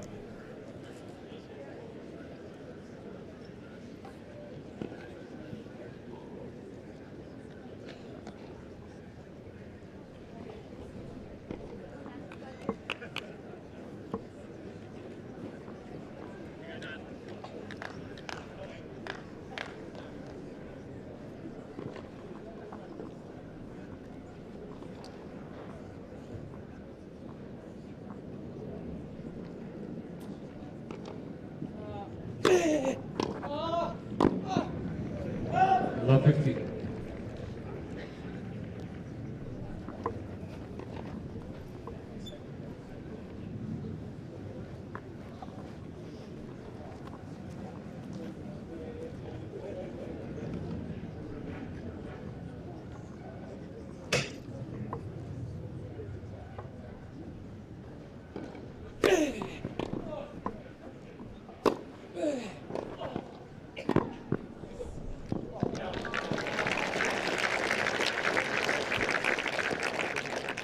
Again, a great point there from Evans. Just a little bit of an opening there for McCabe at love 15. Evans just closing the door.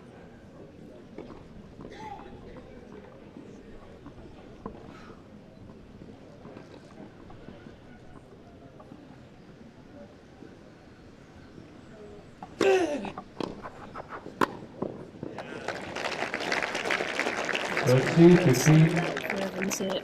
In this opening set, the serve and volley. Just found the spots on the first serve, and so that's an easier volley, which he just puts away.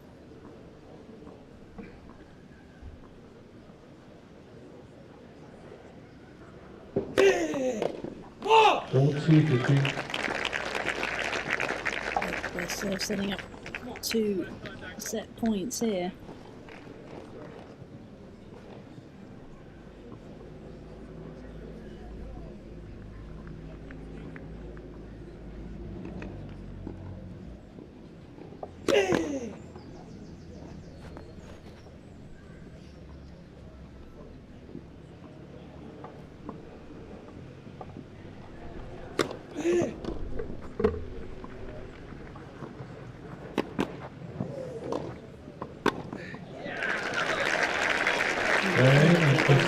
Lacy.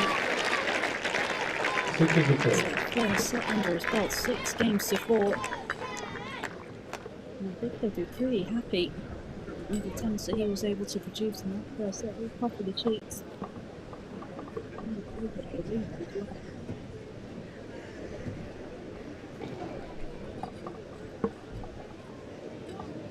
Just 36 minutes.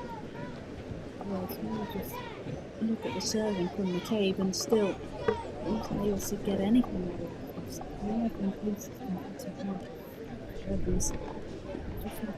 sort of percentage. Points for one is 46%. It's just clinical. And again, still really good serving games. McCabe swung out some pockets, but just coming back when they needed to. Really smashed in the middle of the court. And in seconds, we can just really McCabe just got to try and focus on holding his service game, see if we can just get any sort of a sniff on the 11 service game. We haven't had it yet.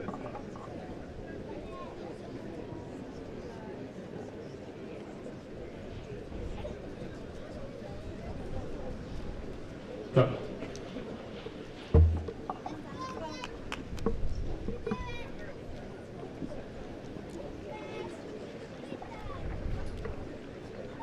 Watson out in court 2 into a second set tie break. Down 1-3 though in that breaker. Make that 1-4. Looks like it's potentially going for the side. Okay, Boulter looking things up in the second set.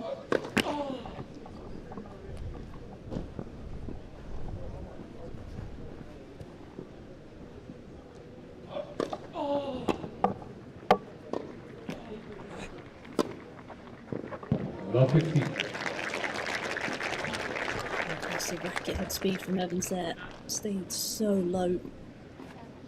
And that spin, he was able to just generate up the back of the ball to get it dipping inside. And so on it, trying to get an early break clear.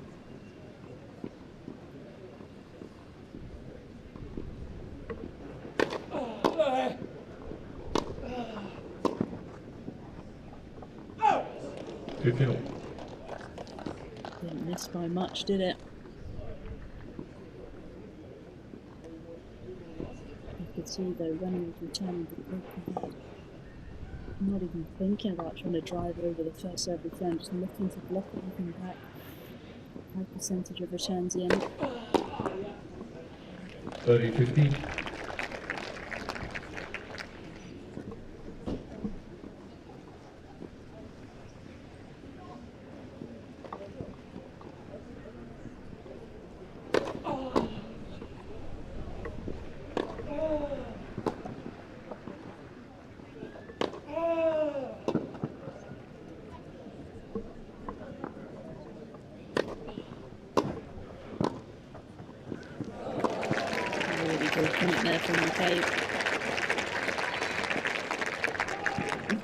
See Evans in the camera, he was running very far behind the baseline, trying to cover the court, make an extra ball.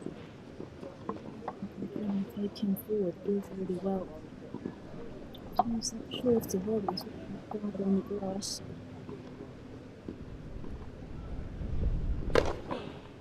Game, McCabe. First game, second set.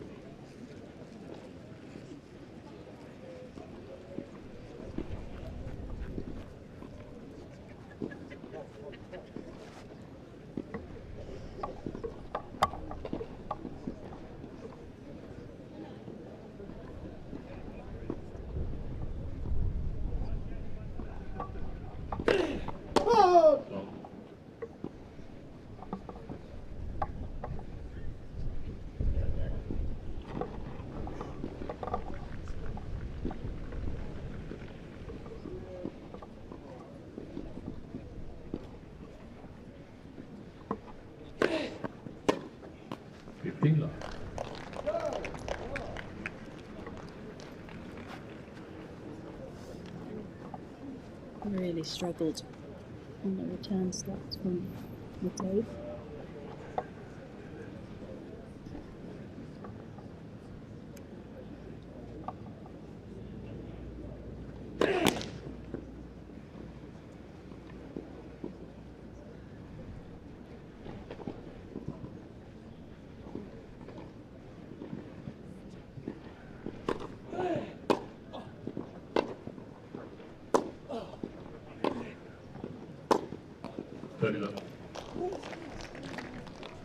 Only on 2 points behind the first serve out of 15, 13%. Not much better on the second serve either. Just 2 out of 11, 18%. Really just not getting sniff.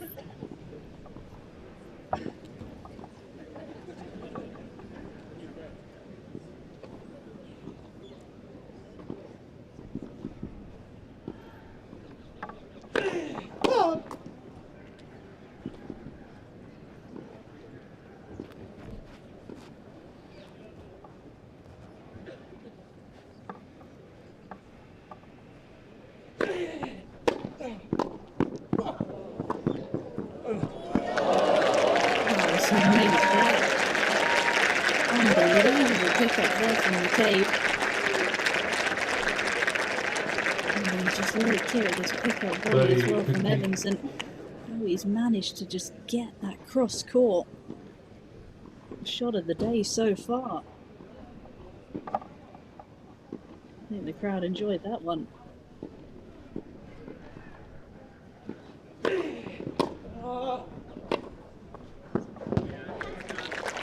Okay, 15.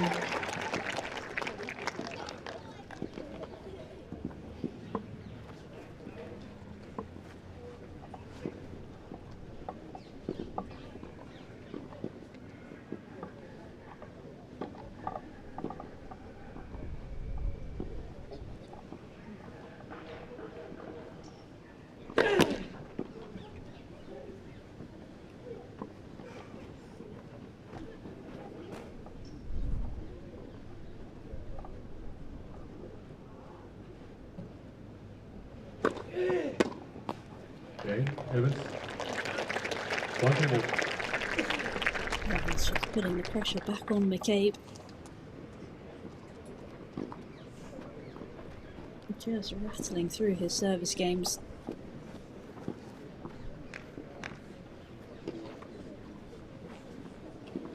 So a clap there from the Evans team. A little bit of encouragement.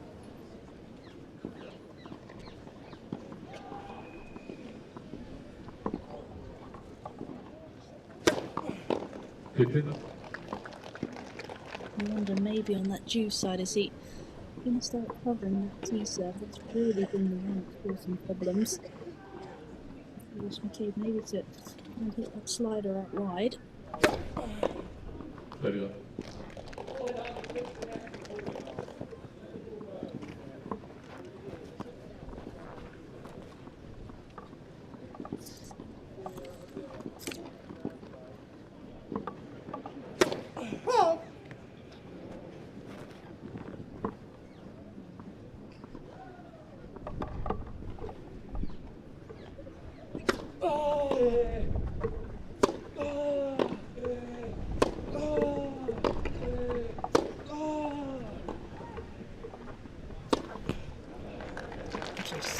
so smart from Evans. 13, 15. Change of pace as well. Hitting over the ball and then all of a sudden just throwing in that slice backhand just to change up the rhythm.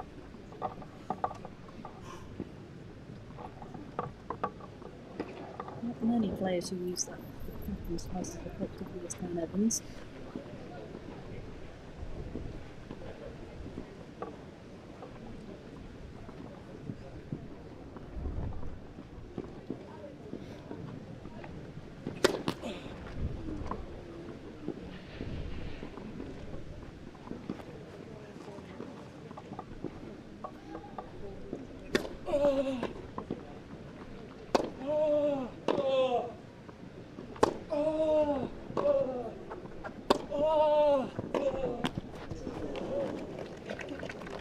Won't see 15. Wouldn't have been an easy volley that had come over, but luckily for McCabe just clipped the top of the tape. And picking up just a little bit here on the centre court. It's a little bit trickier for both players.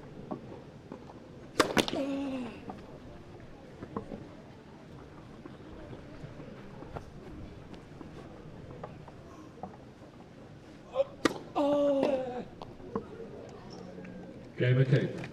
McCabe leads 2-4. A hold there for McCabe. Just doing what he needs to do. Get his side of the scoreboard ticking over.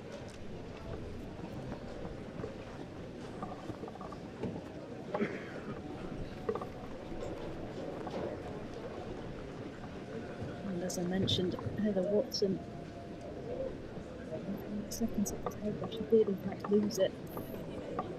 3 just into the opening game in the deciding set, not on court 2.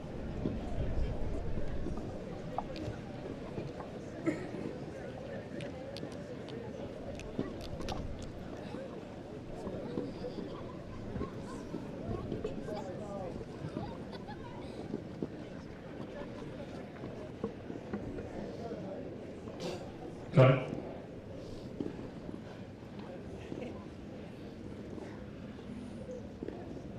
And on court 1 as well. Australian Hijikata is serving for the match. 6-5 back in the second against Billy Harris. And again, another all-Australian encounter. Popperin against Saville. It's gone all the way into a decider. Popperin leads 2-1 in that final set. Saville serving.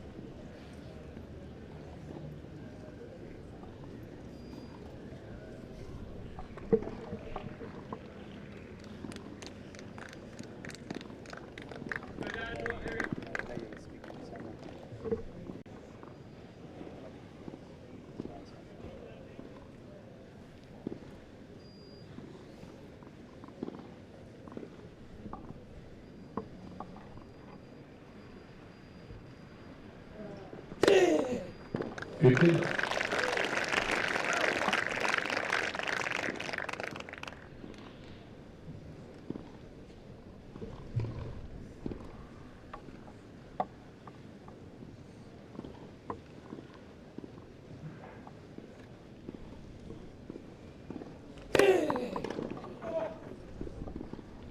Out! 30 up.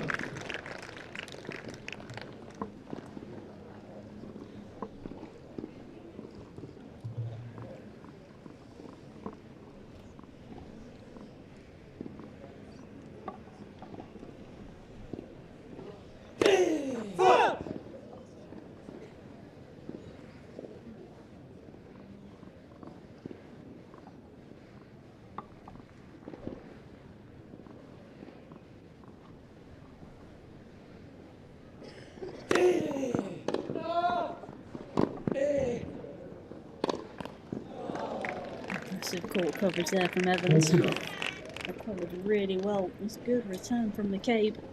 Just set up the short ball. Types of errors that he can't afford. He'll take any little opportunities that he can get on the Evans serve.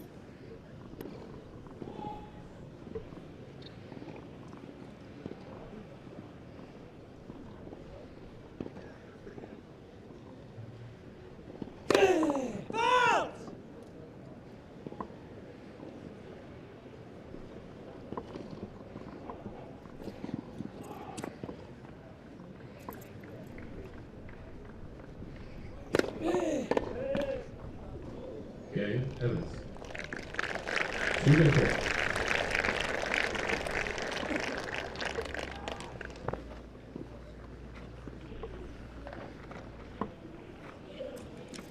The easy holes keep coming for Evans.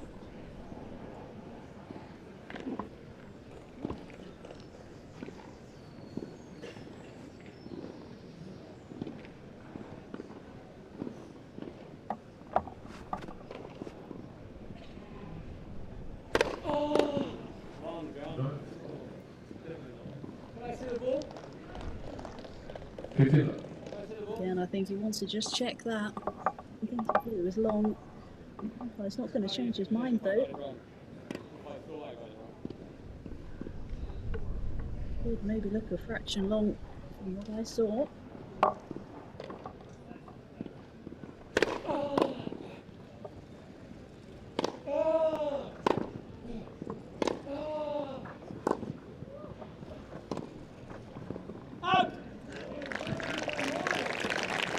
Just showing all the defensive skills that he has. First serve return, just finding the corner. Again, just using those slices in defence, keeping the ball low. McCabe really struggling to deal with that.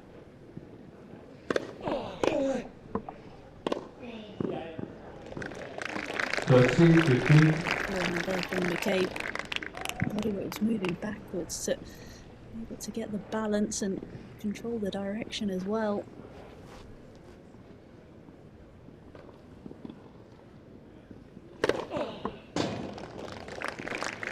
Hold C15.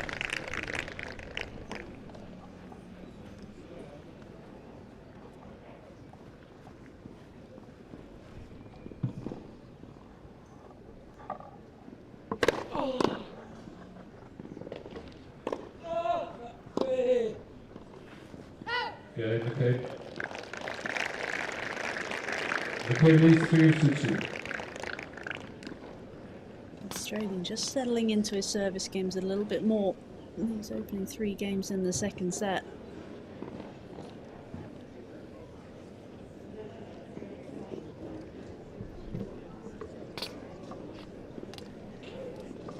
Ball serve percentage creeping up as well. One in the first serve as well.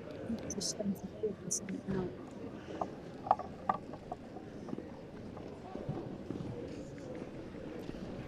There's some returning games that he's really struggling on.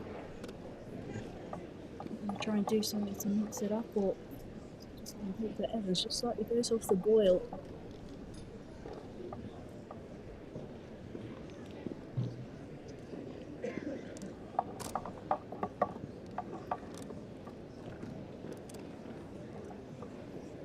Time.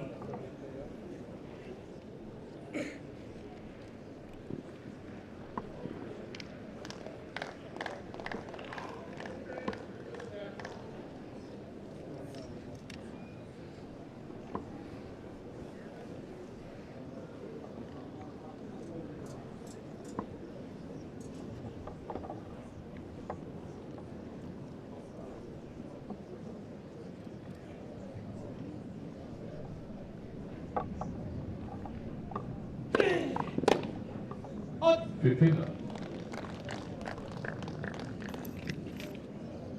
mentioned that Hijikata was serving for the match against Broady Harrison. He did end up serving them 6-3-7-5.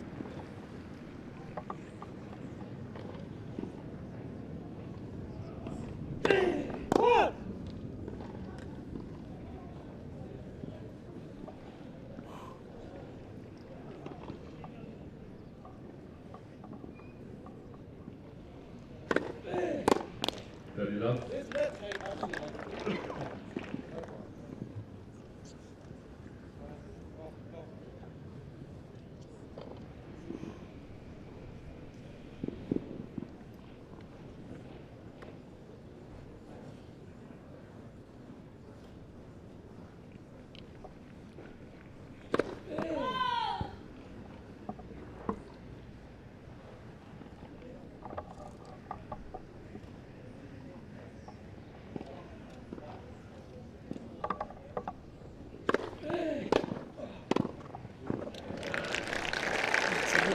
easy, doesn't he? 14 up.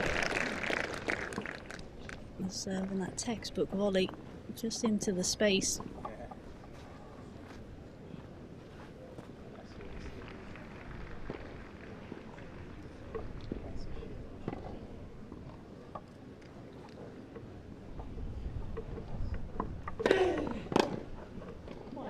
Okay. That's 2 balls, please. 3 games off.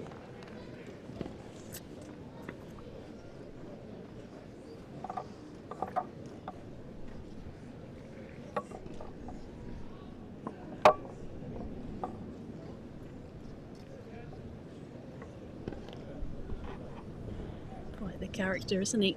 Dan Evans, just having a little joke with his team. Just see how relaxed he is. He enjoys playing in front of a home crowd. And his team around him as well.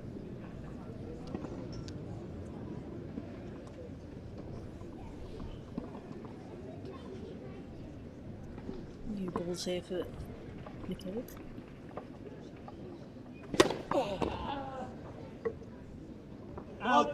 15 love. Just giving him a little bit of extra speed on the serve if he didn't need already any help. Again, just look at that 220 Ks down the middle.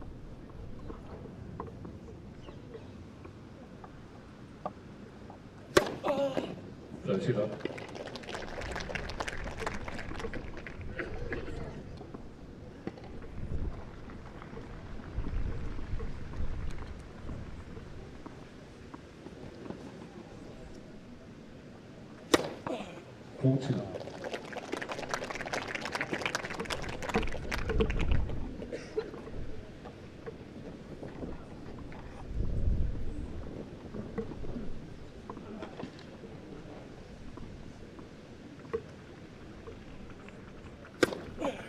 Okay. Okay. And racing through another service game there Taking for 4 games McCabe. to 3. Putting the pressure straight back onto Evans. Just holding a lot more easily in the second set. Really firing in that first serve.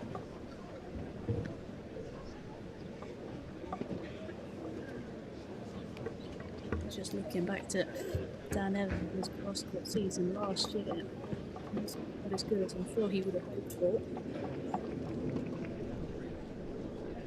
Played in Queens, just to himself at the senior first round, and then went to Eastbourne before Wimbledon. Big man of the Pressy. Then in suffered a disappointing loss to Jason Kubler. Done. I'm sure he'll want to try and take some confidence here, get a few matches under his belt.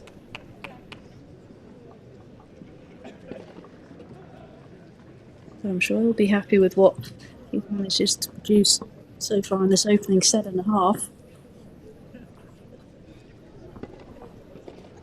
Can he just find a way to get the job done? Serving at 3-4 in the second set.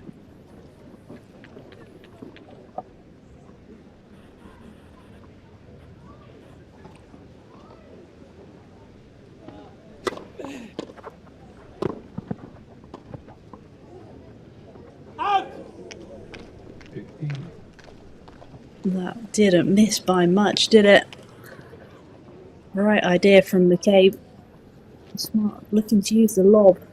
Hasn't really used that today. It's been millimeters.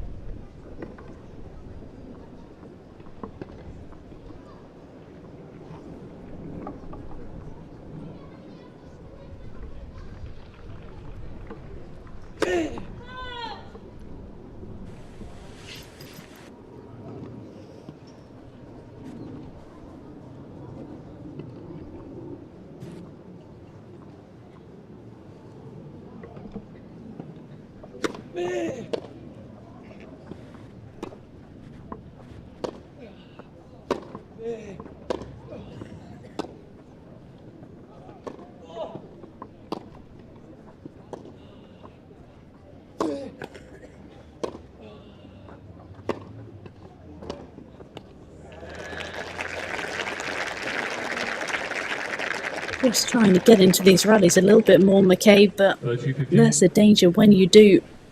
Evans is just able to redirect the ball so well, especially off that forehand side. There's not many areas of weakness in the Evans game. McCabe is struggling to really find any.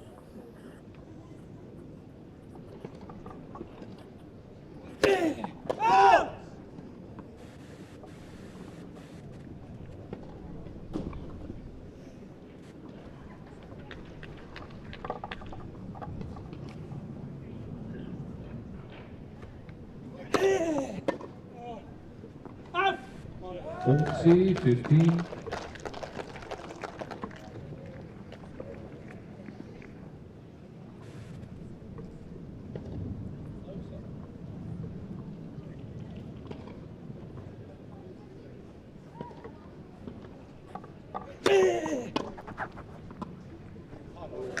Oh, silky skills there from Evans. He made that volley look easy, and I can tell you it wasn't. Just stays down over it, just uses the pace, lets it bounce off the racket.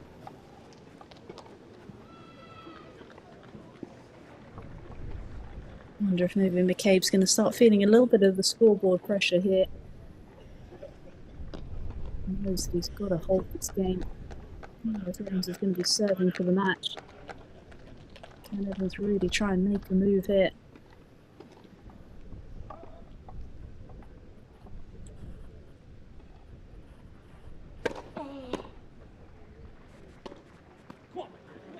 Oh, it's really important. You can just see here the body language as well. A little bit of a change in intensity after winning that opening point.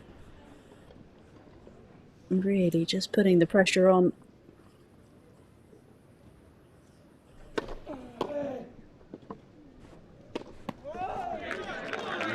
Again, there you can just see the reactions from Evans. This is where the experience tells. He knows when these moments are, knows when to make his move.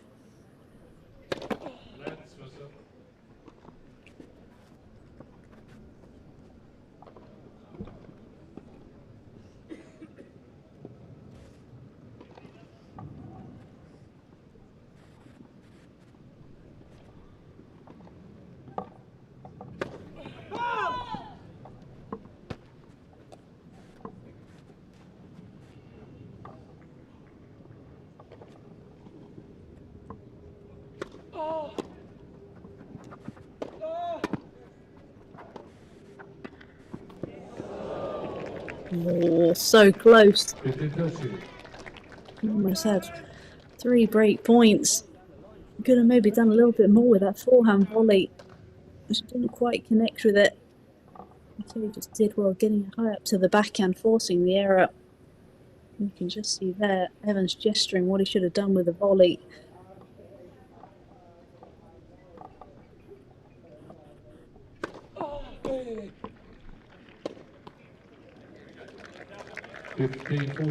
Simple error there on the forehand.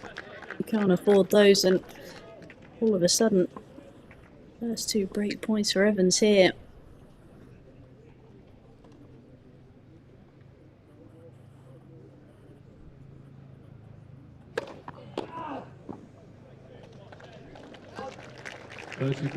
Serve saves him again. Can he bring out another big first serve? He's going to need it.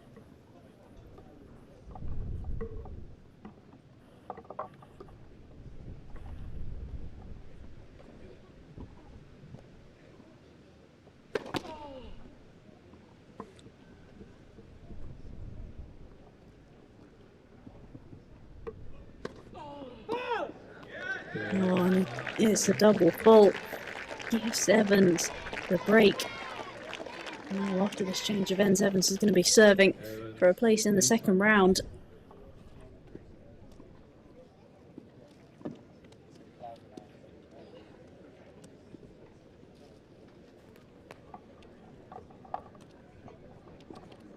It's just moments like that where the scoreboard pressure really tells.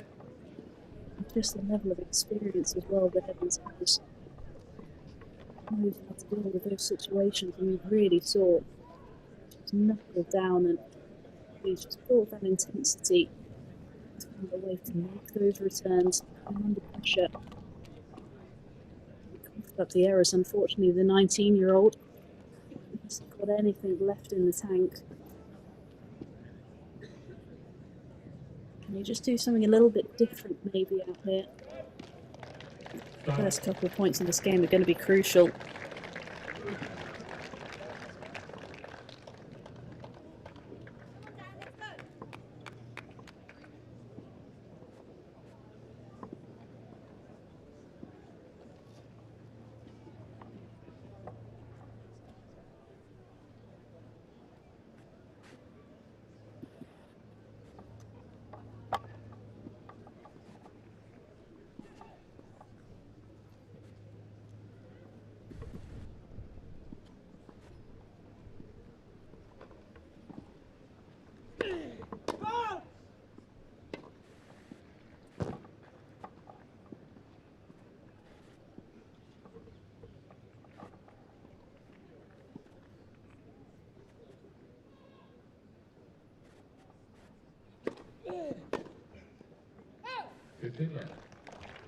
Those are the returns you can't afford. Gotta make Evans play. He just hasn't been able to do that enough in this match today so far. Hasn't really just been able to get any pressure on the Evans serve. Been fairly comfortable for the Brit.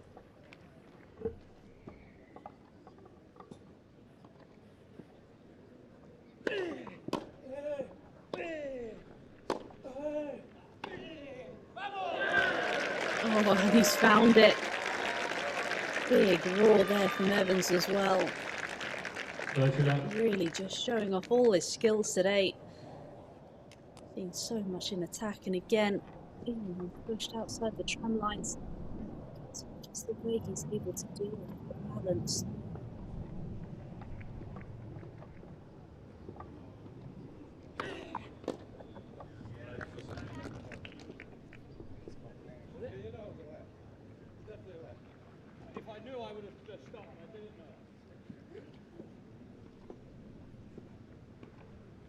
I think there might have been a little bit of a question over whether it was a left first serve. We're playing left.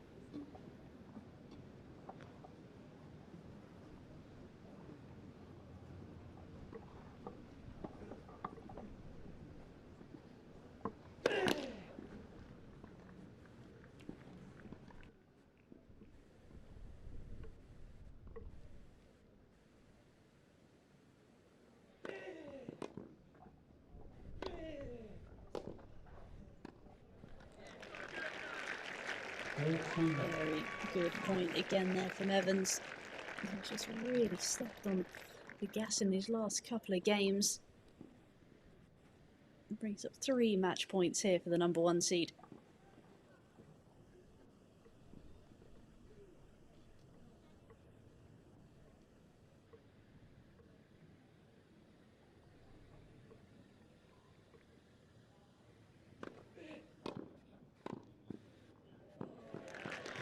What a way to finish. Serve and volley that we've seen time and time again today. Gets the job done. He's come towards his team. I think he's going to be very happy with his performance out there.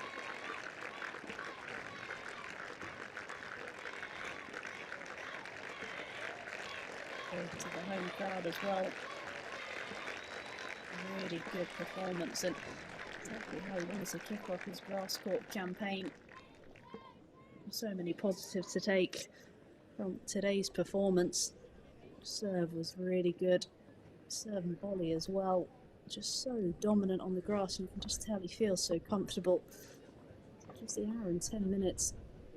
Again, just first and second serve points won. Just look at the numbers, 88 and 85%. Could have been even more comfortable. Could have been able to take a few more of those break point opportunities, but those 15 aces for James McCabe just couldn't quite get him out of trouble there, but plenty of positives to take for him and lots of experience to be gained as well, playing someone like Dan Evans, how his game is able to match up. But very impressive stuff from the number 1 seed here in Surbiton. We're now going to see next up on court his potential opponent, either Liam Broady, can we set up another all-British encounter in the second round, or Gabriel Diallo from Canada.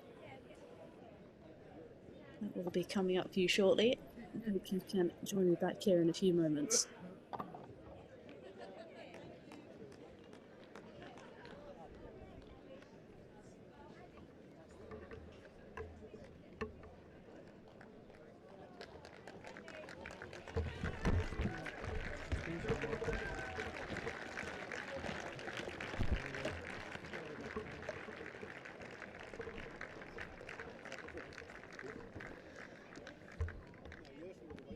Ah, è vero, stavamo. E allora è Alex. A posto.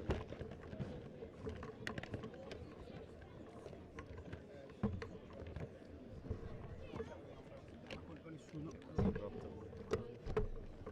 Non dare la colpa a nessuno, soprattutto. Sì, sì. Perché sei spinto.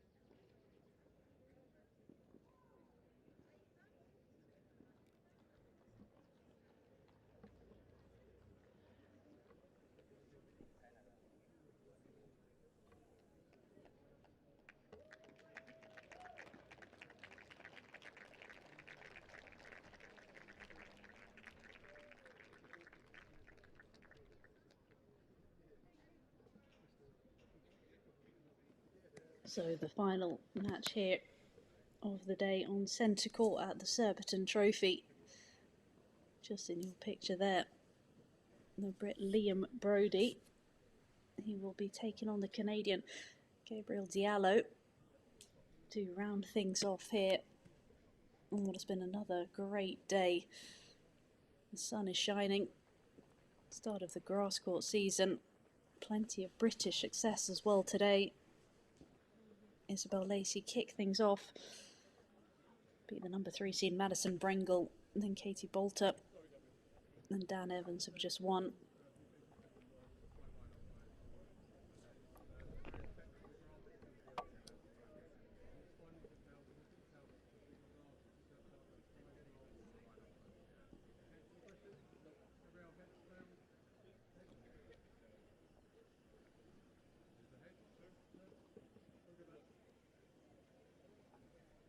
I think Gabriel Diallo won the toss and chose to serve.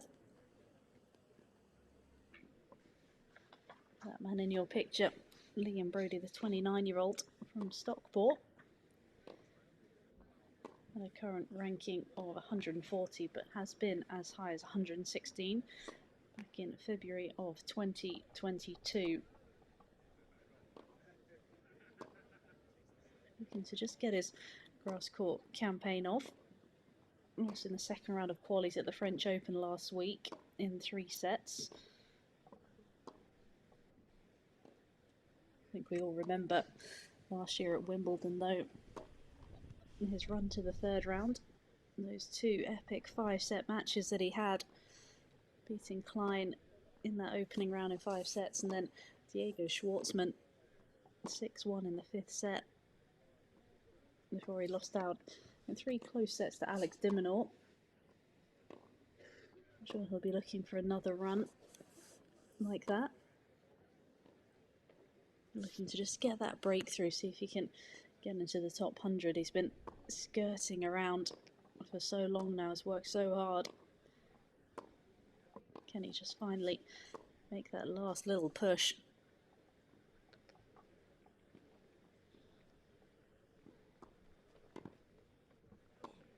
Had some good results as well, though, at Wimbledon back in 2015.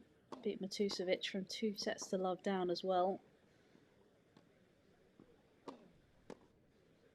But this guy in your picture, still pretty young, just 21 years of age, ranked 146 in the world. Also played at the French Open, lost 1st round in qualies though. Has won a challenger title though, on his home soil in Granby, back in August of last year. Won his title in only his 4th challenger event, so really up and coming. Going to be a tough match here. As you can see, very, very tall, 6'8". It's going to make him formidable on the grass, especially with the serve and how much court he's going to be able to cover. So it's going to be a bit of a challenge here for Liam Broady.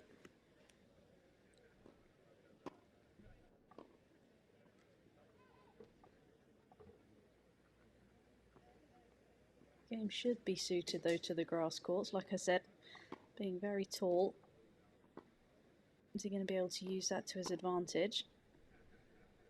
We saw though in the previous match though, McCabe hitting 15 aces, but still wasn't quite able to get over the finish line.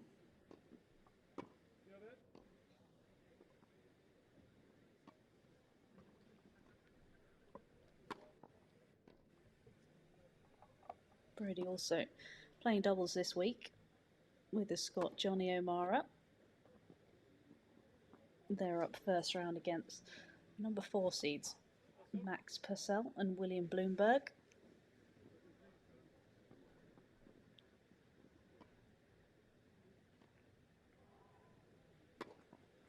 Been a fairly solid year for Liam Broady. Won his 2nd challenger title in Vilnius earlier this year. Also made the final in Biel as well in Switzerland, but had to retire after the 1st set in the final. Had a little bit of a wrist problem, so hopefully those are behind him.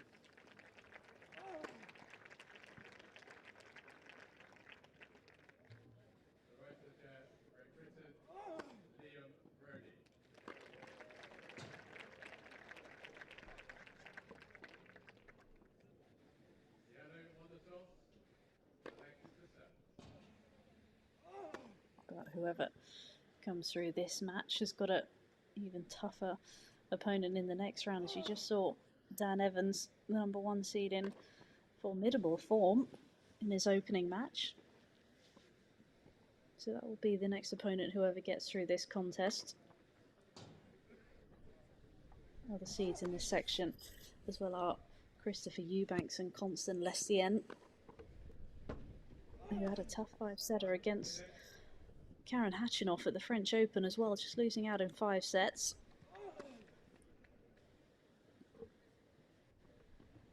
So much quality in this draw. So much for the spectators to watch, not just only on this centre court.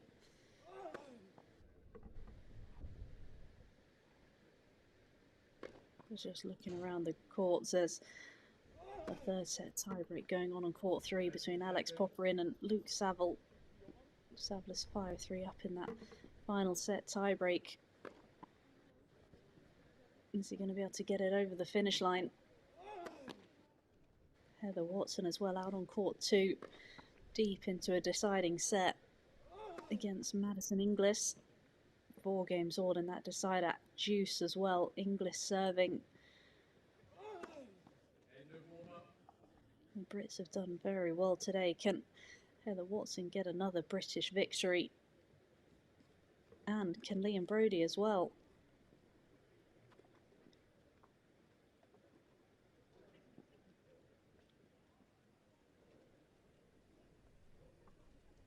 Had really great crowds as well. Just been filling up gradually throughout the day, and they've been treated to some fantastic tennis. I'm sure the players have really enjoyed the home support as well.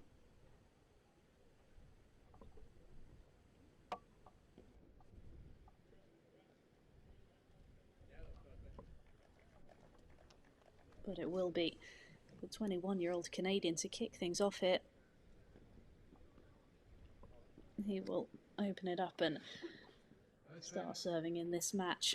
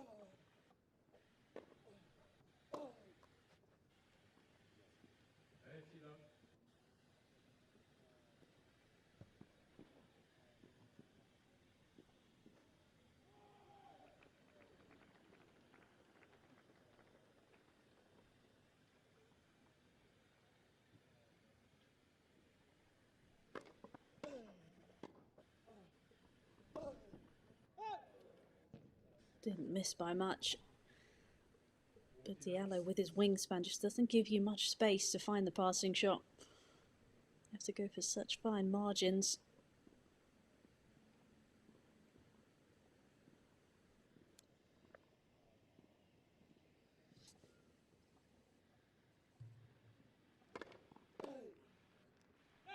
Very comfortable hold there for the Canadian.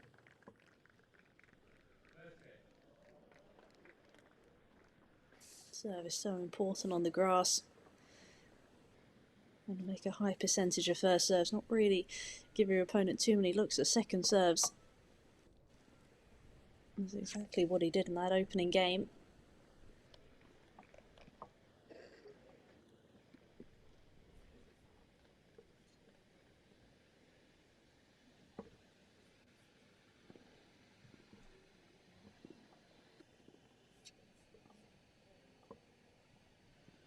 Can Liam respond here with the opening hold of his own?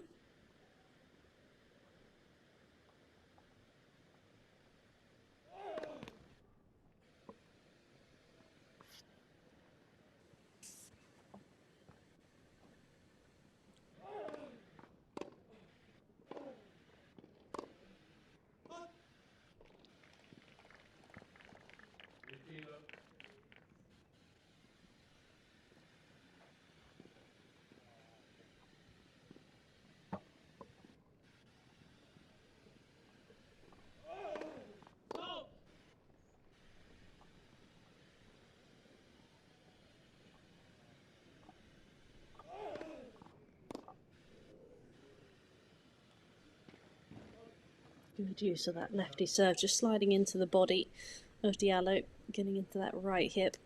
I'm sure it's something we're going to see quite a lot today, especially on the grass, just skidding through the court.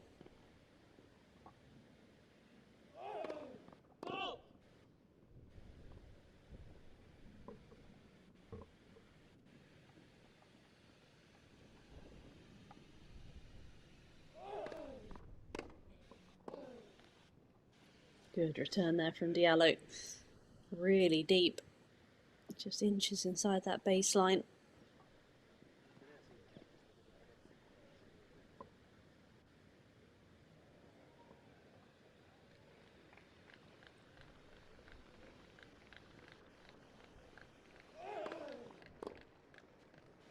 Good serve again there from Broady. I feel he's got to mix up where he places it. Doesn't want to get too predictable.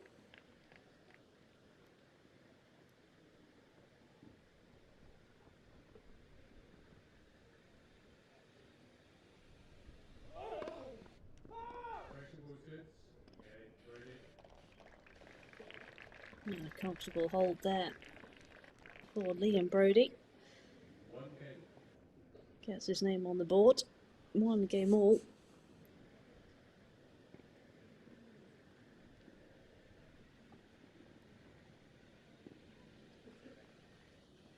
Just saw in the top left-hand corner there, his coach, Dave Samuel, long-time coach now.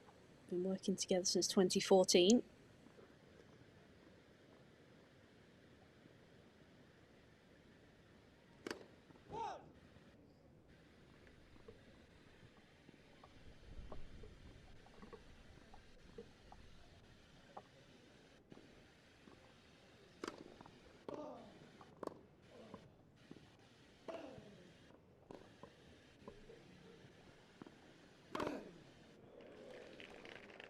Good use of the forehand. Really dictated the point again. Just getting that depth here. Just fine in the corner. Dealt with that really well. Something we're going to see quite a lot today, I think, from Broady. Just trying to get on the forehand as much as he can. So important on grass to dictate a lot of these points.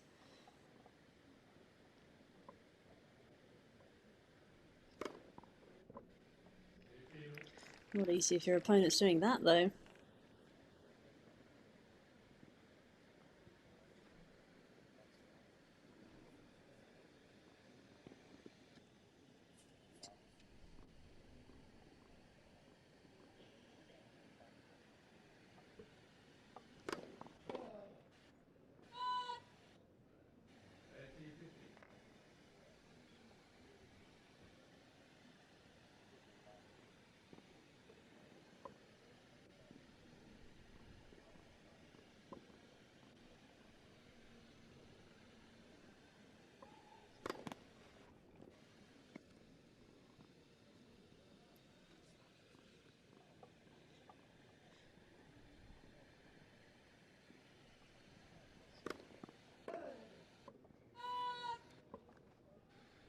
Just missing long with that forehand return. You can see what he was trying to do. Also looked to be aggressive off the second serve return.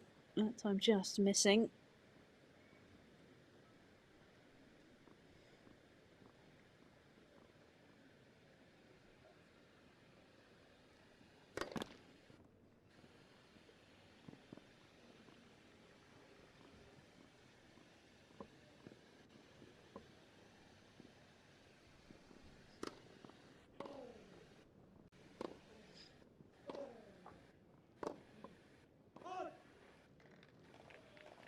Typical Liam Broady point, just being very, very solid.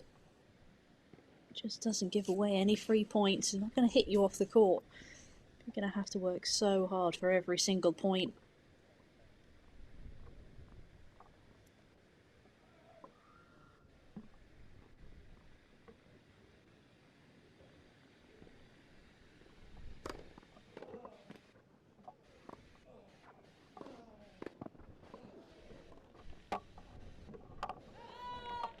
Oh, what a dive there from Diallo. Using every inch of his height. That's what we love to see on a grass court. Yes, another hold on the board there for the Canadian.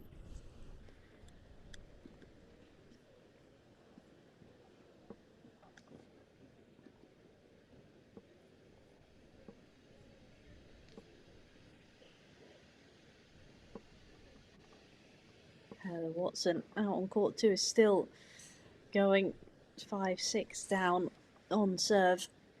So to stay in this deciding set.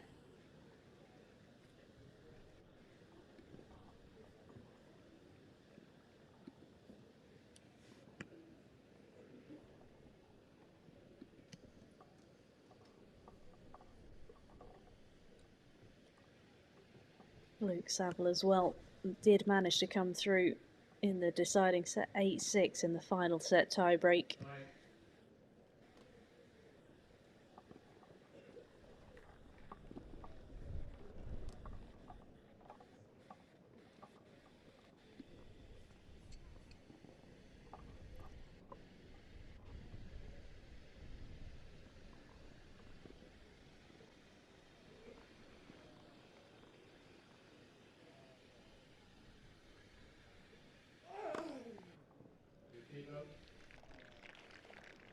So effective, that serve down the tee. Always sliding away from your opponent.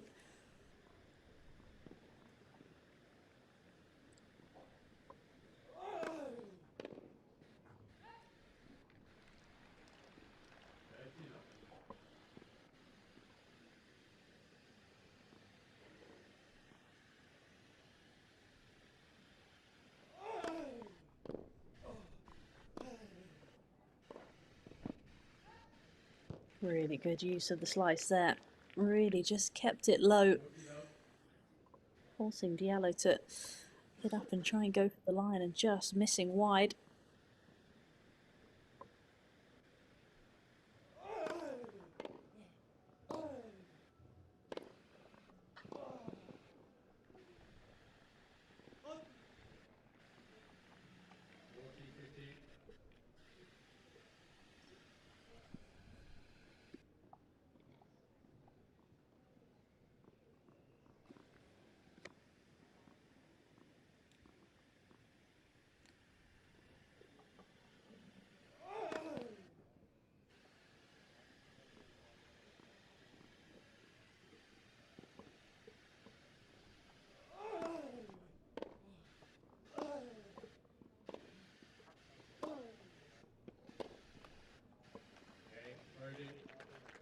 Comfortable hold there for Broady. Gets back onto level terms. Solid start for both players in these opening couple of service games.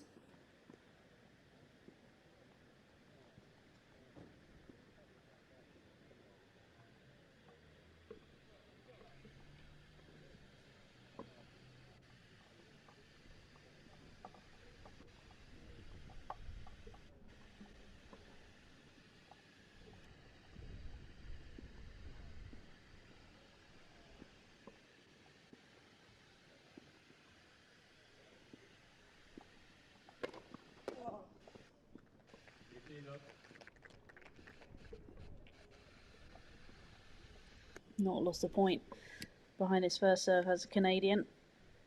8 out of 8 so far.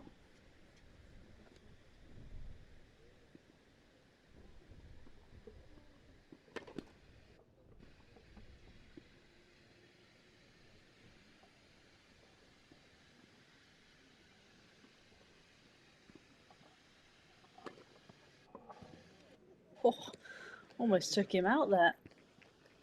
A little bit of self-preservation from Broady.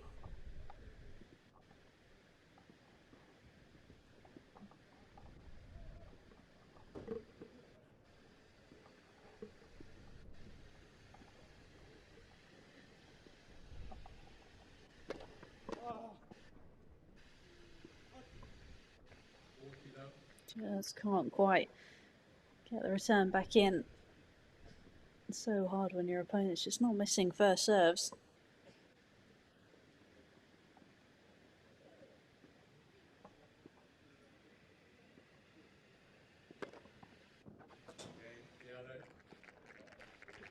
And another comfortable hold there for the Canadian.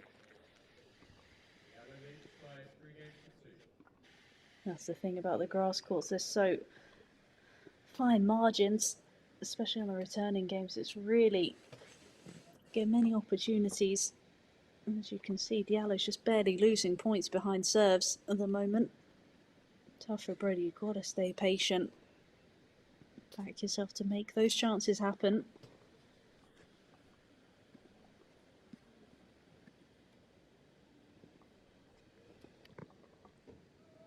We're out into a final set tiebreak in the Watson-Inglis match. Watson down love 2. Still in the early stages of that deciding set tiebreak. Can she just find a way to pull through that?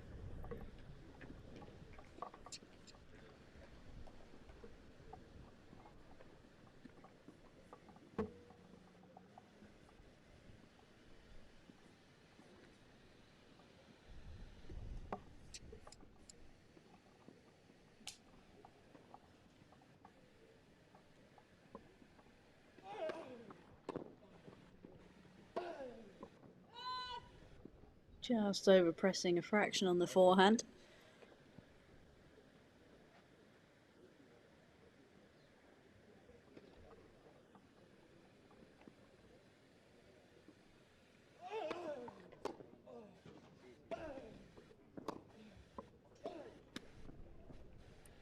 A little bit of an opening here for the Canadian. First time either player has won the opening 2 points of a service game on the opponent's serve.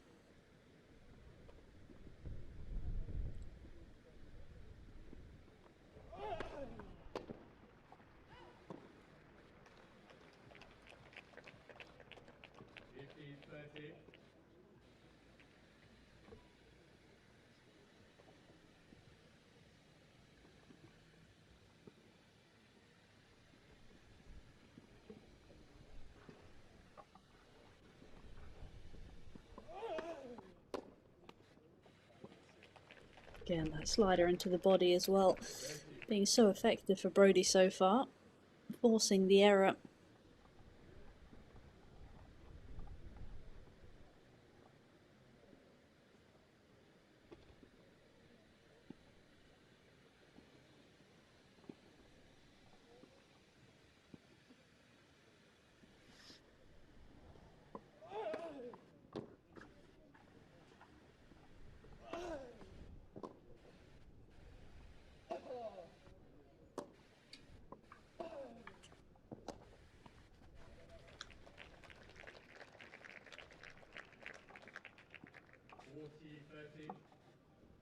Good turnaround here in this game from Broady, having been love 30 down.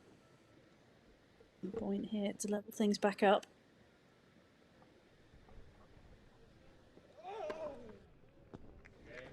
And he does, finds another ace down the tee.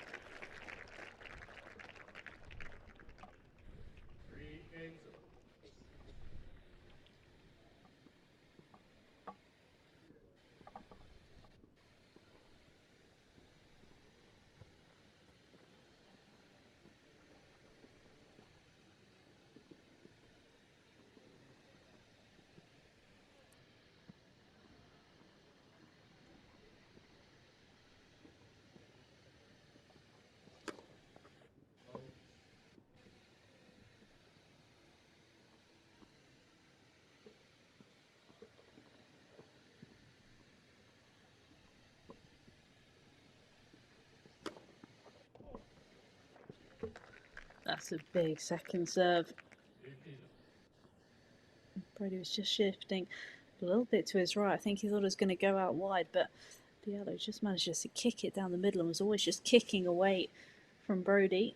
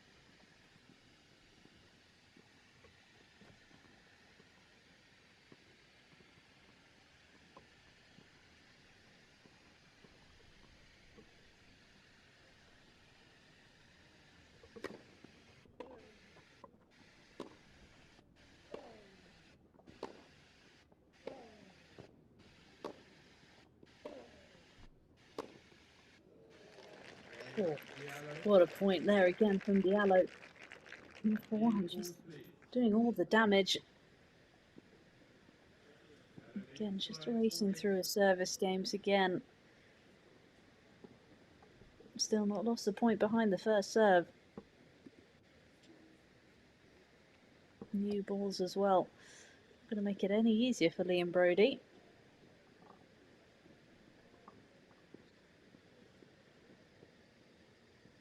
As I mentioned earlier though, won another challenger title, his second earlier in the year for Liam Broady in Vilnius.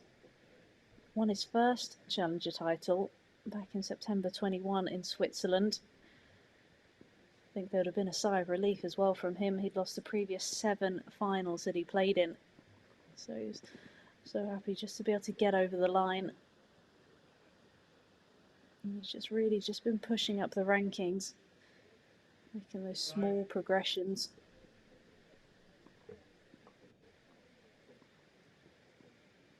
Can he have another good week here to keep that ranking pushing up towards the top 100?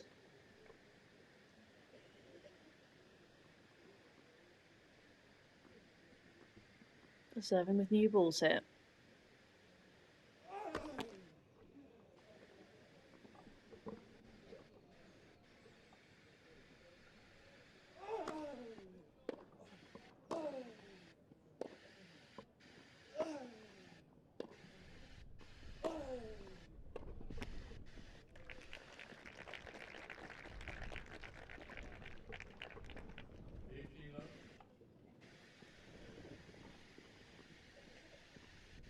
Good to see some younger generation in the crowd. Hopefully they can watch a little bit of this tennis and be inspired. They want to be the next Liam Broady.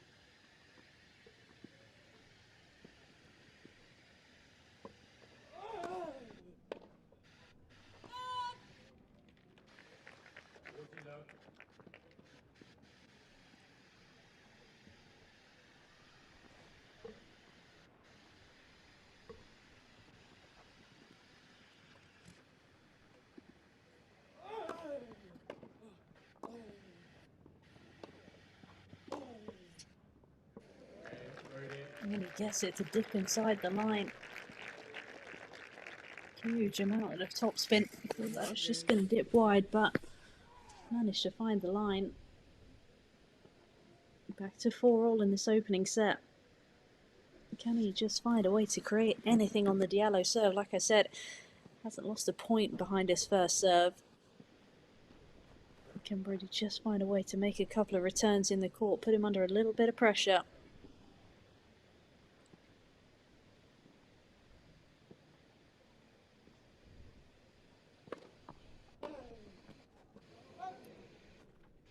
can just see there as well, really shifted his court position on the return.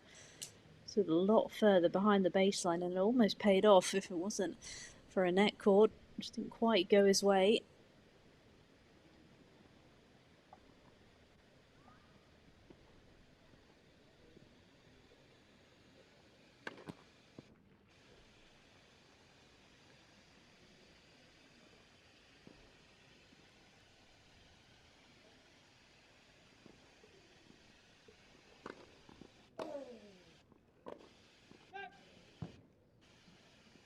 I like the thinking though from Broady. Recognised that he wasn't really getting in the Diallo service games. Knew that he had to change something. All of a sudden just getting a few more looks at the return now. Gives himself a little bit more time.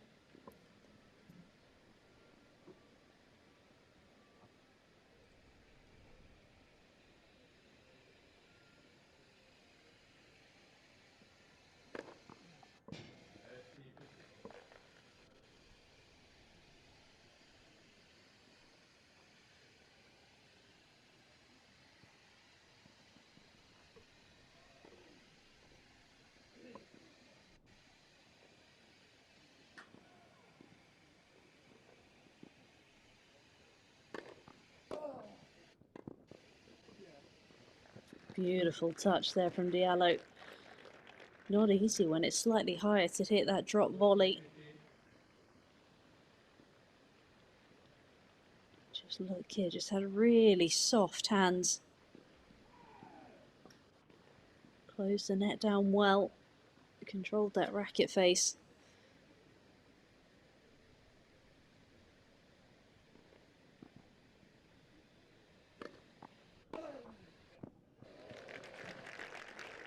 That's the return from Broady. Gave himself more time again. You can see just how deep he's standing in the court.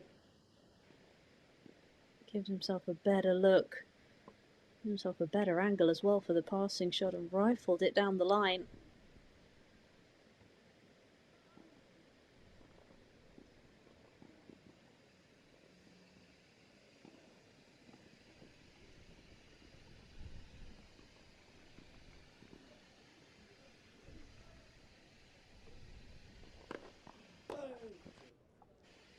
Oh, just couldn't quite make the return off the Diallo serve, and the Canadian just holds on. First sign of a little bit of an opportunity there for Broady, but Canadian snuffs it out.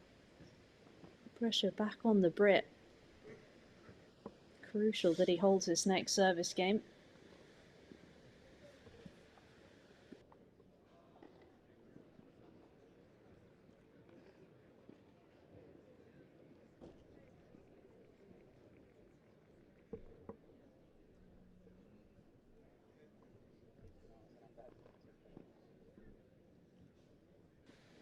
And the match just finished out on court 2, involving Heather Watson.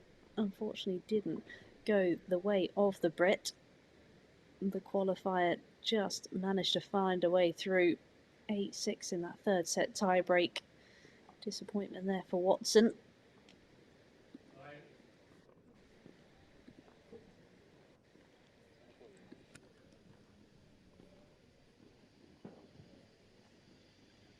Jordan Thompson taking on Mackenzie McDonald out on court 1 though. Won the first set, the Australian 6-4, 4-2 up with a break obviously over the American.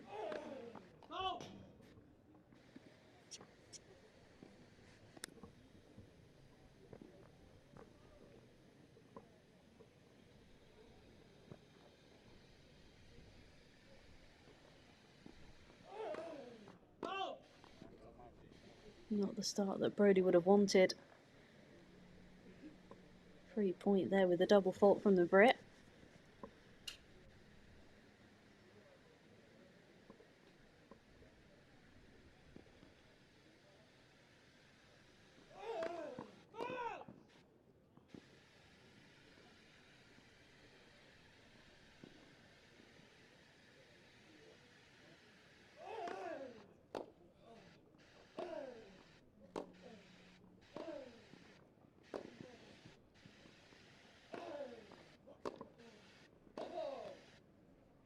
Oh, pressure here from Diallo. It's forcing the error. All of a sudden, another opening for the Canadian. 2 points away from this opening set.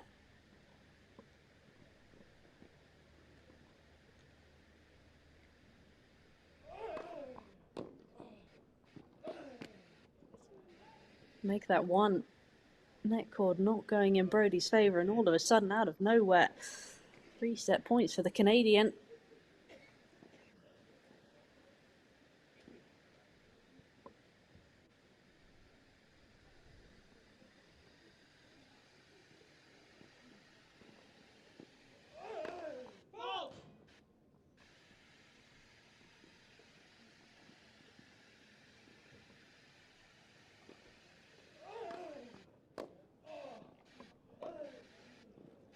And he only needs one. A little bit of help off the frame of the racket, but what an impressive first set there from the young Canadian. Made his move in that last game. Broady's going to be a little bit disappointed. Gave him a little bit of a helping hand. How is he going to be able to regroup for this second set? Diallo's going to be happy he was able to break, though. It means he starts serving in the second set. Look there, Diallo leading in most of the stats as well. The serve again, just pretty dominant. First serve points won, 94%. Broady really not getting a look in, and you just look at the break points created. Wasn't able to create one break point. And Diallo, 1 point was all it needed, and that was the difference. Just the 28 minutes in that opening set. There weren't too many long exchanges either. The points tended to be really short and sharp. It's going to be a way that Liam Broady can just find a way to get into a few more of those rallies, dictate a few more of those points. But Diallo's not making it easy on the serve.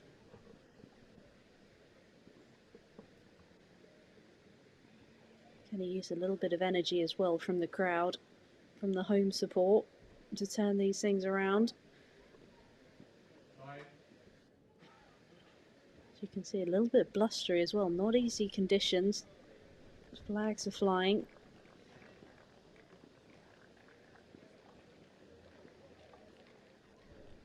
What is Liam Broady going to be able to do in this second set? Is he going to change something, or is he going to stick with the tactics? We've got to find a way to try and break the Canadian serve, though. But he's going to kick things off in this second set.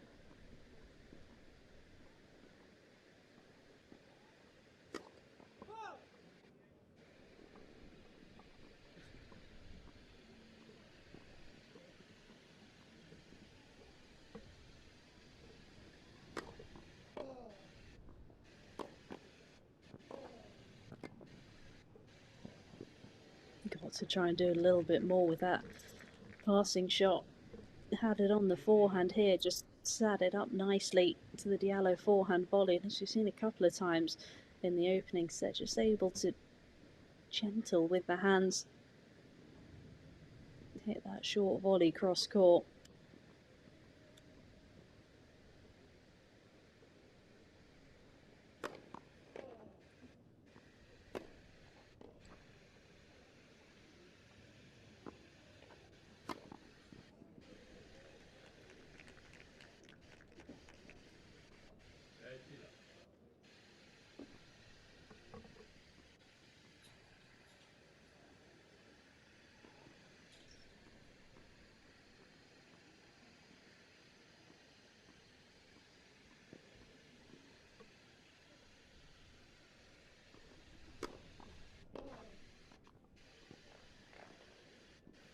Using the serve and volley as well, Diallo. Making it hard for Broady, just mixing it up a little bit, keeping the variety.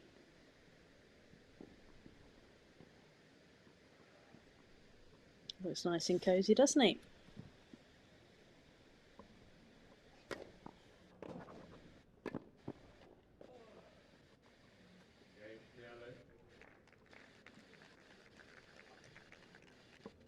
Still, Broady find a way to really make any inroads in the Diallo service games.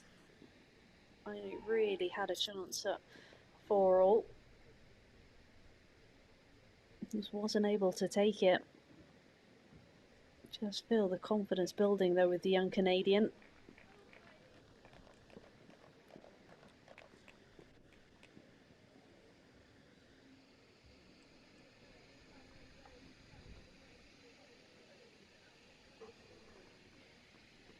Could it maybe just take 1 point to really spark Lee and Broady into life? Sometimes that's all it takes.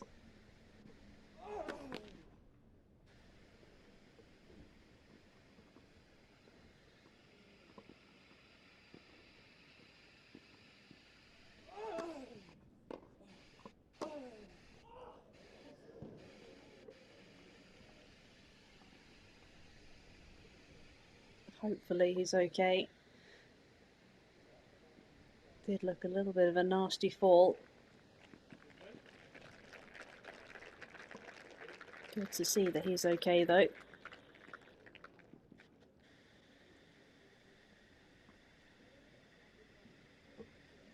That is the danger though of the grass courts, especially when they're so green and lush. Can be prone to slipping when you change directions, can be nasty, but thankfully he is okay.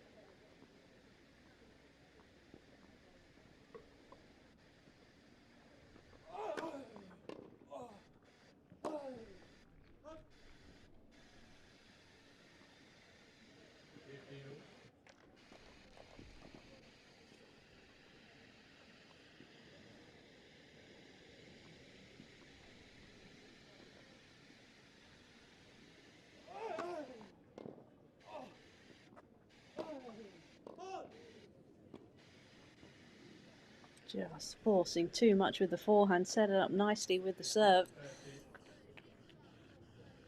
And there's just another opening here. I'm not sure that Broady can afford to go a breakdown early in the second set, bearing in mind how few opportunities he's had on the Canadian serve.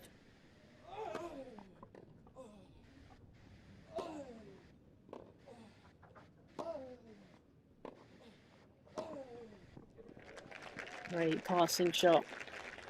Knew he had to make that and he found the line. Good point as well from Diallo though, looking to step forward, put the pressure on Broady, made him come up with a passing shot.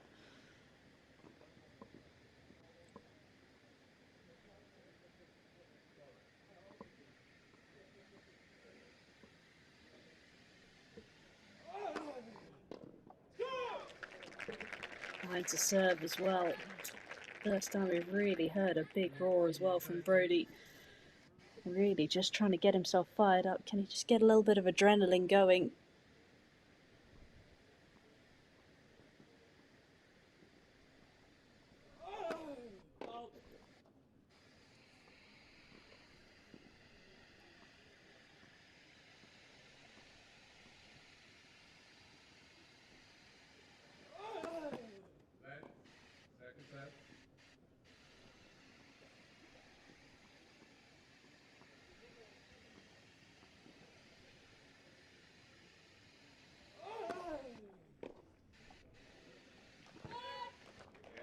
And he finds a way to get through that game.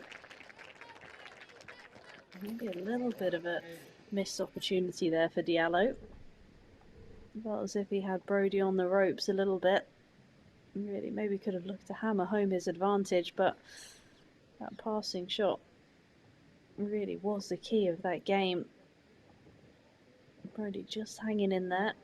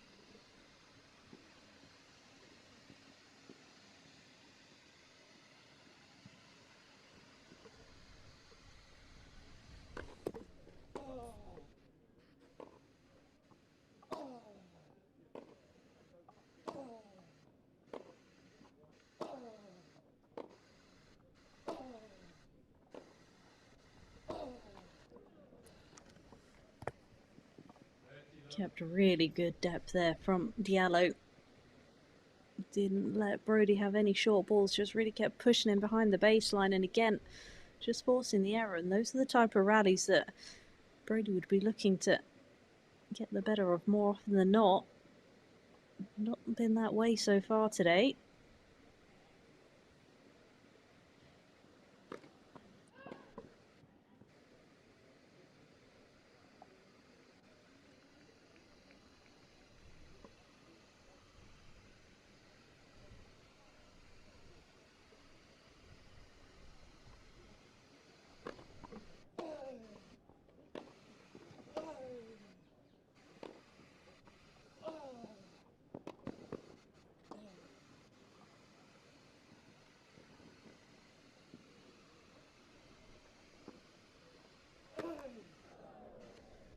Oh no, we've worked so hard to get back into the point. Hit such a good lob that landed on the baseline.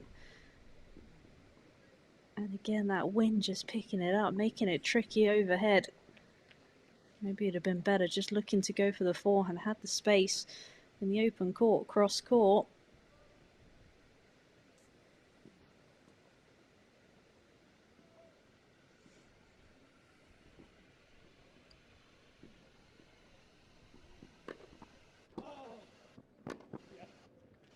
Closed it down so well, Diallo. Perfectly on top of the net. Got the angle with the volley, and again, just cruising through his service games.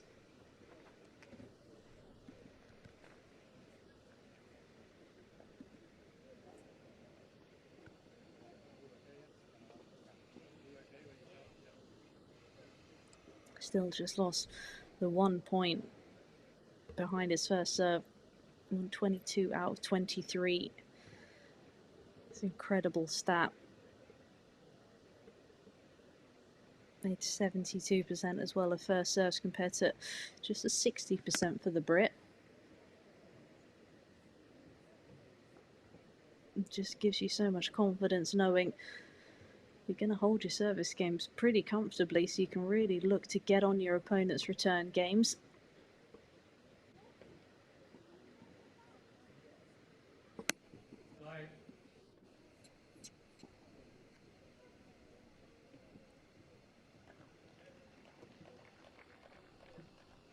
All about just staying tough here for Broady.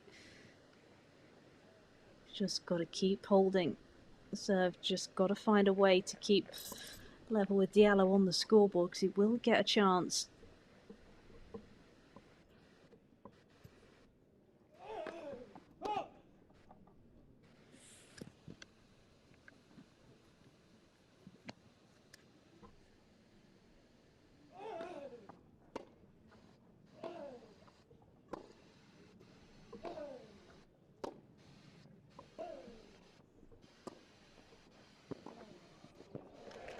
And again, he just finds that backhand passing shot down the line like he did with the forehand in the previous game.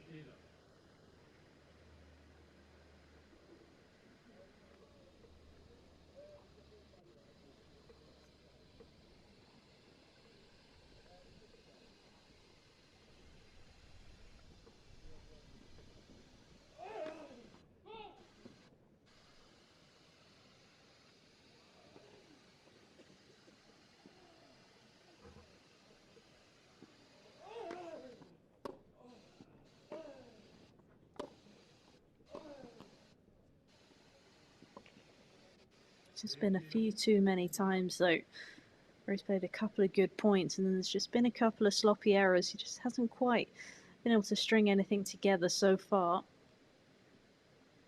Just maybe needs a little moment of inspiration.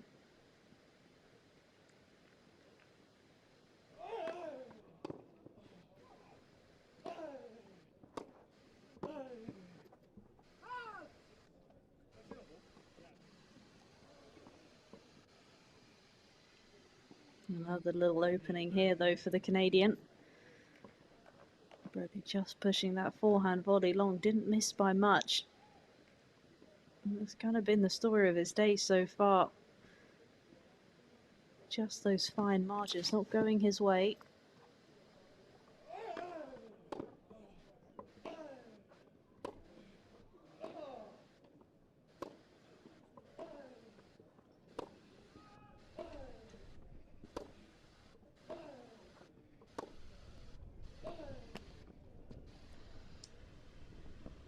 Diallo just battening down the hatches.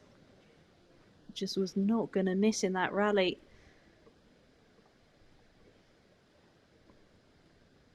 Two great points here for the Canadian.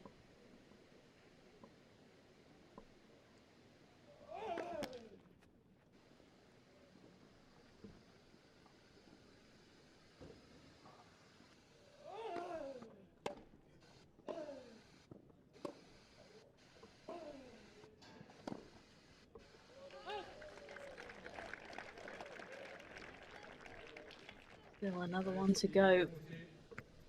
Better point there from Broady, using the forehand really well, getting Diallo moving. Can he find a big first serve here?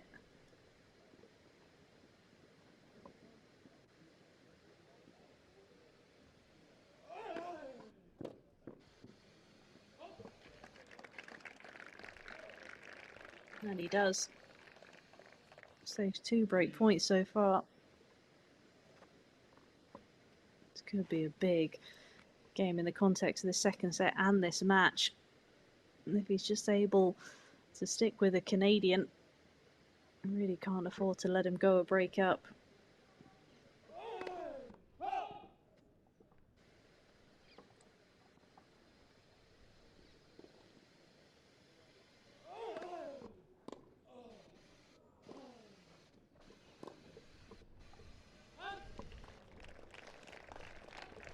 Slice deep.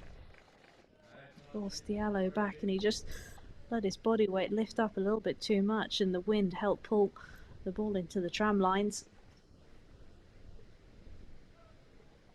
Game point here for Broady to level things up.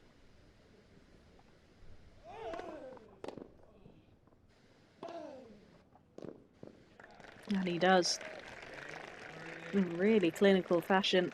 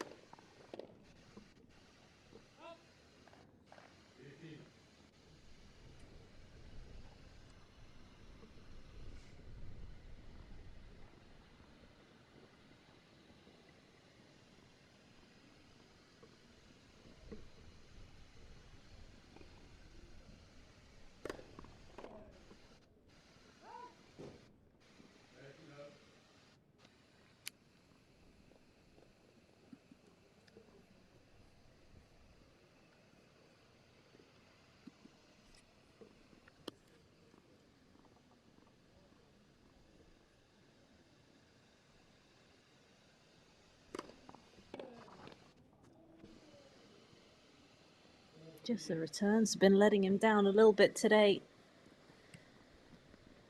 Even when he's taken that step back and given himself a little bit more time, it just hasn't quite been as effective as he normally is. Normally a strong part of his game.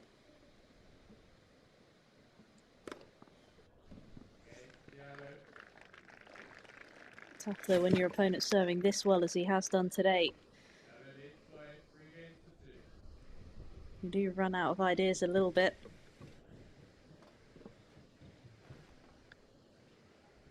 All credit to the Canadian though. He's really come out here, been businesslike. And this is really on Broady. Can he find a way to turn this momentum around?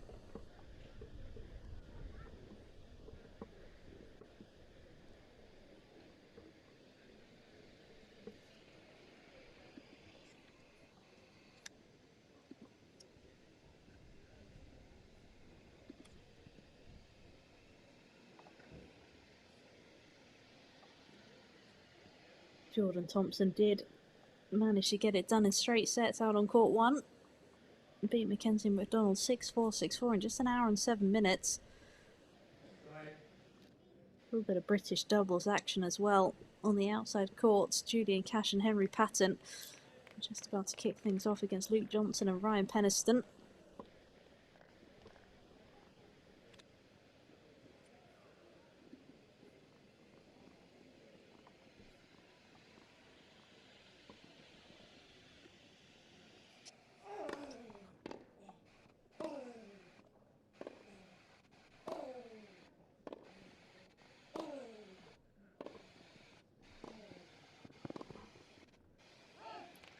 Right play though from Diallo.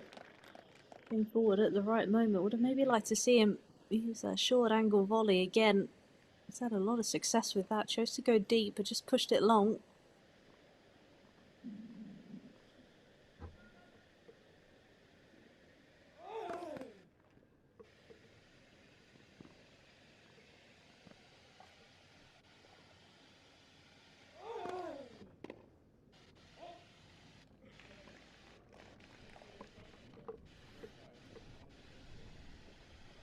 Diallo maybe just questioning that second serve. I think he thought it might have just been behind the line, sorry.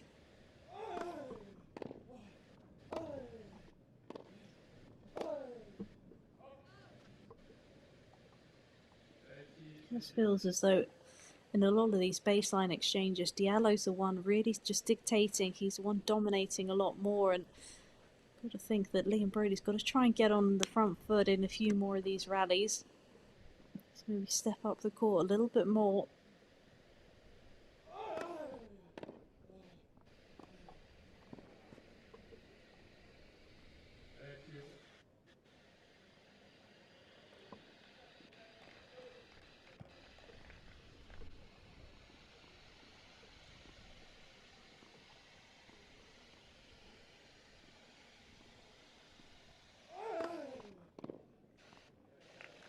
Good serve there, needed it. Lefty slider down the middle.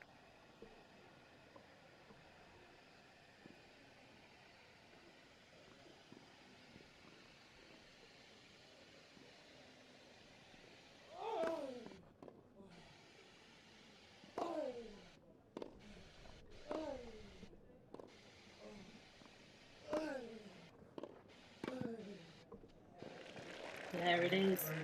So much more aggressive from Broady. Stepped in and took that short ball on the rise on the backhand and did really well with the volley. Found the angle. So I'd like to see him do a little bit more today. Can he just step in and take a few more on? Maybe he has to take a few more risks out here.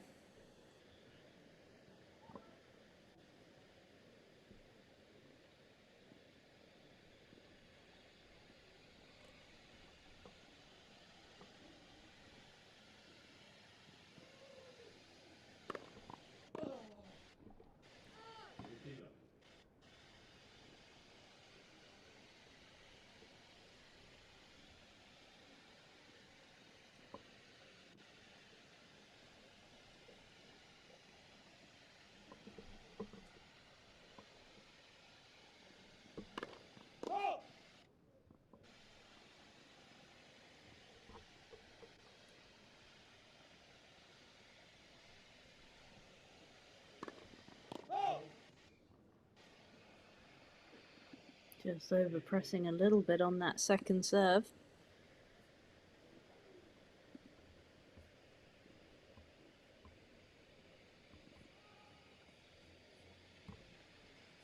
Just the first double fault from the Canadian.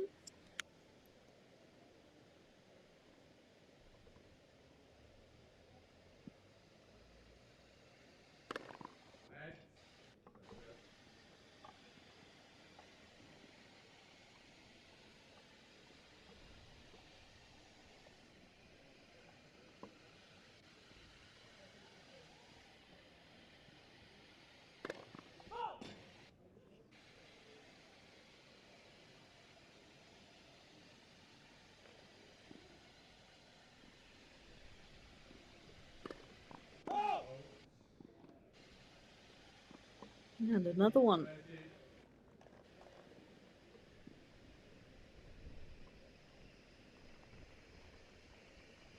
Door slightly ajar here. Can Broady just find a way to make something happen?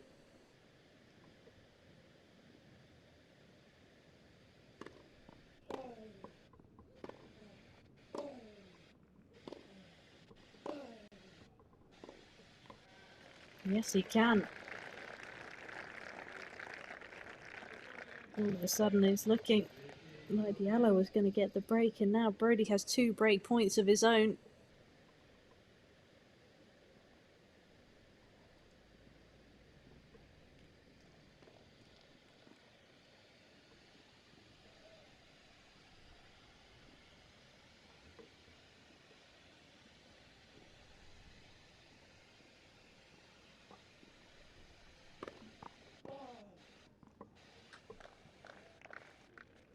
First serve comes to the rescue on the first break point.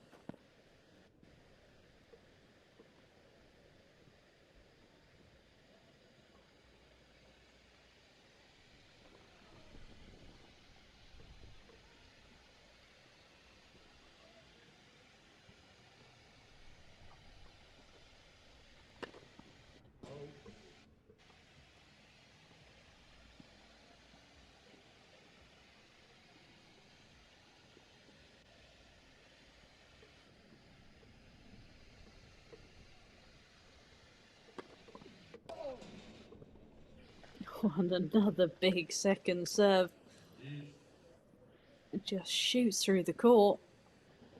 I don't think Broady was expecting that. Diallo just added a little bit of extra pop on that.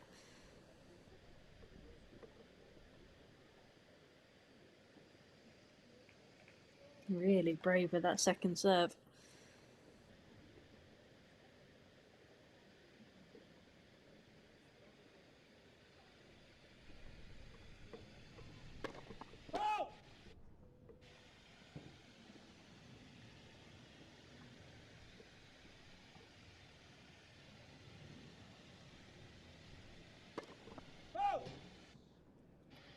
Just missing again, going big on the second serve. This time it didn't pay off. And the third break point for Broady in this game.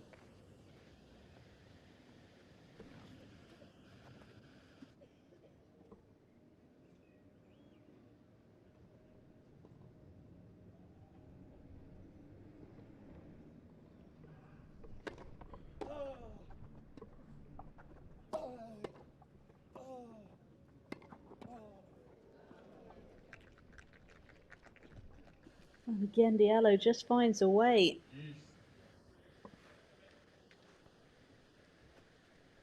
Coming up with some big tennis when he's needed to. These missed opportunities going to come back to bite Broady.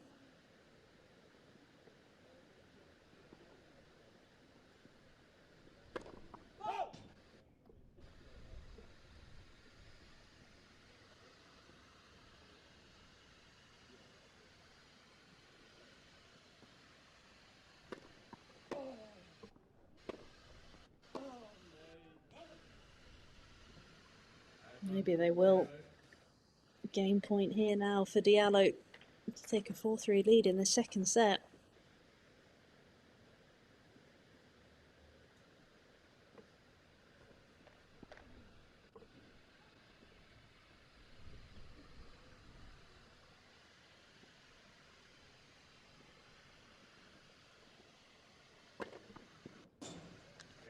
And he finds the first serve again. Time and time again today, any sign of trouble, that first serve has bailed him out. Keeps the momentum in his favour.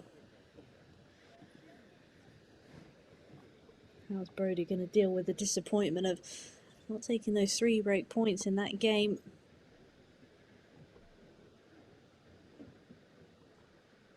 Got to try and put it behind him.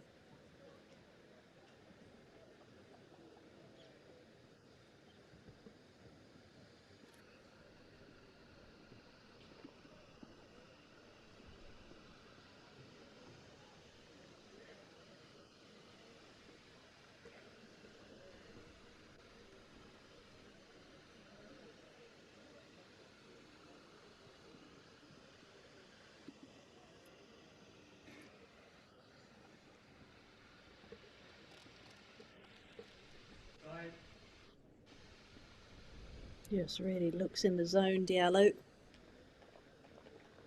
You just see there when he was sat down, really focused. What can Broady do now? Needs to just get a lot of first serves in this game.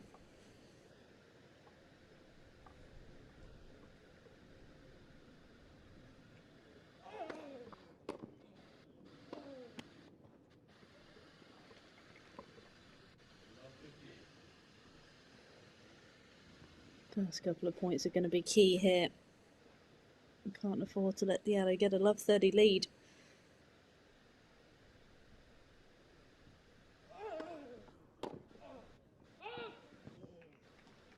So close. Such fine margins in tennis.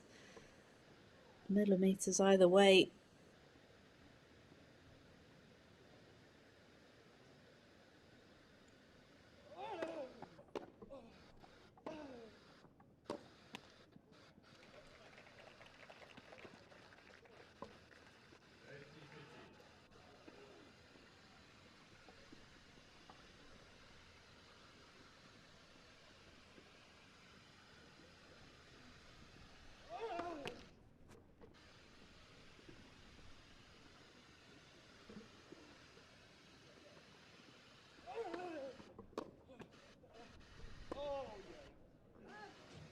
Got a little bit of luck there from the net cord, Diallo. Would have been a forehand down the line for Broady otherwise, but just got him out of balance and couldn't quite direct it, forced the error.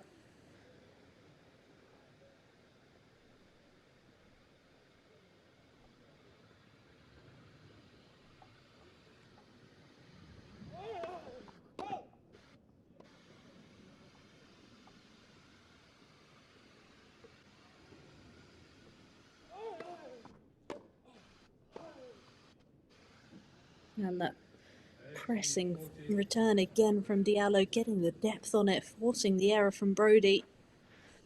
Sets up a break point here, and you feel with the way he's been serving, this could be a match point almost.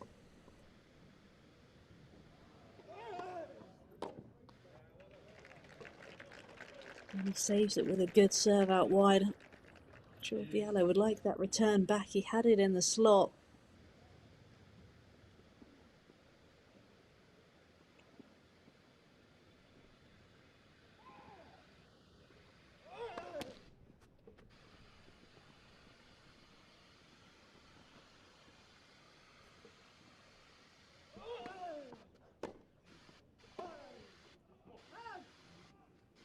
And a cheap unforced error off the Broady forehand. Those are the bread and butter ones he doesn't really miss very often. And again, another break point here for Diallo.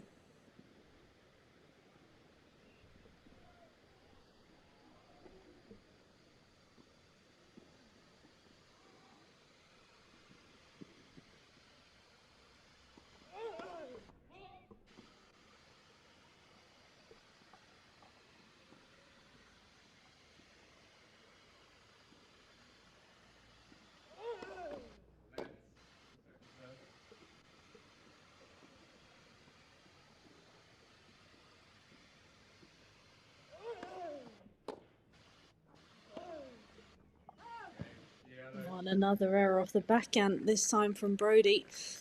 Gives Diallo the break.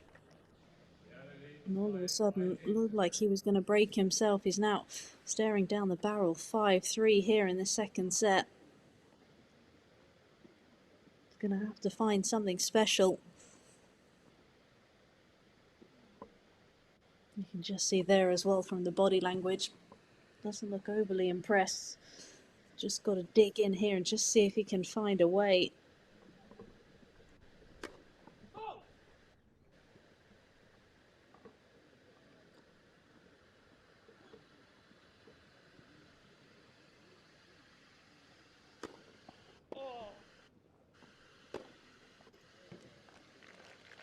Great first point from Diallo.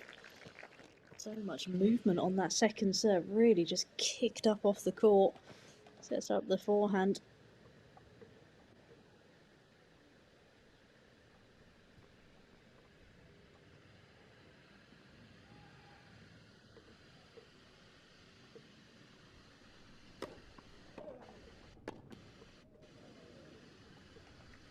Just didn't get lucky with the net cord. Set up the point well. Just didn't quite get the luck on the volley. Broady's just clinging on here.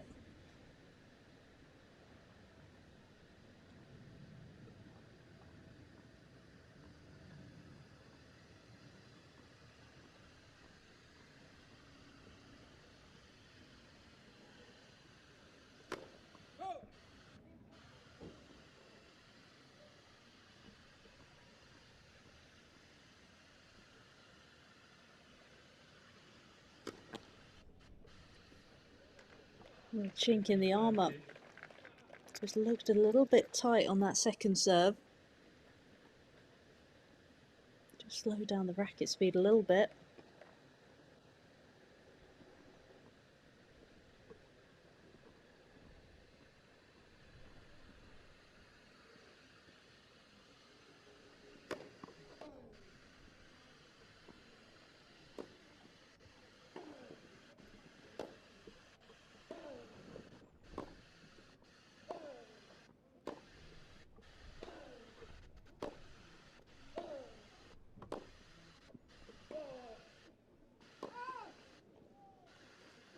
Again, neither player really willing to take a risk though. Diallo just going big down the middle of the court. Just set his stall out from the first shot. Wasn't going to miss, and again, just like in too many of those longer rallies, Broady's been the one that has coughed up the error. 2 points here now from victory for Diallo.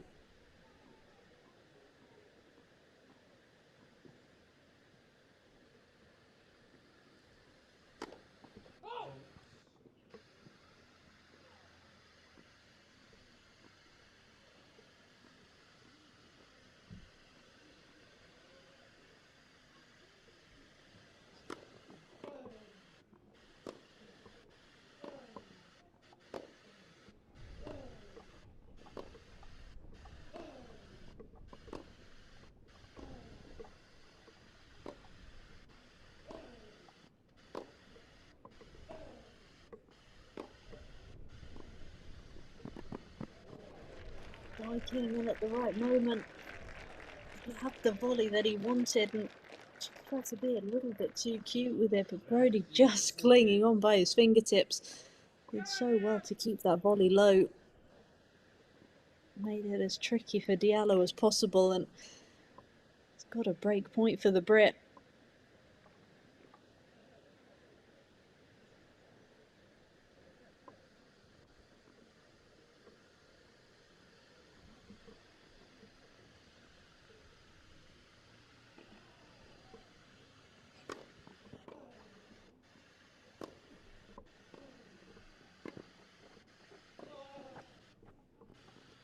Oh, and he gets a little bit of luck.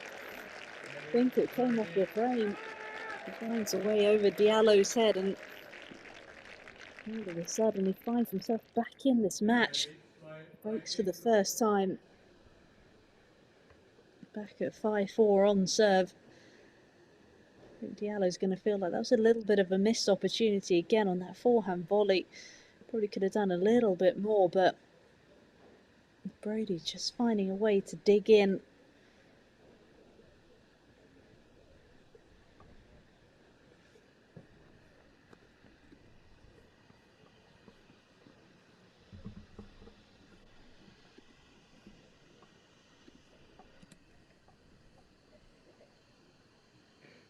Still plenty of tennis on the outside courts as well for spectators. Plenty of British interest as well. Julian Cash and Henry Patton against Luke Johnson and Ryan Peniston. 1 game all, just opening up in that match. Ivashka against Grenier, as well as on court 3. 2 set points at the moment to Ivashka. Samuel and Thompson as well against McLaughlin and Göransson.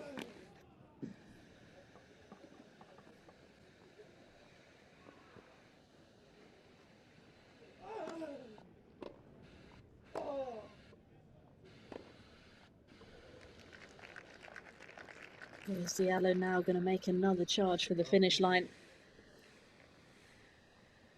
It looks that way. If that first point's anything to go by, really just lent on that backhand. You can see the momentum going through the court. And again on the forehand.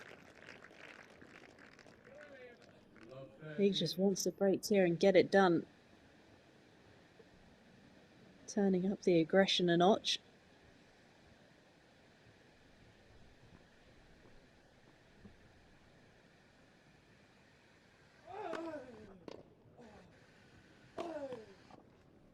And all of a sudden, Broady's done the hard work to get back on level terms, and now it's 3 match points to the Canadian.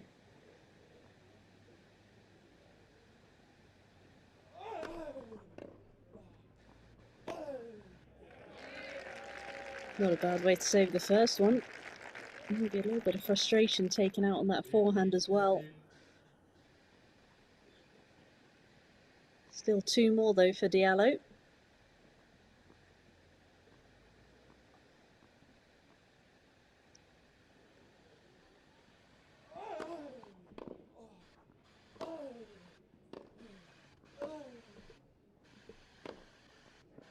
And he takes it. Good fist bump towards his team, and what an impressive performance by the young Canadian. From start to finish, he really was on it, and Broady just couldn't quite get anything going in that match, but you've got to give all credit to that man in your picture. The serve was just so dominant, and then the way he bounced back from the disappointment in that last game of not serving it out. Went into ultra aggressive, and just the hour and 10 minutes to get through that first round match. Again, the serve is so dominant, as you see so often on the grass. Really got him out of trouble. 8 aces, and the first serve points won up at 88%. He's going to need that for his next round match when he plays against Dan Evans. It's going to be a whole different kettle of fish, different style of player as well, but so pleased with his performance today, and Liam just couldn't quite get anything going. Plenty of time left in the grass court season though. Gonna get back out on the practice court.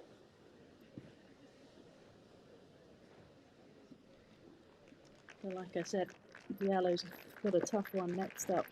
He's going to take on the #1 seed, Dan Evans.